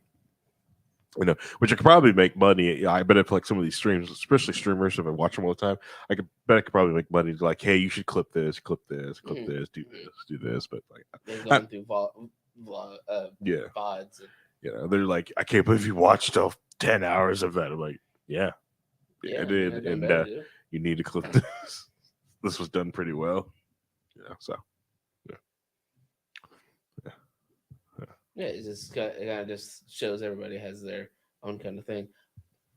Except for Paul. Paul didn't interject in the conversation very much, except for specialist reacting. First off, you leave Fonzie alone, okay? Over here. Yeah, I'm sure he's looking at motorcycles to buy. I'll be honest. I'm very close to like crash levels because Want me to make some coffee? no. Now that I don't have to run to the restroom again, I'll Says he just chugs half the bottle right now. You know what? I'm gonna make some coffee. I'll be right back. There it is. if you make coffee, it's for you. Here's like exactly. Who else was it for? Right It's like that's exactly what I want, sir. Now we have wrested control away from Harry. So Reinhold. And the Reinhold is dead. No, I'm He's waiting listening. for you to continue that conversation. Continue what you're I saying. was waiting for acknowledgement. He was because trying I to make sure you were Oh. here. Since we can't see you, sir. We want to make sure you didn't go to the bathroom without us knowing. No, Yeah, if I go anywhere, I will put it in the private chat about I'm well, taking a can't see tinkle. the private It's chat. 20 miles away from us. You've seen the setup. No, when we do get you in studio to react to something, do you like? Is there a particular like tone or style of show that we should avoid, or one that we should aim towards? Well, it sounds like the one that you were recently made to watch is probably one I would want to avoid. And yeah, well, again, we'll get into that when we do the media episode. It's there. It's good. Again, we've just been bearing this lead for like a month now. I just We want got it another couple done. weeks, trust me.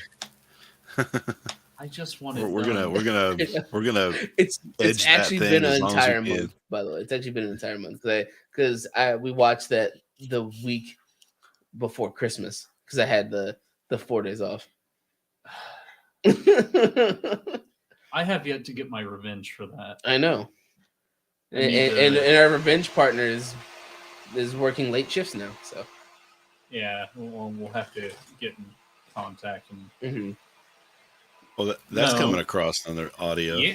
Oh, I yeah, bet it is. I bet it does not surprise me. Yeah, Harry has to grind the beans. Yeah, those beans sound that beautiful bean grinding noise in the audio. Gonna be. Oh, absolutely, you can hear it. It's like that's not even an if.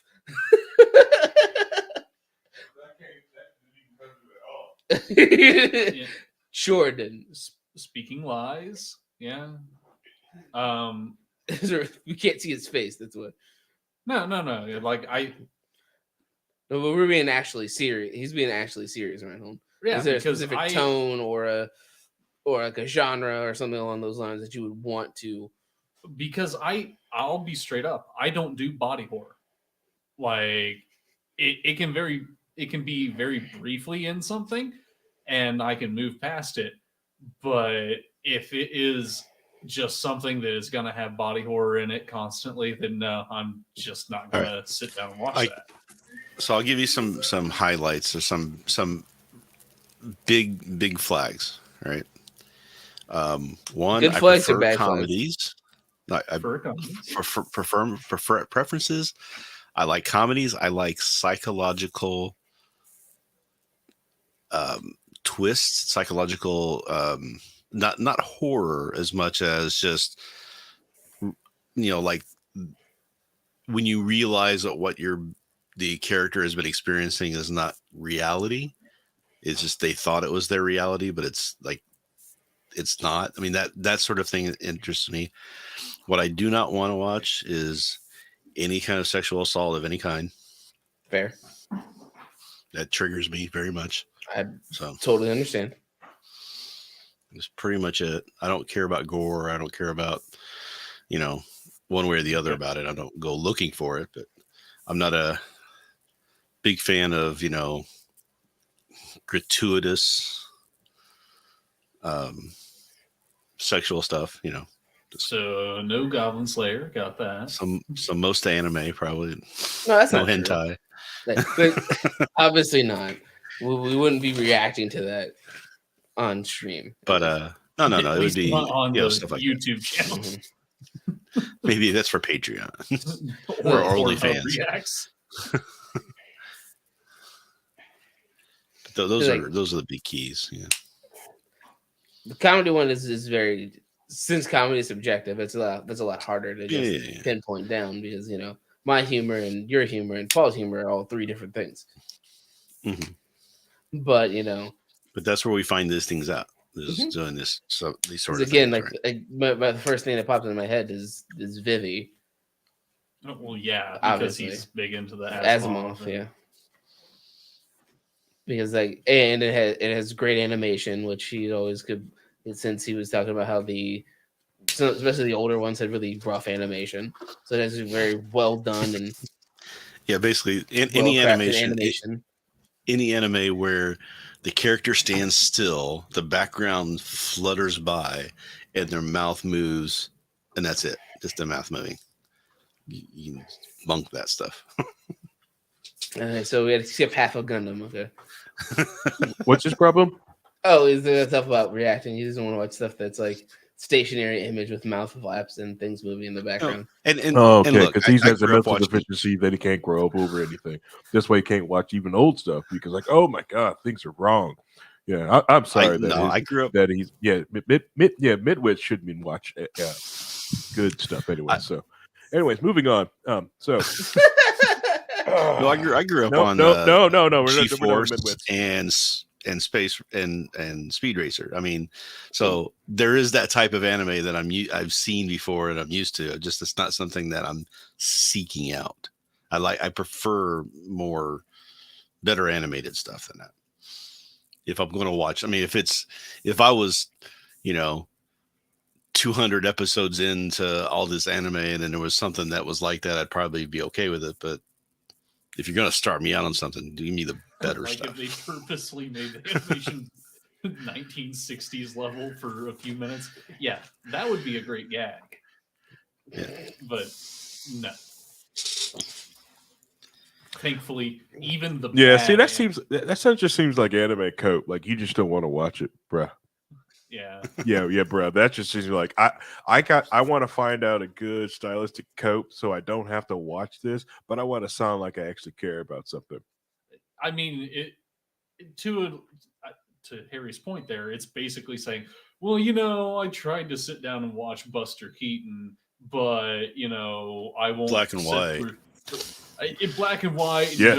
no Yes. sound. That's what it sounds so like. I choose not to watch any of the Marvel series. That's what it sounds like to me. It's like, this Casablanca thing, not in color.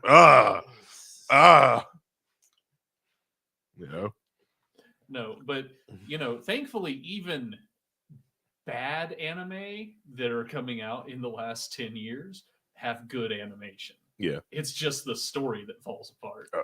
Yeah. There's For the most part. Yeah. Is there bad anime? Heck yeah, because there's bad everything else. There's tons of bad TV shows.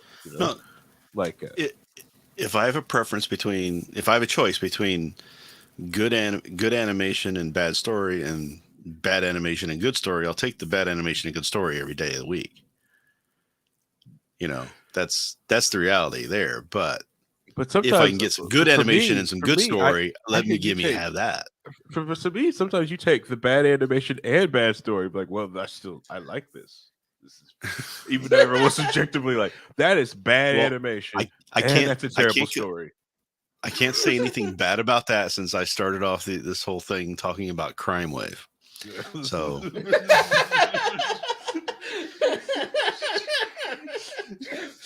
It's okay to not like things right on too. You don't have to make an excuse. You just go, like if you go, I really don't want to watch it because I don't care. Yeah, fine. And it's Just which is say perfectly it. fine. Just say it, like I love racing. But I tried. I really wish I could get out Vincent in the racing. That ain't happening. It ain't his thing, And I haven't watched Madoka Magica because I don't want to get into it and know I can't share it with you. Which is the reason why I haven't watched it yet. I was like, I don't want to like it. Like, oh my god, have you seen this thing? For my revenge, I very nearly Like I was contemplating Madoka. I was contemplating a few other things. You act like if you put that on, you would have a bad time. like the thing you guys would stop watching it because I would make it a bad time, and that's unfun. No, And I would because feel bad. it would be hilarious to me what you would do to it, but it doesn't detract from the fact that I think that it's a really well done series with good animation and a pretty good twist at the end. But a third party would not enjoy that No, experience at all. No, the third party would definitely be very upset.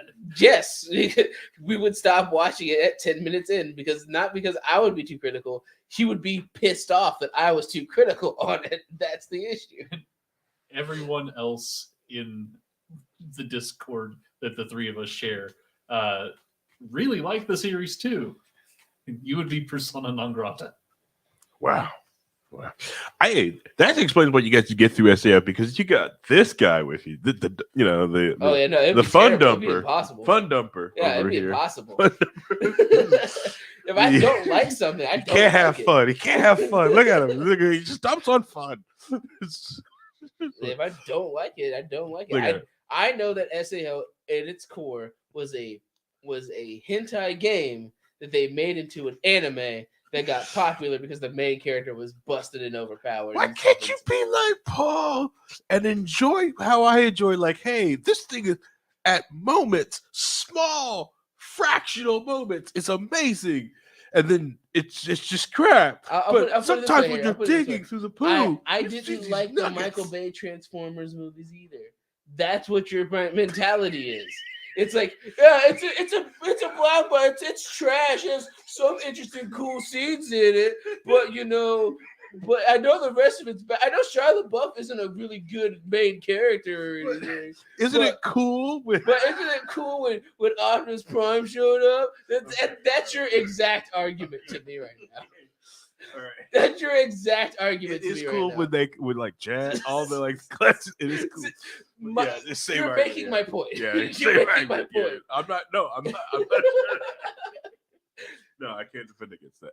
It's like you just said, turn your brain off and it'll be okay. And I'm just like, I can't turn my brain off. Have you met me? Yeah, Mr. Gravity Well, he can't turn off the black hole. Yeah, exactly. Vincent over here playing his blue deck. I got you now. Yeah, you better. See, I know some magic. That's it. That's the only reference I got. I'm sorry. That's all I got. I'm a coffee dink, so I'll be right back. Sorry. It's fine. It smells good.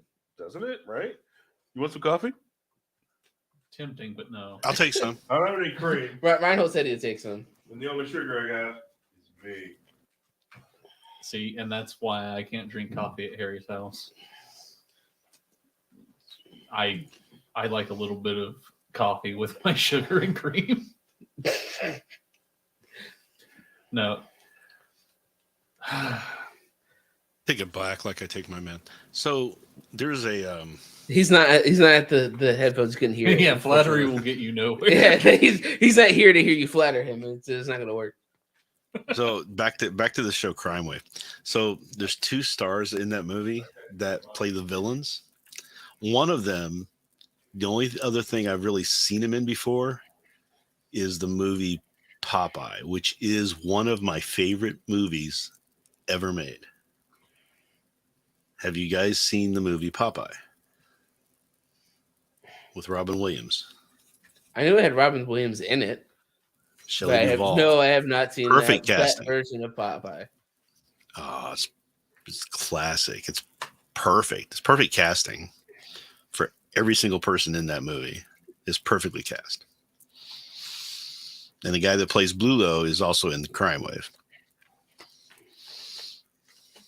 So he's a big guy. He's really funny. And it also stars or has in it a guy named Bill Irwin.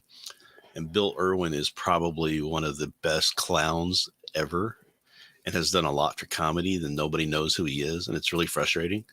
He played I guess he was on Sesame Street for a long time as some sort of professor so-and-so or whatever. But he came from the clown school, as it were, where he does a lot of physical comedy, and he had a very important play. Play that he put together, a one man show, what people would call like a one man show now,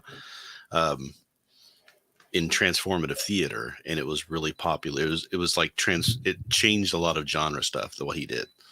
So unfortunately, that hasn't translated into having a lot of Hollywood stuff. What did A Chris lot of success there. He was in the movie like My Blue Heaven, and he was in Popeye, and he's in some movies. And every time I see him, I just like, oh my god, him! And then he gets this little small part, and nobody knows. I'm like giddy, and nobody else knows who I'm talking about or what I'm talking about. But he's one of my favorites. Christy, we messaged in that you guys are still going. Yes, Christy, we can go. Yes, all we will night. continue until at least midnight. Yeah. Why, Christy? You want in? Do you want in? You want to jump in? Send you the link. Yeah, come on, Christy, join us. Join us. But that's interesting. The whole thing is like a lot of the stuff is. I definitely can feel that it's that you and I have two separate conversations. Me about anime and you about movies that are older than me by at least 5 to 10 years.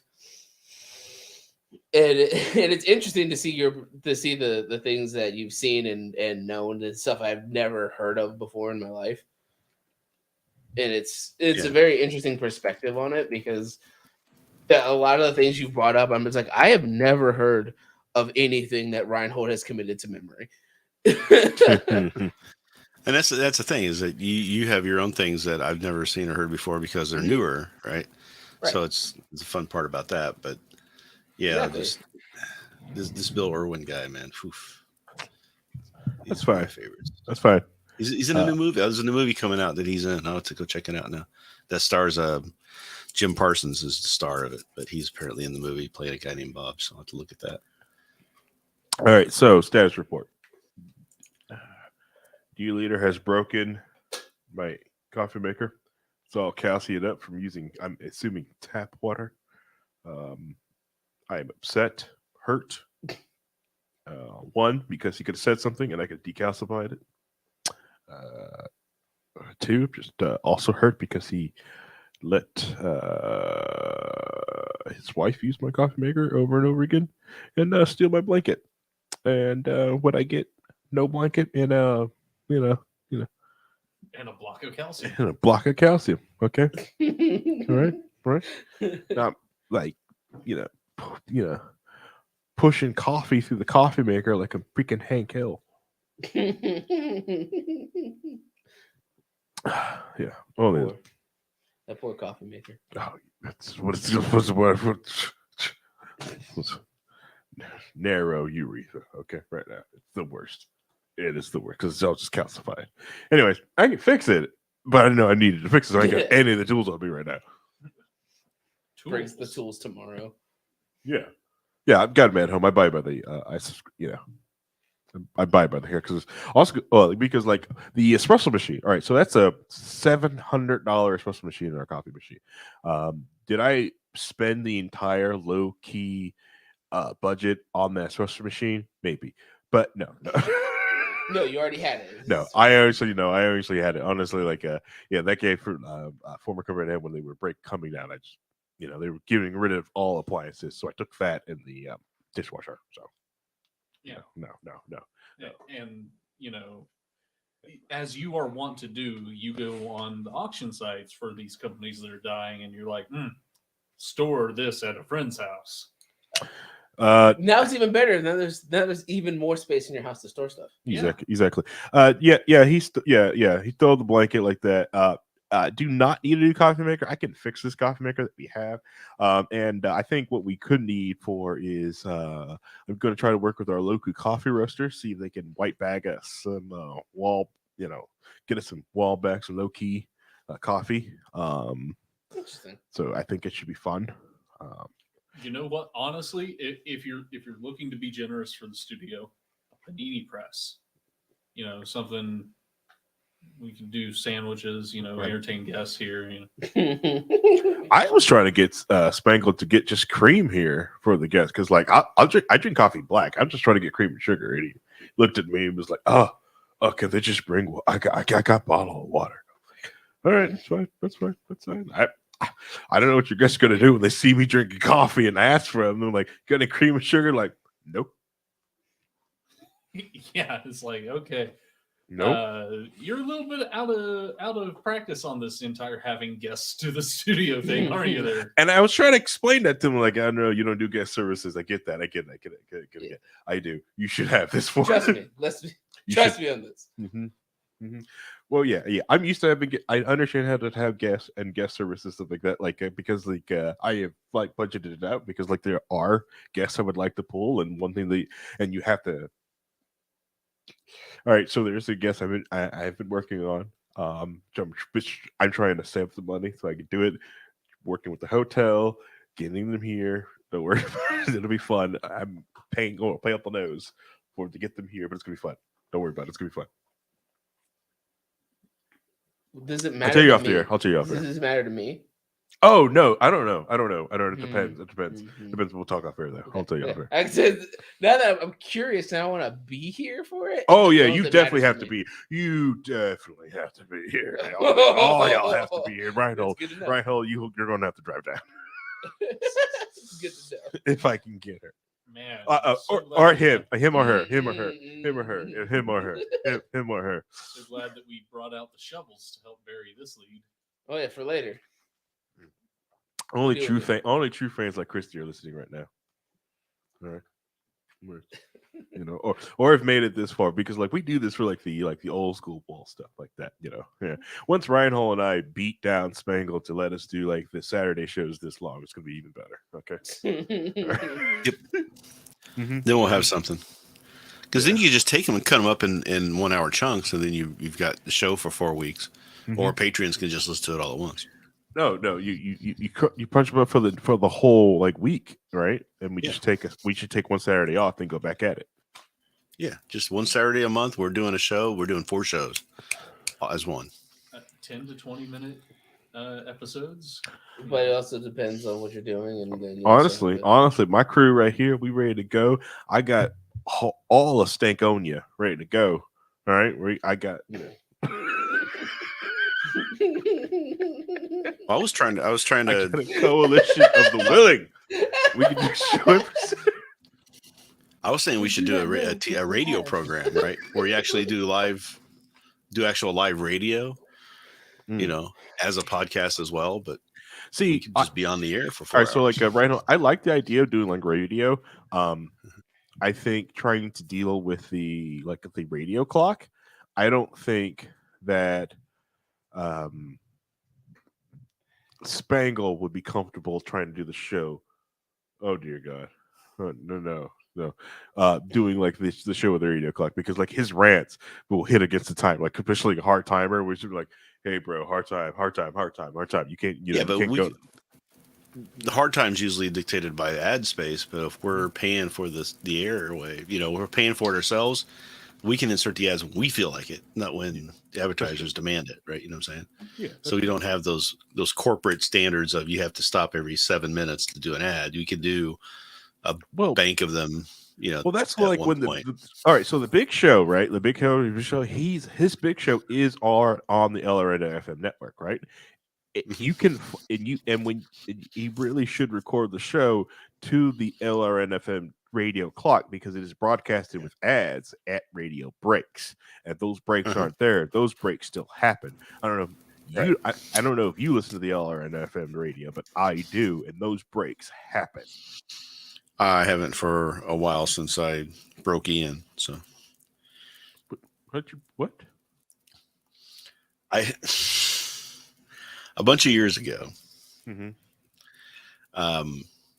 I sent a email to LRN to Ian and the crew, right? Mm-hmm. And the guy who was doing, I don't remember who it was who was doing his second at the time, got the email and liked it. So he read him the email, and it was basically explaining why there's no such thing as anarchy. You can't. It's technically not possible with human beings. And yeah, he's reading this to him, and Ian was going apoplectic because he's like, no, and I'm like, it makes sense what I'm saying. I make a good case for it. And he was just like, he had no response. He was just like, no, that's wrong. And I'm like, why? He couldn't explain why. He's just like, no, it's got to be this. So I kind of broke him a little bit on that one. he went kind of a little crazy. All right. Right. That was probably 10 years ago. This whole conversation. And my brain is like, radio's old. First off, radio is not old. Radio is timeless. And also, just the context you need. Ryan Hold was emailing a soon-to-be or not soon-to-be felon and telling him he was wrong over the internet. All right. First off, his crimes have no victim. Crimes have no victim. No victims. He was honestly, he's the victim. Okay? Victim. All right. I support Ian. I still support Ian. Sad that like the justice system railroaded him. I awful the FBI has spent so much money on this man. That's the real tragedy. Is how much the FBI has spent in Keene, New Hampshire to go after this guy. One single person. But before that, he was friends with Chris Cantwell and even brought him back on after it was clear to everybody, and he even fully admitted it, what he was. Ian wanted to be Cantwell's bridge back. And he was the only person that could do it. Because everyone else just tossed him away. But Ian kept saying, like, okay, you went down a dark path.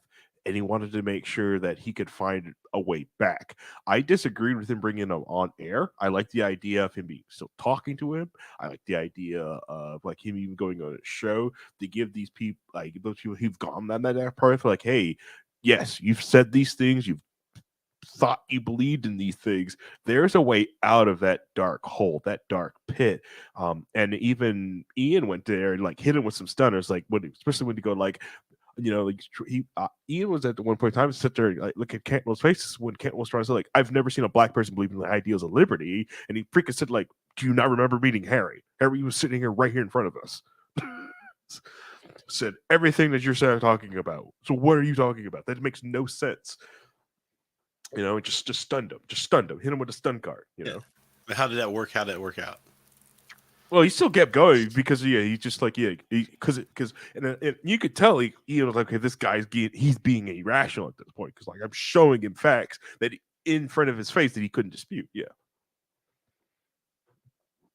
So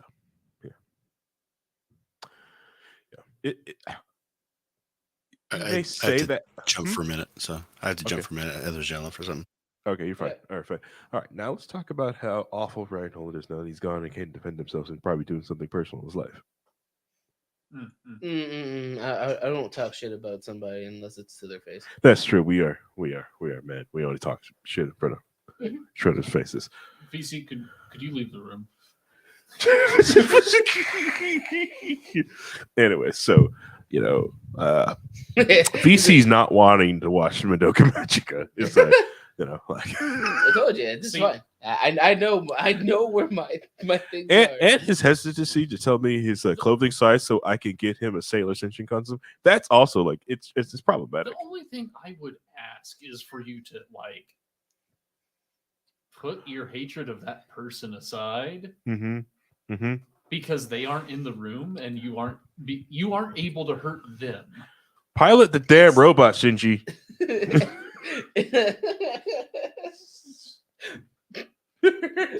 the damn robot. But Paul, he was a latchkey kid. He's just as traumatized as Shinji. All right, stop. No, that's inside baseball crap. We're not doing inside. Those are inside jokes. I knew you were going to do it. We'll get there. We'll get there. I was powerless to stop. We'll get there. No. Someone has to explain that inside joke. Oh, So- it's about the anime, the future diary that we're going to talk about on the media episode. Hopefully Monday. Like, if nothing comes out about the OGL or anything like that, we can do it Monday.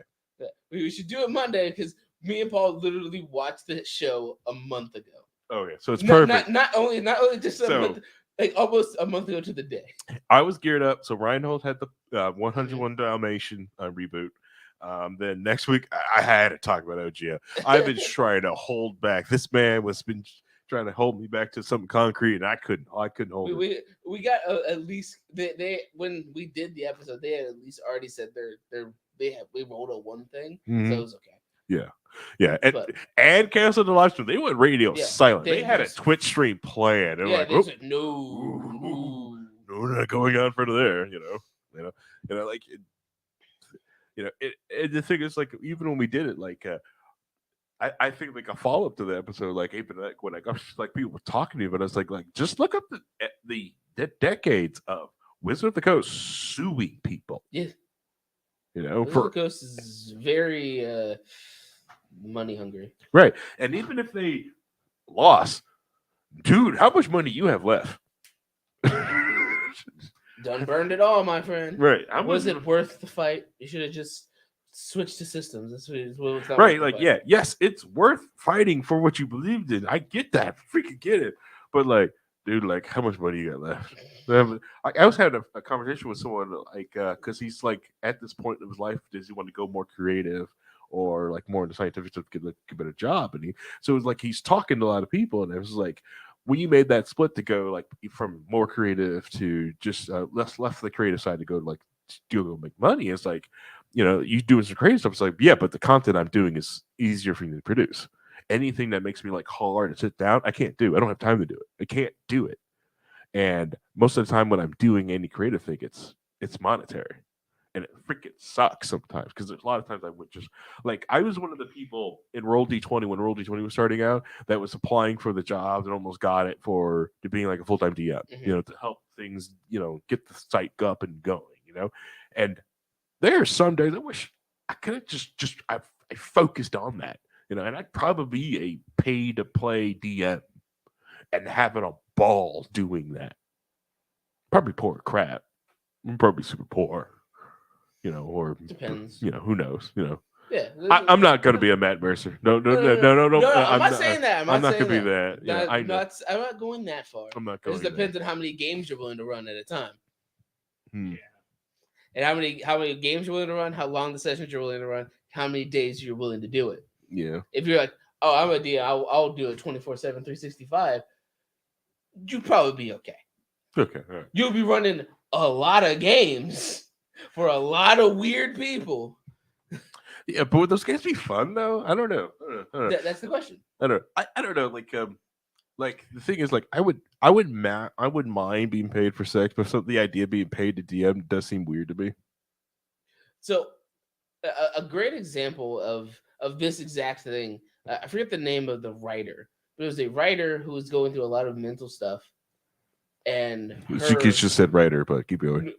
it's very specific for this one. She was like Okay. having a lot of issues with other people in the industry, and she felt that writing industry is super toxic. So her husband and daughter said that she died. Okay. And then like a week ago, she came out and said that she didn't die.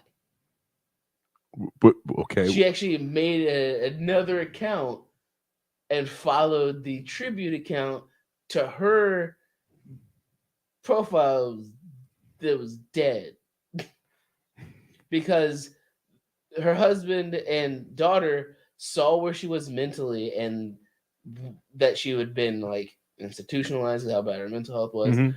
They made the decision that this was their best. This was their best idea. Hmm. I don't know why they thought that was their best idea. If the people just thought she was dead, Yeah, they'd just leave her alone. She's gone. Yeah, but she's alive and was writing another book. Okay. All right. Pressures of creativity and forcing yourself to be taking something that is creative and turning it into a business. Right. Is hard. Yeah. I wish I could sustain myself just running games. You know, I think the idea of being paid for it would be weird at first. You know, Mhm. but or like a lot of pressure. Like I gotta make sure this game's good. You know. But that's one of the things that affects people a lot is if they're trying to force fun. Yeah. That's when you do something that is fun for you, and then it stops being fun, you have to force the fun. Hmm.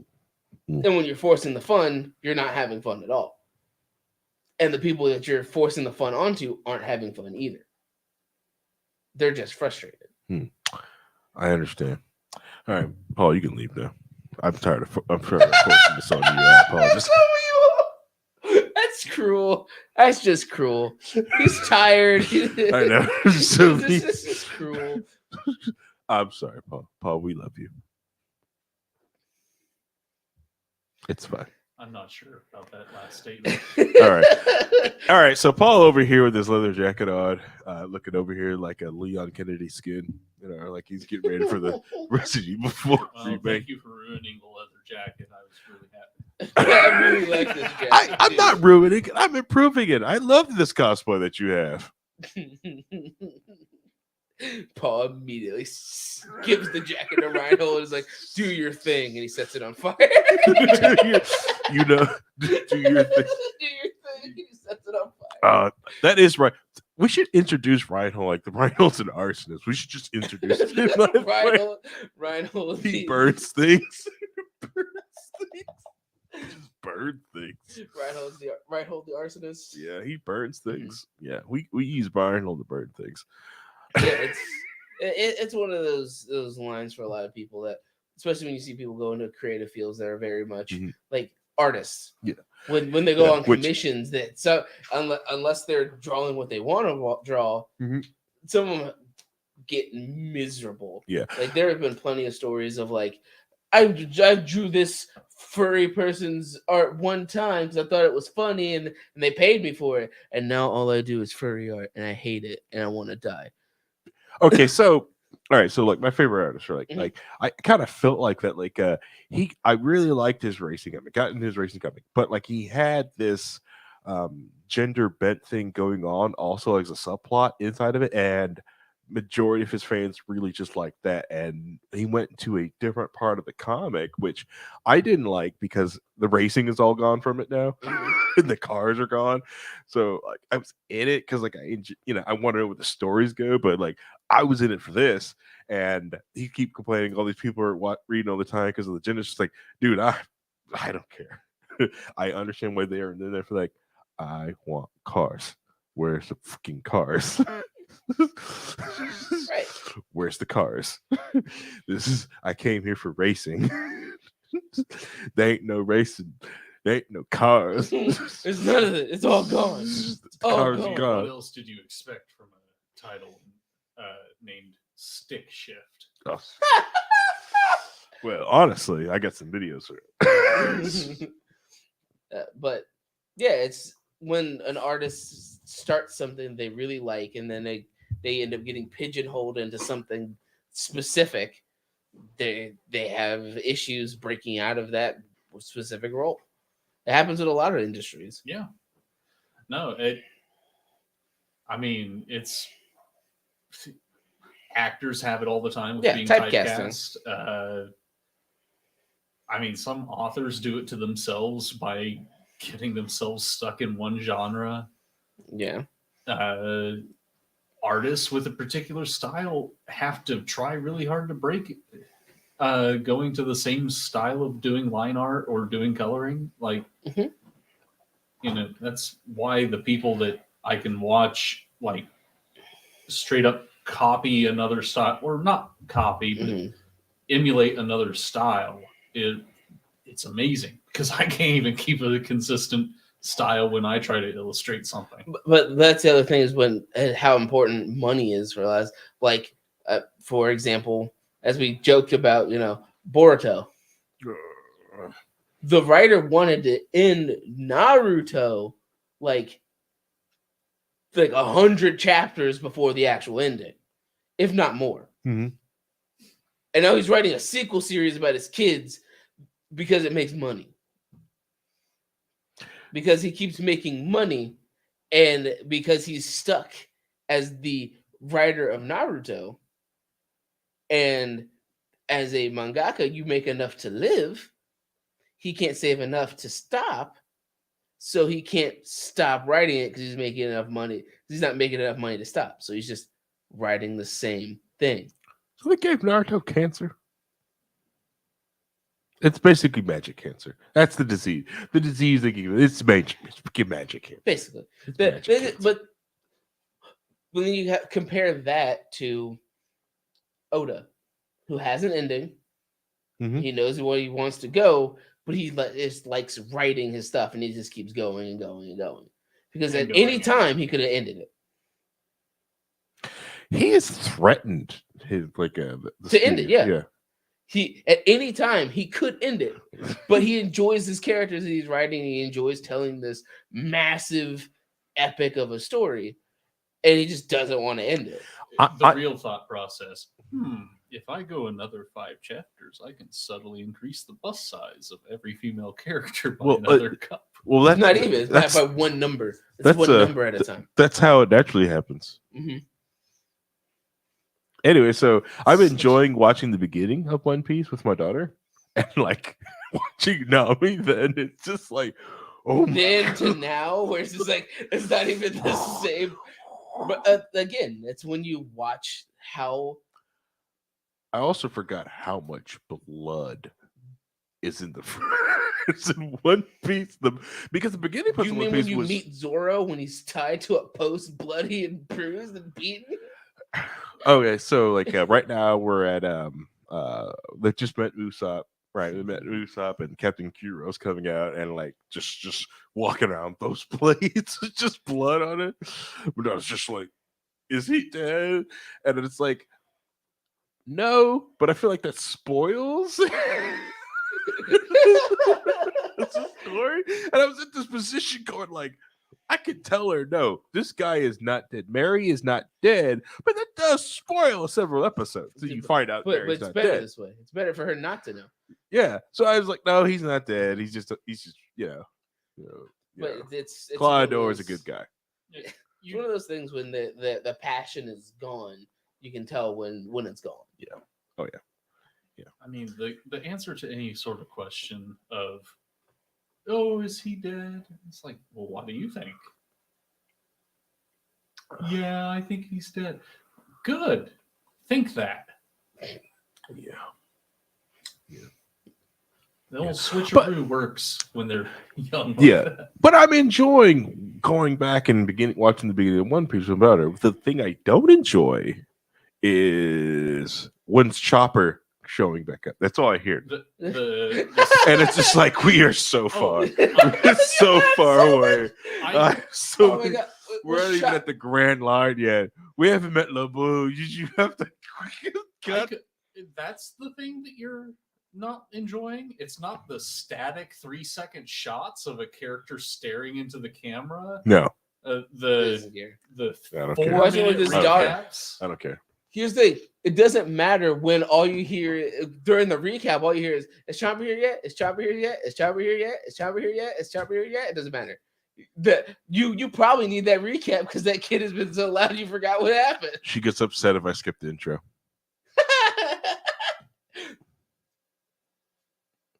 Is it the rap? Oh no, How no, dare you? How dare you rob her of the rap? no. She doesn't even know if that exists.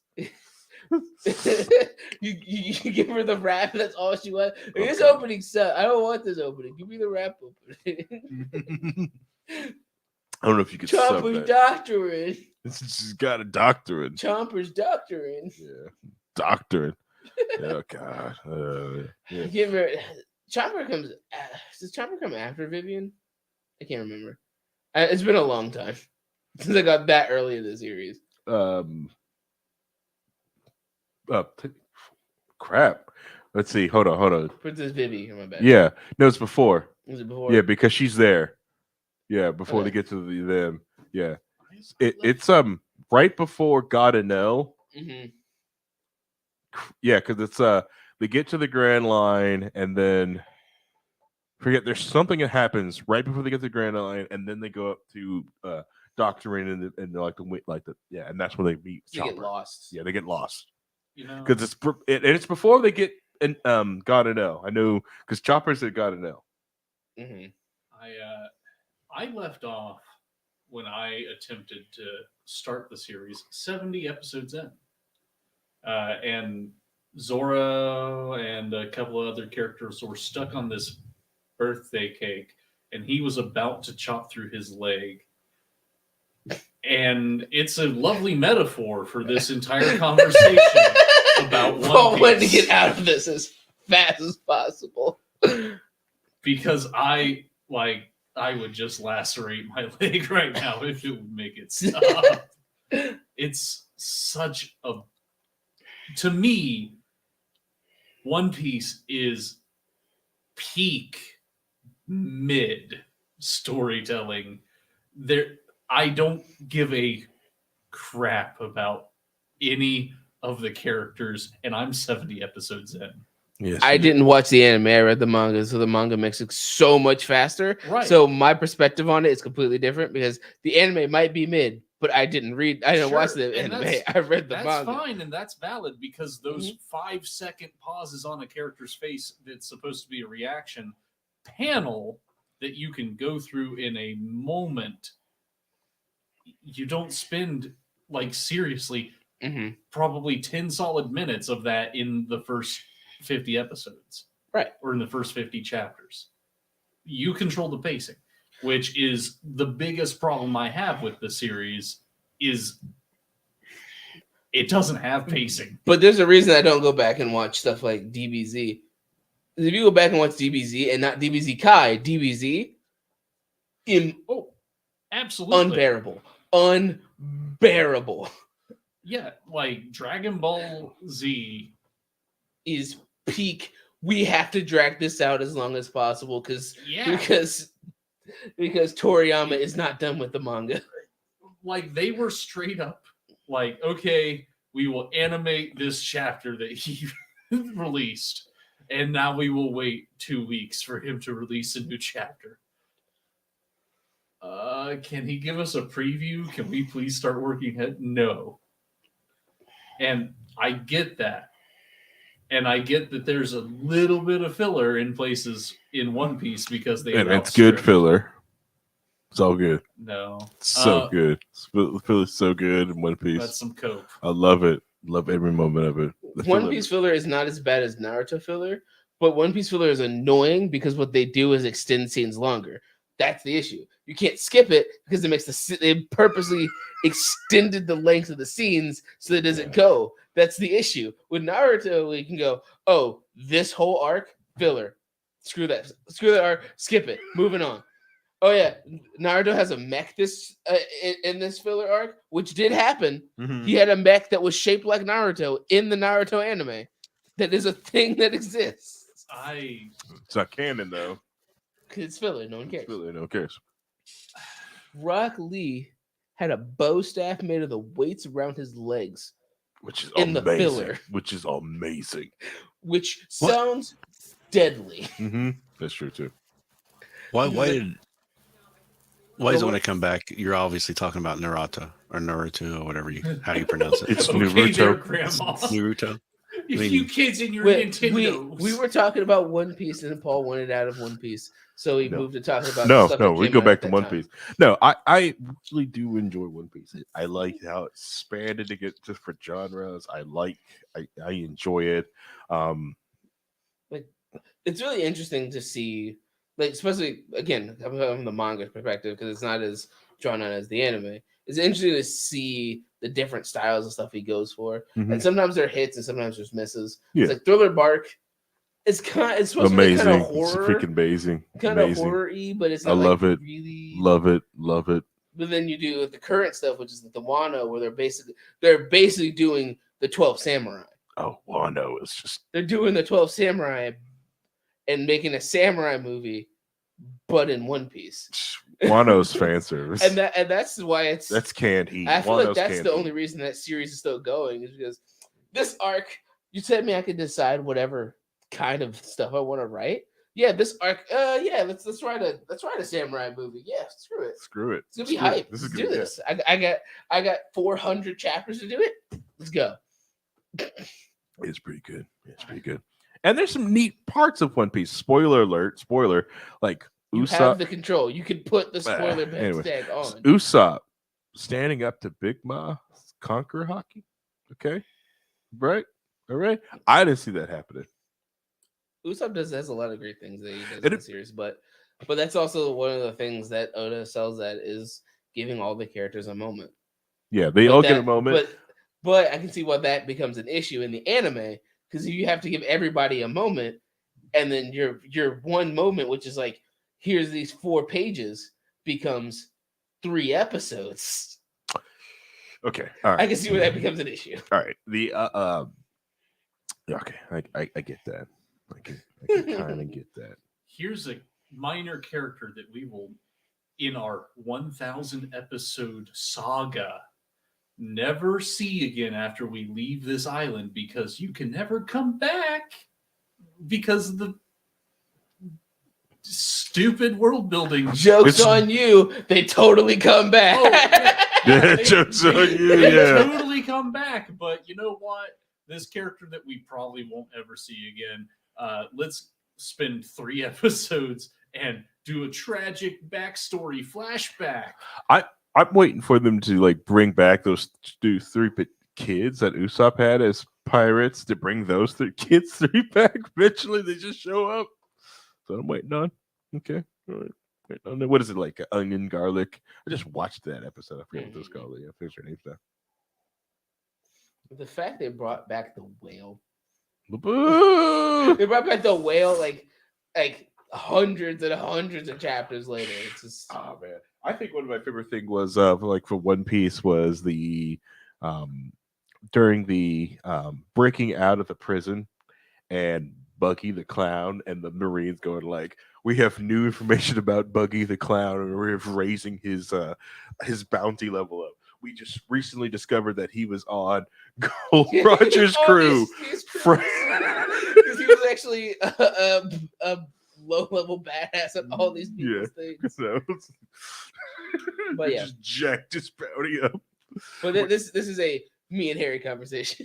Yeah. Which has got to be frightening, especially in One Piece, to know that you go for like a barely anything about these are like this million to $1 billion bounty. Like, no. Yes, I may have been on Gold Roger's crew, but I was low level.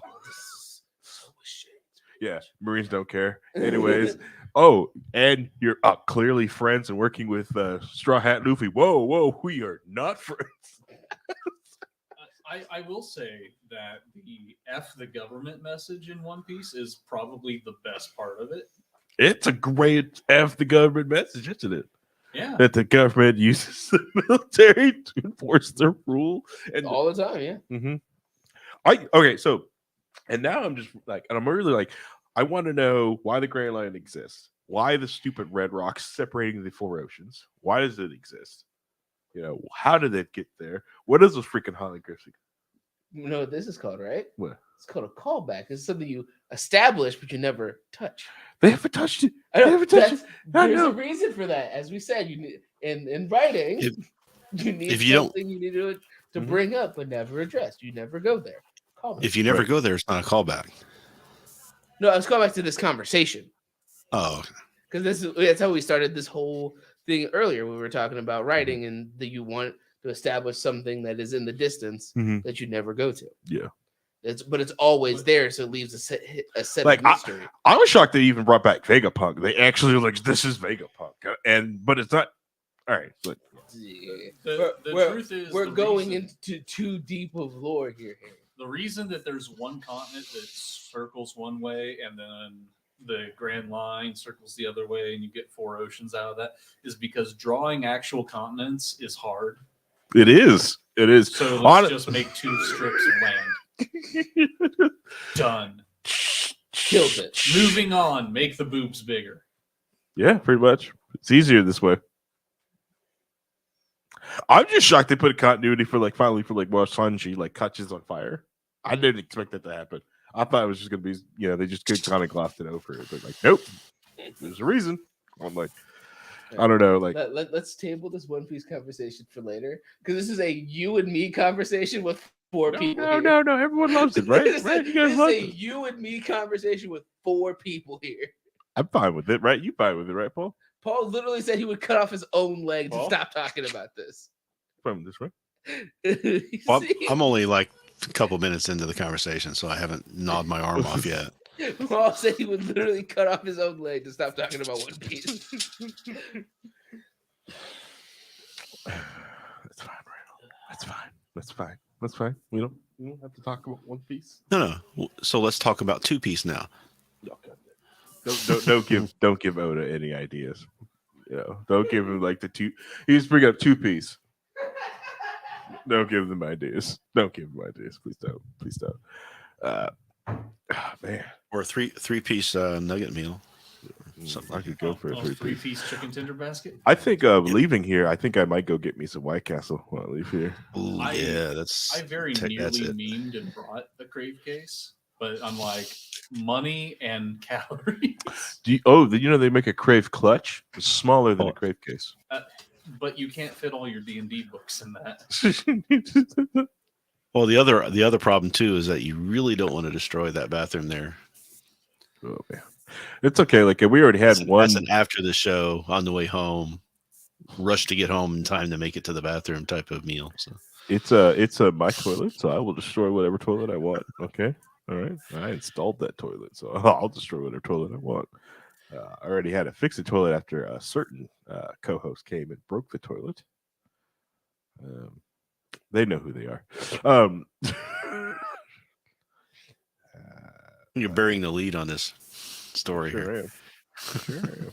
The And names actually- are deleted to protect the And accused. actually, like the thing is, like, you know what? It's actually more tradition for me to bring people here to podcast and have them break that toilet than I want to like let on. So, like, all right. So, anyone remembers my other podcast I did, like Cyber Loafing? I did a Pi Day episode. Well, the lady that was there that the Pi Day episode with me, she also broke her toilet.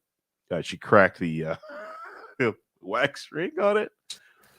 You know, so imagine wrapping up and then you just water coming down in the basement. It's just like, oh my god, you know. And you know, I figured out. I learned how to fix that real quick. You know, so you know the joys of home ownership. It's amazing. Oh You yeah, should get a house. It's great. yeah. I have 2 bathrooms, one functional right now. I tore the other one apart to redo it, Mm-hmm. and then Heather How had her many years ago? accident, and I got it was about 3.5, 4 years ago. Jesus Christ, Ryan. Well, she got Just pay someone. she had to her put back she in. had her accident. And I haven't been able to get back to focus on it, Just pay some money. and I don't have a vehicle to haul the wood that I need. So You're not going to do it. You're the good Ruperts. Kids, get them to do it. Pay them to do it. Get it done. And just move on. actually, it doesn't need that much work. It's just I got to get in there and do it. That's all it is. That's not happening. It'll I know that's not happening. You know that's not happening. Vincent, who has no idea what we're talking about, knows that's not happening. No Just clue. pay someone to do it. No clue. No, it's happening. I've got I got a toilet sitting in there When- ready to go to When replace is the it one I happening? took out. When? I've got Do you have a date? I have it by the end of April. What April? 24, This April. 23? No, this is coming up. No, I've got Okay, a whole so list of things. we're- I've so you're actually, gonna- no. I took vacation. Hand I to took God. vacation Hand over to God right Christmas, and now. I got a lot of stuff done. So now I've got the ability to focus on getting other things done. All right, cool. Hand to God right now. So April 2024, 23, right here this year, right? Mhm. You're going to be able to show when we do the big show in April, Yep. progress I'll show you report on pictures. the bathroom, Yep. right? And that Mhm. doesn't happen. What do we want, guys? What do we want? If he doesn't give us progress photo because he actually works in the bathroom, he needs a consequence, right? So in order to get this to happen, right? What should we get? Good question. It's a good We should- question. Honestly, I think something Make you that we watch an anime. all 3 of us could use. You know what? You got to get us a I want to say it would make him buy new chairs, but that's probably a little too expensive. Yeah. I don't want to do something like that. Yeah, that's a little abrasive. A little abrasive. Ooh, what about just those beads that go over the chair? I'll do that just as a meme. Oh yeah. I know, right? Right. Shows up those Beads. This is my chair now. What do you mean? I claim it. These are my claiming beads. I know, right? You know. I had to pull them out from my car.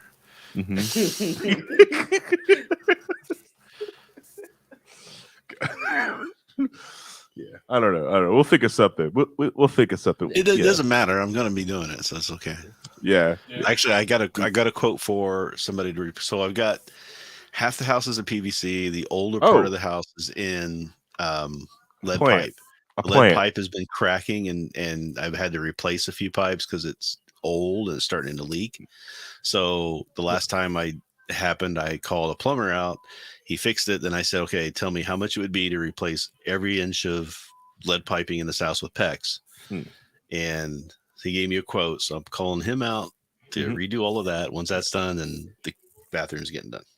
All right. So if you do not have a progress for us in April, you got to get the studio a succulent plant. We get a plant, a real live plant. You have to get here, help oxygenate the room. You have to get us a plant. If you don't give us any progress reports, you gotta get us a plant. I'll do that with the progress report. I'll still do that. Okay, all right. We all heard that, right? I saw something in Kroger the other day. I was thinking about getting for the house, but the problem is I can't bring one of those plants into this house because I have cats. Oh my god, Reinhold's just gonna start dropping plants off here. It's like, oh god, I can put plants here. Is it finally? I've been needing a greenhouse. I know. It's like a jungle. I actually have a greenhouse sitting on my porch in a box I'm going to undo so as the spring gets here. I get ready to go. I got it from Harbor Freight on sale. So, do you want to put that? I meme, but I meme into reality. It's just, Randall, you can just bring the greenhouse here. It's my fine. life is a meme. Fine. Just put it in the backyard. It's fine. It's fine. Just put it in the backyard. Now, I got it for Heather to go out and do plants on. I don't know if she'll be able to do it, but I got it for her for that. That's fine. That's fine. I just got to find a flat piece of land, and most of my land's not flat. It's rolling, as it were. All right, so it all slants away from the house so that I don't have any flooded house. His land has Oda proportions. Lots of curves for a reason. Not mountains out molehills. Well, I mean, the house sits and it rolls down to the lake, so the water's got to roll to the lake. And I don't have molehills anymore because apparently these dogs that we've picked up last year love to dig up for moles. We used to have a Dachshund that did that, so we didn't have any then. But the Dachshund would dig trenches through the backyard, so that's not happening now. Now it's just spots here and there that are dug up, targeted, as opposed to a grid pattern search. So, I could come here and just groundhog, like a cat. Oh, it's funny because I go out there because the Dachshund be outside. We had him on a lead, right? We had him on a chain, like a lead that would run type thing. So you'd walk out and he would go as far as he could on that lead. Then he would start digging the trench, and you walk outside and you couldn't see him. You just see the line going down into the trench, and you see his tail sticking up out of the trench, wagging back and forth. It was the most adorable thing ever. Yeah, so I look forward to the plant here at the studio. So once we get the plant, we'll put a poll up on that episode. We can put it in the camera too. I mean, we can get it spot somewhere. So get the plant named. Do a poll. And then we need a separate computer doing a 24-hour plant live stream so that we can check on the status of the plant at all times. That would be good too. We could do that. We'll get that after we'll get Jack Galifianakis to do his show there in between the ferns. From 30 YouTube. But we only had one.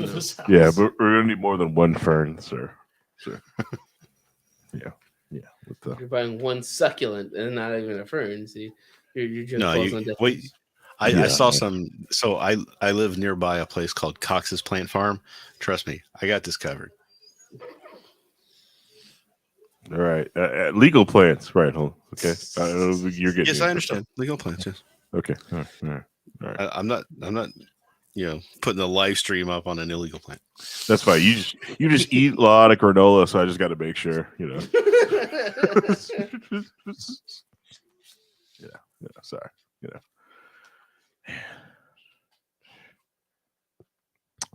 So You know what's interesting is that Roku makes these like home plugs that you can plug in and plug in things to, and you can do timers on, which is really good for grow lights. Yeah. I am shocked at the amount of less bugs that this live stream is going. So we have been streaming, doing all this untested on a lot of this stuff. So like a lot of stuff was like basically tested. Like it just kind of showed up here around 4-ish, just trying to get this all up and going. And I am pleased. Like this keeps working. Like my machine's not super overheating. It is hot. It is screaming. It is hot trying to process all this stuff right here sitting up there. It is not that happy, but it is doing it. Let's see.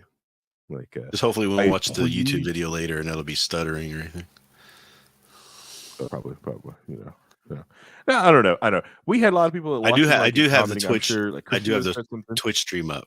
Yeah, I do have the Twitch stream up, and I am watching it, and it is still good. So Yeah. KJ would have said Didn't something. KJ would have said Earlier. something. Christy would have said Yeah. something. and it's Jake's in Buster Case. 1080p, so that's good. It's streaming in 1080p, Yeah. and Vincent's still out of focus, but that's other than Maybe. that, it's good. It That's fine. won't focus on his It's fine, face it's fine. for some reason. Like it It's is. because there's too much contrast. Yeah. Yeah, It's just. it's like there's a sun over here. like when you look at it, Paul's like in shadow because I literally have lights right beside me. Like if you turned the one closest to me to face him, that would soften it quite a great deal. It's like instantly, it's just like It actually looks better with that light. there off. it is with one light off. It looks better immediately. He's still out of We focus. just but- have them all Yeah, I mean, facing we'll the get that. same direction. We'll get that taken care of. It looks worse. It's fine. It just looks worse. I mean, What cameras do you have up there? I mean, they're trying to auto exposure stuff, and it's just not. You don't need that for a Well, I controlled also. environment with lights. You don't want it to be over auto exploded, auto adjusting. Well, I really think it's me. yeah, he put that greasy hamburger finger on it. It's not it. I didn't touch the See? camera at all. You shook it violently. Yeah, he shook it violently. Leave my free food alone, sir. It was free. Here, let me mess with his white balance here. Oh my god, that's blue. There we go. It's terrible. Just increase this here. I'm fixing it. Hold on, I'm fixing. Dabba-dee-dabba-da. Turn up the contrast. Yeah, there you go. Pull Turn back down the the. gain. There you go. Yeah, there you go. There we go. Now it's perfect. Early 2000s. Now we're looking at a Philip K. Dick video movie. I just look like a razor head. This is. You're right, Lee. Just,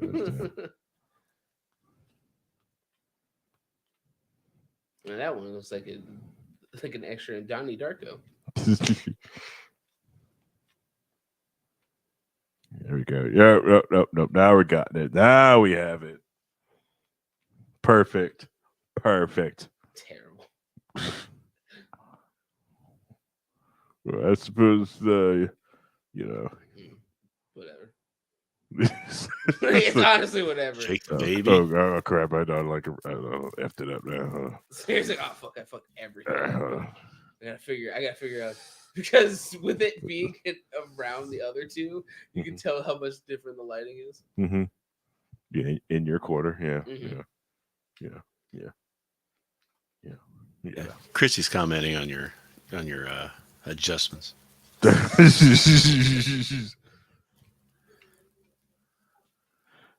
Christian just says like whatever Paul did to the board is working. Hey, good job, Paul. Yeah, there See, you go. Paul works the board very well. Yeah. You know, that's why I always call him producer Paul in the corner. I think Paul should always be working the board for us, so we don't have to stress about it. Paul's doing a great job.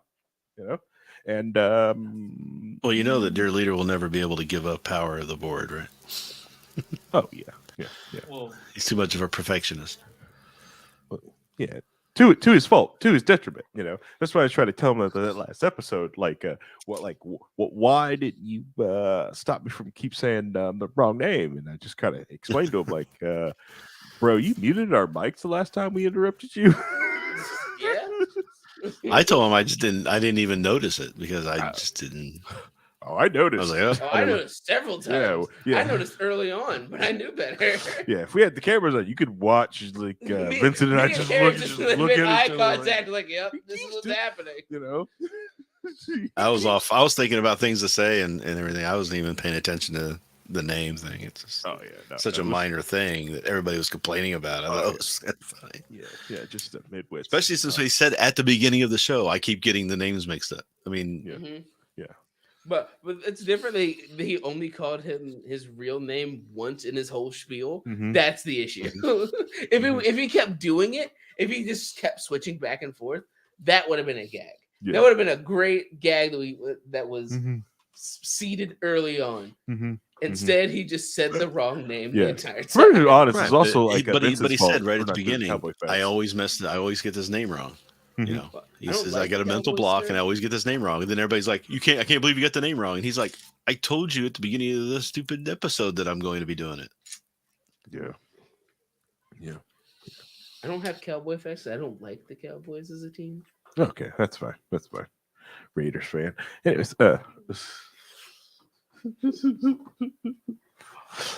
You know I'm a Saints fan, and it's I, weird. I know. Yeah. And it's weird. Yeah, it is weird, and that's why everyone's got their cars broken into the other game. Anyway, so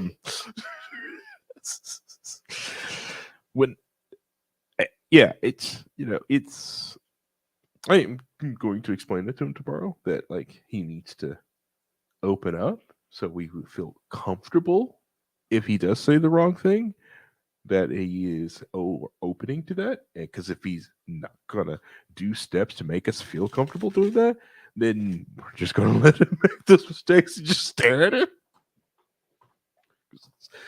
Because it's like when you all mute our mics and keep going to spiel, we're just gonna go like, cool, bro, I'm going to the bathroom. you know, it's your rant. But yeah, it's here or there. Nah, whatever. Yeah, it is Whatever what it is. happens, happens. Yeah, yeah. It's kind of that's generally my opinion on most things. I enjoy that you keep coming because like I enjoy like you getting like good mic time, getting in the mic, be able to talk into the mic. Mhm. Of course, like kind of far away from the mic, and Well, I mean, I've gone to the Yeah. bathroom like 4 times already, like I said, you so just they need keep that. adjusting. So you gotta see, I'm not gonna cradle. gotta I'm not gonna Get that. cradle. so you gotta. If it would have been an issue, producer Paul would have told me way before now. no, because the Jenks setup means I can choose to either hear you through the mics or hear Harry or Oh, hear Reinhold. through the mics. I know you got to like see. The whole time I've So, just been like in Neverland the entire time. Well, thankfully you speak loud enough. Well, yeah. Like it's a little bit under everybody else's balance, but yeah, I can still hear you. And we got a new follower. No, I definitely got pinged in the ears. Stoic Smokers. Thanks for the follow. Thank you. You just heard that? That's Yeah, good. I heard it Good, pop good. through the Oh, that's thing. It dangerous. confused me. It's like, Oh, we got a new What follower happens? right after 4 hours, so that proves that we need to be doing 4-hour shows, and now we have to keep going for another 4 hours. Does it? well, it's does not, it- we're not going for another 4 does- hours. Another 4 hours. Like, some of us need to be up in the morning. Yeah, some of us got to be up in the morning. Right, And well. I'm not talking about Harry, who's up at 4 o'clock all the time. Well, It's I different. also have a show. I have to come back here tomorrow for another show, back to the studio, Mhm. to do another show. So I just realized I that. know. Like, I got a bail on tomorrow. So. do you? Do you? Is that what you got? Mm-hmm. Yep, my final SEC meetings tomorrow. No. Oh god, Harry, come on. Got the nani. He's like, I'm gonna start cashing in my channel. Sweet. I just realized it. Like I can send those too. Paul, are you gonna be on the show tomorrow? Oh, thanks. So yeah. So yeah, we did a 4-hour show today. So like usually like we do our like with us with just like an hour on Mondays. But like once in a while we'll do a Friday like 4-hour long show for Riding Home when anyone wants to do this. So we get this done. You know, we'll try to do this. And occasionally when we can convince them, we will live stream games too. Yeah. Yes. Maybe you know what? Yeah, like as I move things around at the house to make it easier for myself. Yes, I will go back to live streaming games. I just don't know. I don't know if I'll live stream games on this channel. We'll figure it out. Yeah, I may go to a different channel. Mm-hmm. So I mean, there's also the benefit of now that this is all Hex set up in that here, case. that everything is all set up here and we're good to go. Yeah. We can easily just kind of. You should have. If there's like a Saturday, Harry's like, I want to talk about this. You know, so just want to show up. We'll record this. And that's an option. yeah. Anarchism is more of a like I see like as a part or like a establishment part of libertarianism, but like it's not like a you can be an anarchist, you can be libertarian. You don't have to be both at the exact same time because different flavors of it. There's many paths to liberty. Pick one that does best for you. Yeah. Anyways. Mine's best because I leave everybody alone and then I observe everything burning around me. So it's perfectly fine. Yeah, anarchist who lives in the cracks. But no, I'm the same way. I'm the anarchist that tries to find the cracks in society and like tries to live Isn't there. that volunteerism? No, it's different. It's different. That's different. I genuinely don't care about titles at this point. Yeah, I'm so indifferent towards politics. Yeah, we can get into like a. I don't care. Yeah, we can get the idiosyncrasies of the different titles. Yeah, especially with voluntarism. It gets kind of weird in some of it. You know, but well, there's also many paths to populism, so we try to avoid those. Yeah, but that's why I go on the path towards liberty, not populism. Well, you might want to tell some people who are running some social media accounts right now. Yeah, I try to tell them. They look at me like I'm a weird person. They confided us at a tent at Anarchy Camp. So, anyways, as this episode starts getting too long into the tooth, because we've made it to our midnight, and I've got a long drive back home, and I've got to be back here at the studio tomorrow, sitting back in this chair, record another episode. But I get to talk about guns, so it should be fun. I'm gonna end this episode. So one, I'd like to thank everybody for coming out. Yes, thank you. Cheers, fellas, from Stoic. Yep, thank you. Sorry you came in at the end. We will do another 4-hour tomorrow. Not tomorrow. Next month. Not necessarily. We will do a lot. We'll do another live show on Monday. There'll be another podcast here, another show on the network. They're doing a show tomorrow morning at around 10 a.m. Eastern Time. So if you're up for that, go ahead and listen. Watch it. The Monday show is much more culture and more media and less more politics. directed. Yeah. This one is just more of like blah, we're just here, chilling. let's just talk. We're chilling, we're talking, just less like I don't want to put it too much direction onto it. I just want to just talk and have a stream of consciousness. Since we're on stream, can I hold you to account that we are doing the next media episode on Monday? All right, just say it so we can get it over with, please. I have nothing planned tomorrow. I'm gonna block him in. He's gonna block you until you admit it. He's not gonna let you leave. Are you trying to filibuster my driveway? Yes. He will filibuster. All right. Fine. I agree to do media on Monday. But if a pertinent topic arises between we will now record and another then, episode. I would like to talk about instead, I want to do that if pertinent. If not pertinent, then yes, we will still. How about this? If we don't do it on Monday, I demand we do it on Tuesday. Ooh, no. Because we're gonna be playing games anyway. Might as well just record it instead. Nope. I would much rather talk about that than play with more paste eaters. and I bet I could convince Reinhold to show up on Tuesday night today. No, Reinhold's busy on Tuesdays. Ryan, are you busy on Tuesday? Depends. See, Depends. super busy. Super busy. This Anyway. this one's going to be tough. This Tuesday will be tough because I actually have to do a migration for somebody in India at midnight on Monday night. So Busy. So tell you what, Harry, just talk about the Funkin' anime. And I will, and I want to talk about it, but long as nothing Harry, happens between Paul's been now through enough. and then, Paul's been through enough. he can do 2 more. Cool. He can do 2 more he's weeks. been through enough. He can do 2 more weeks. And I'm just saying, but right now I don't see anything else on the calendar. Right? It should be good now, unless Watsy does something crazy between now. I do not care. I do. I know Well, you yeah, do. And we'll let's say about they release Russ Ulbricht from prison, right? We want to talk about that. Exactly. Okay. There's another show. If they Chris pardon Spaniel Snowden. series. We'll talk about that. You can talk about that. Not a No. Harry and Russ Ulbricht. That's probably one of his main go-to topics. Yeah. If they let Ross, just Dread Bryant Roberts. Come on, dude. DPR. Come on. No. Yeah. But just right say now, yes. there's yes. No asterisk. Just say yes. Yes. With asterisks. No asterisk. Yes. Just get with this over asterisks. with. Harry, I'm we sorry. I have to put the asterisk. started this almost a year ago. Yes. We took 6 Yes. months off. And not And for my fault. Apologize about those 6 months. And we are back on it. Okay. All right. We're making a great first impression. I am trying to end the show here, and you see what we're I'm 8 doing. of 9. Just admit. Yeah. Please. I admit that we need to get back on it, and I'm planning of doing it on Monday, as long as there's nothing pertinent else to talk about. And if that happens, then good.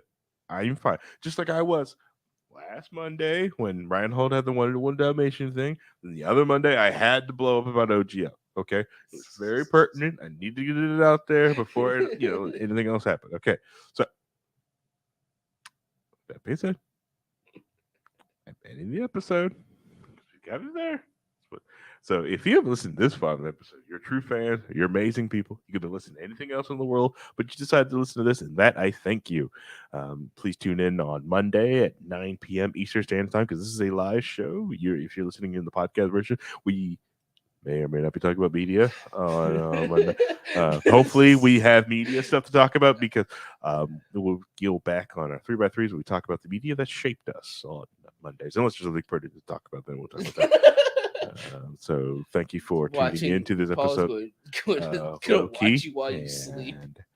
Have a good night. End of the show.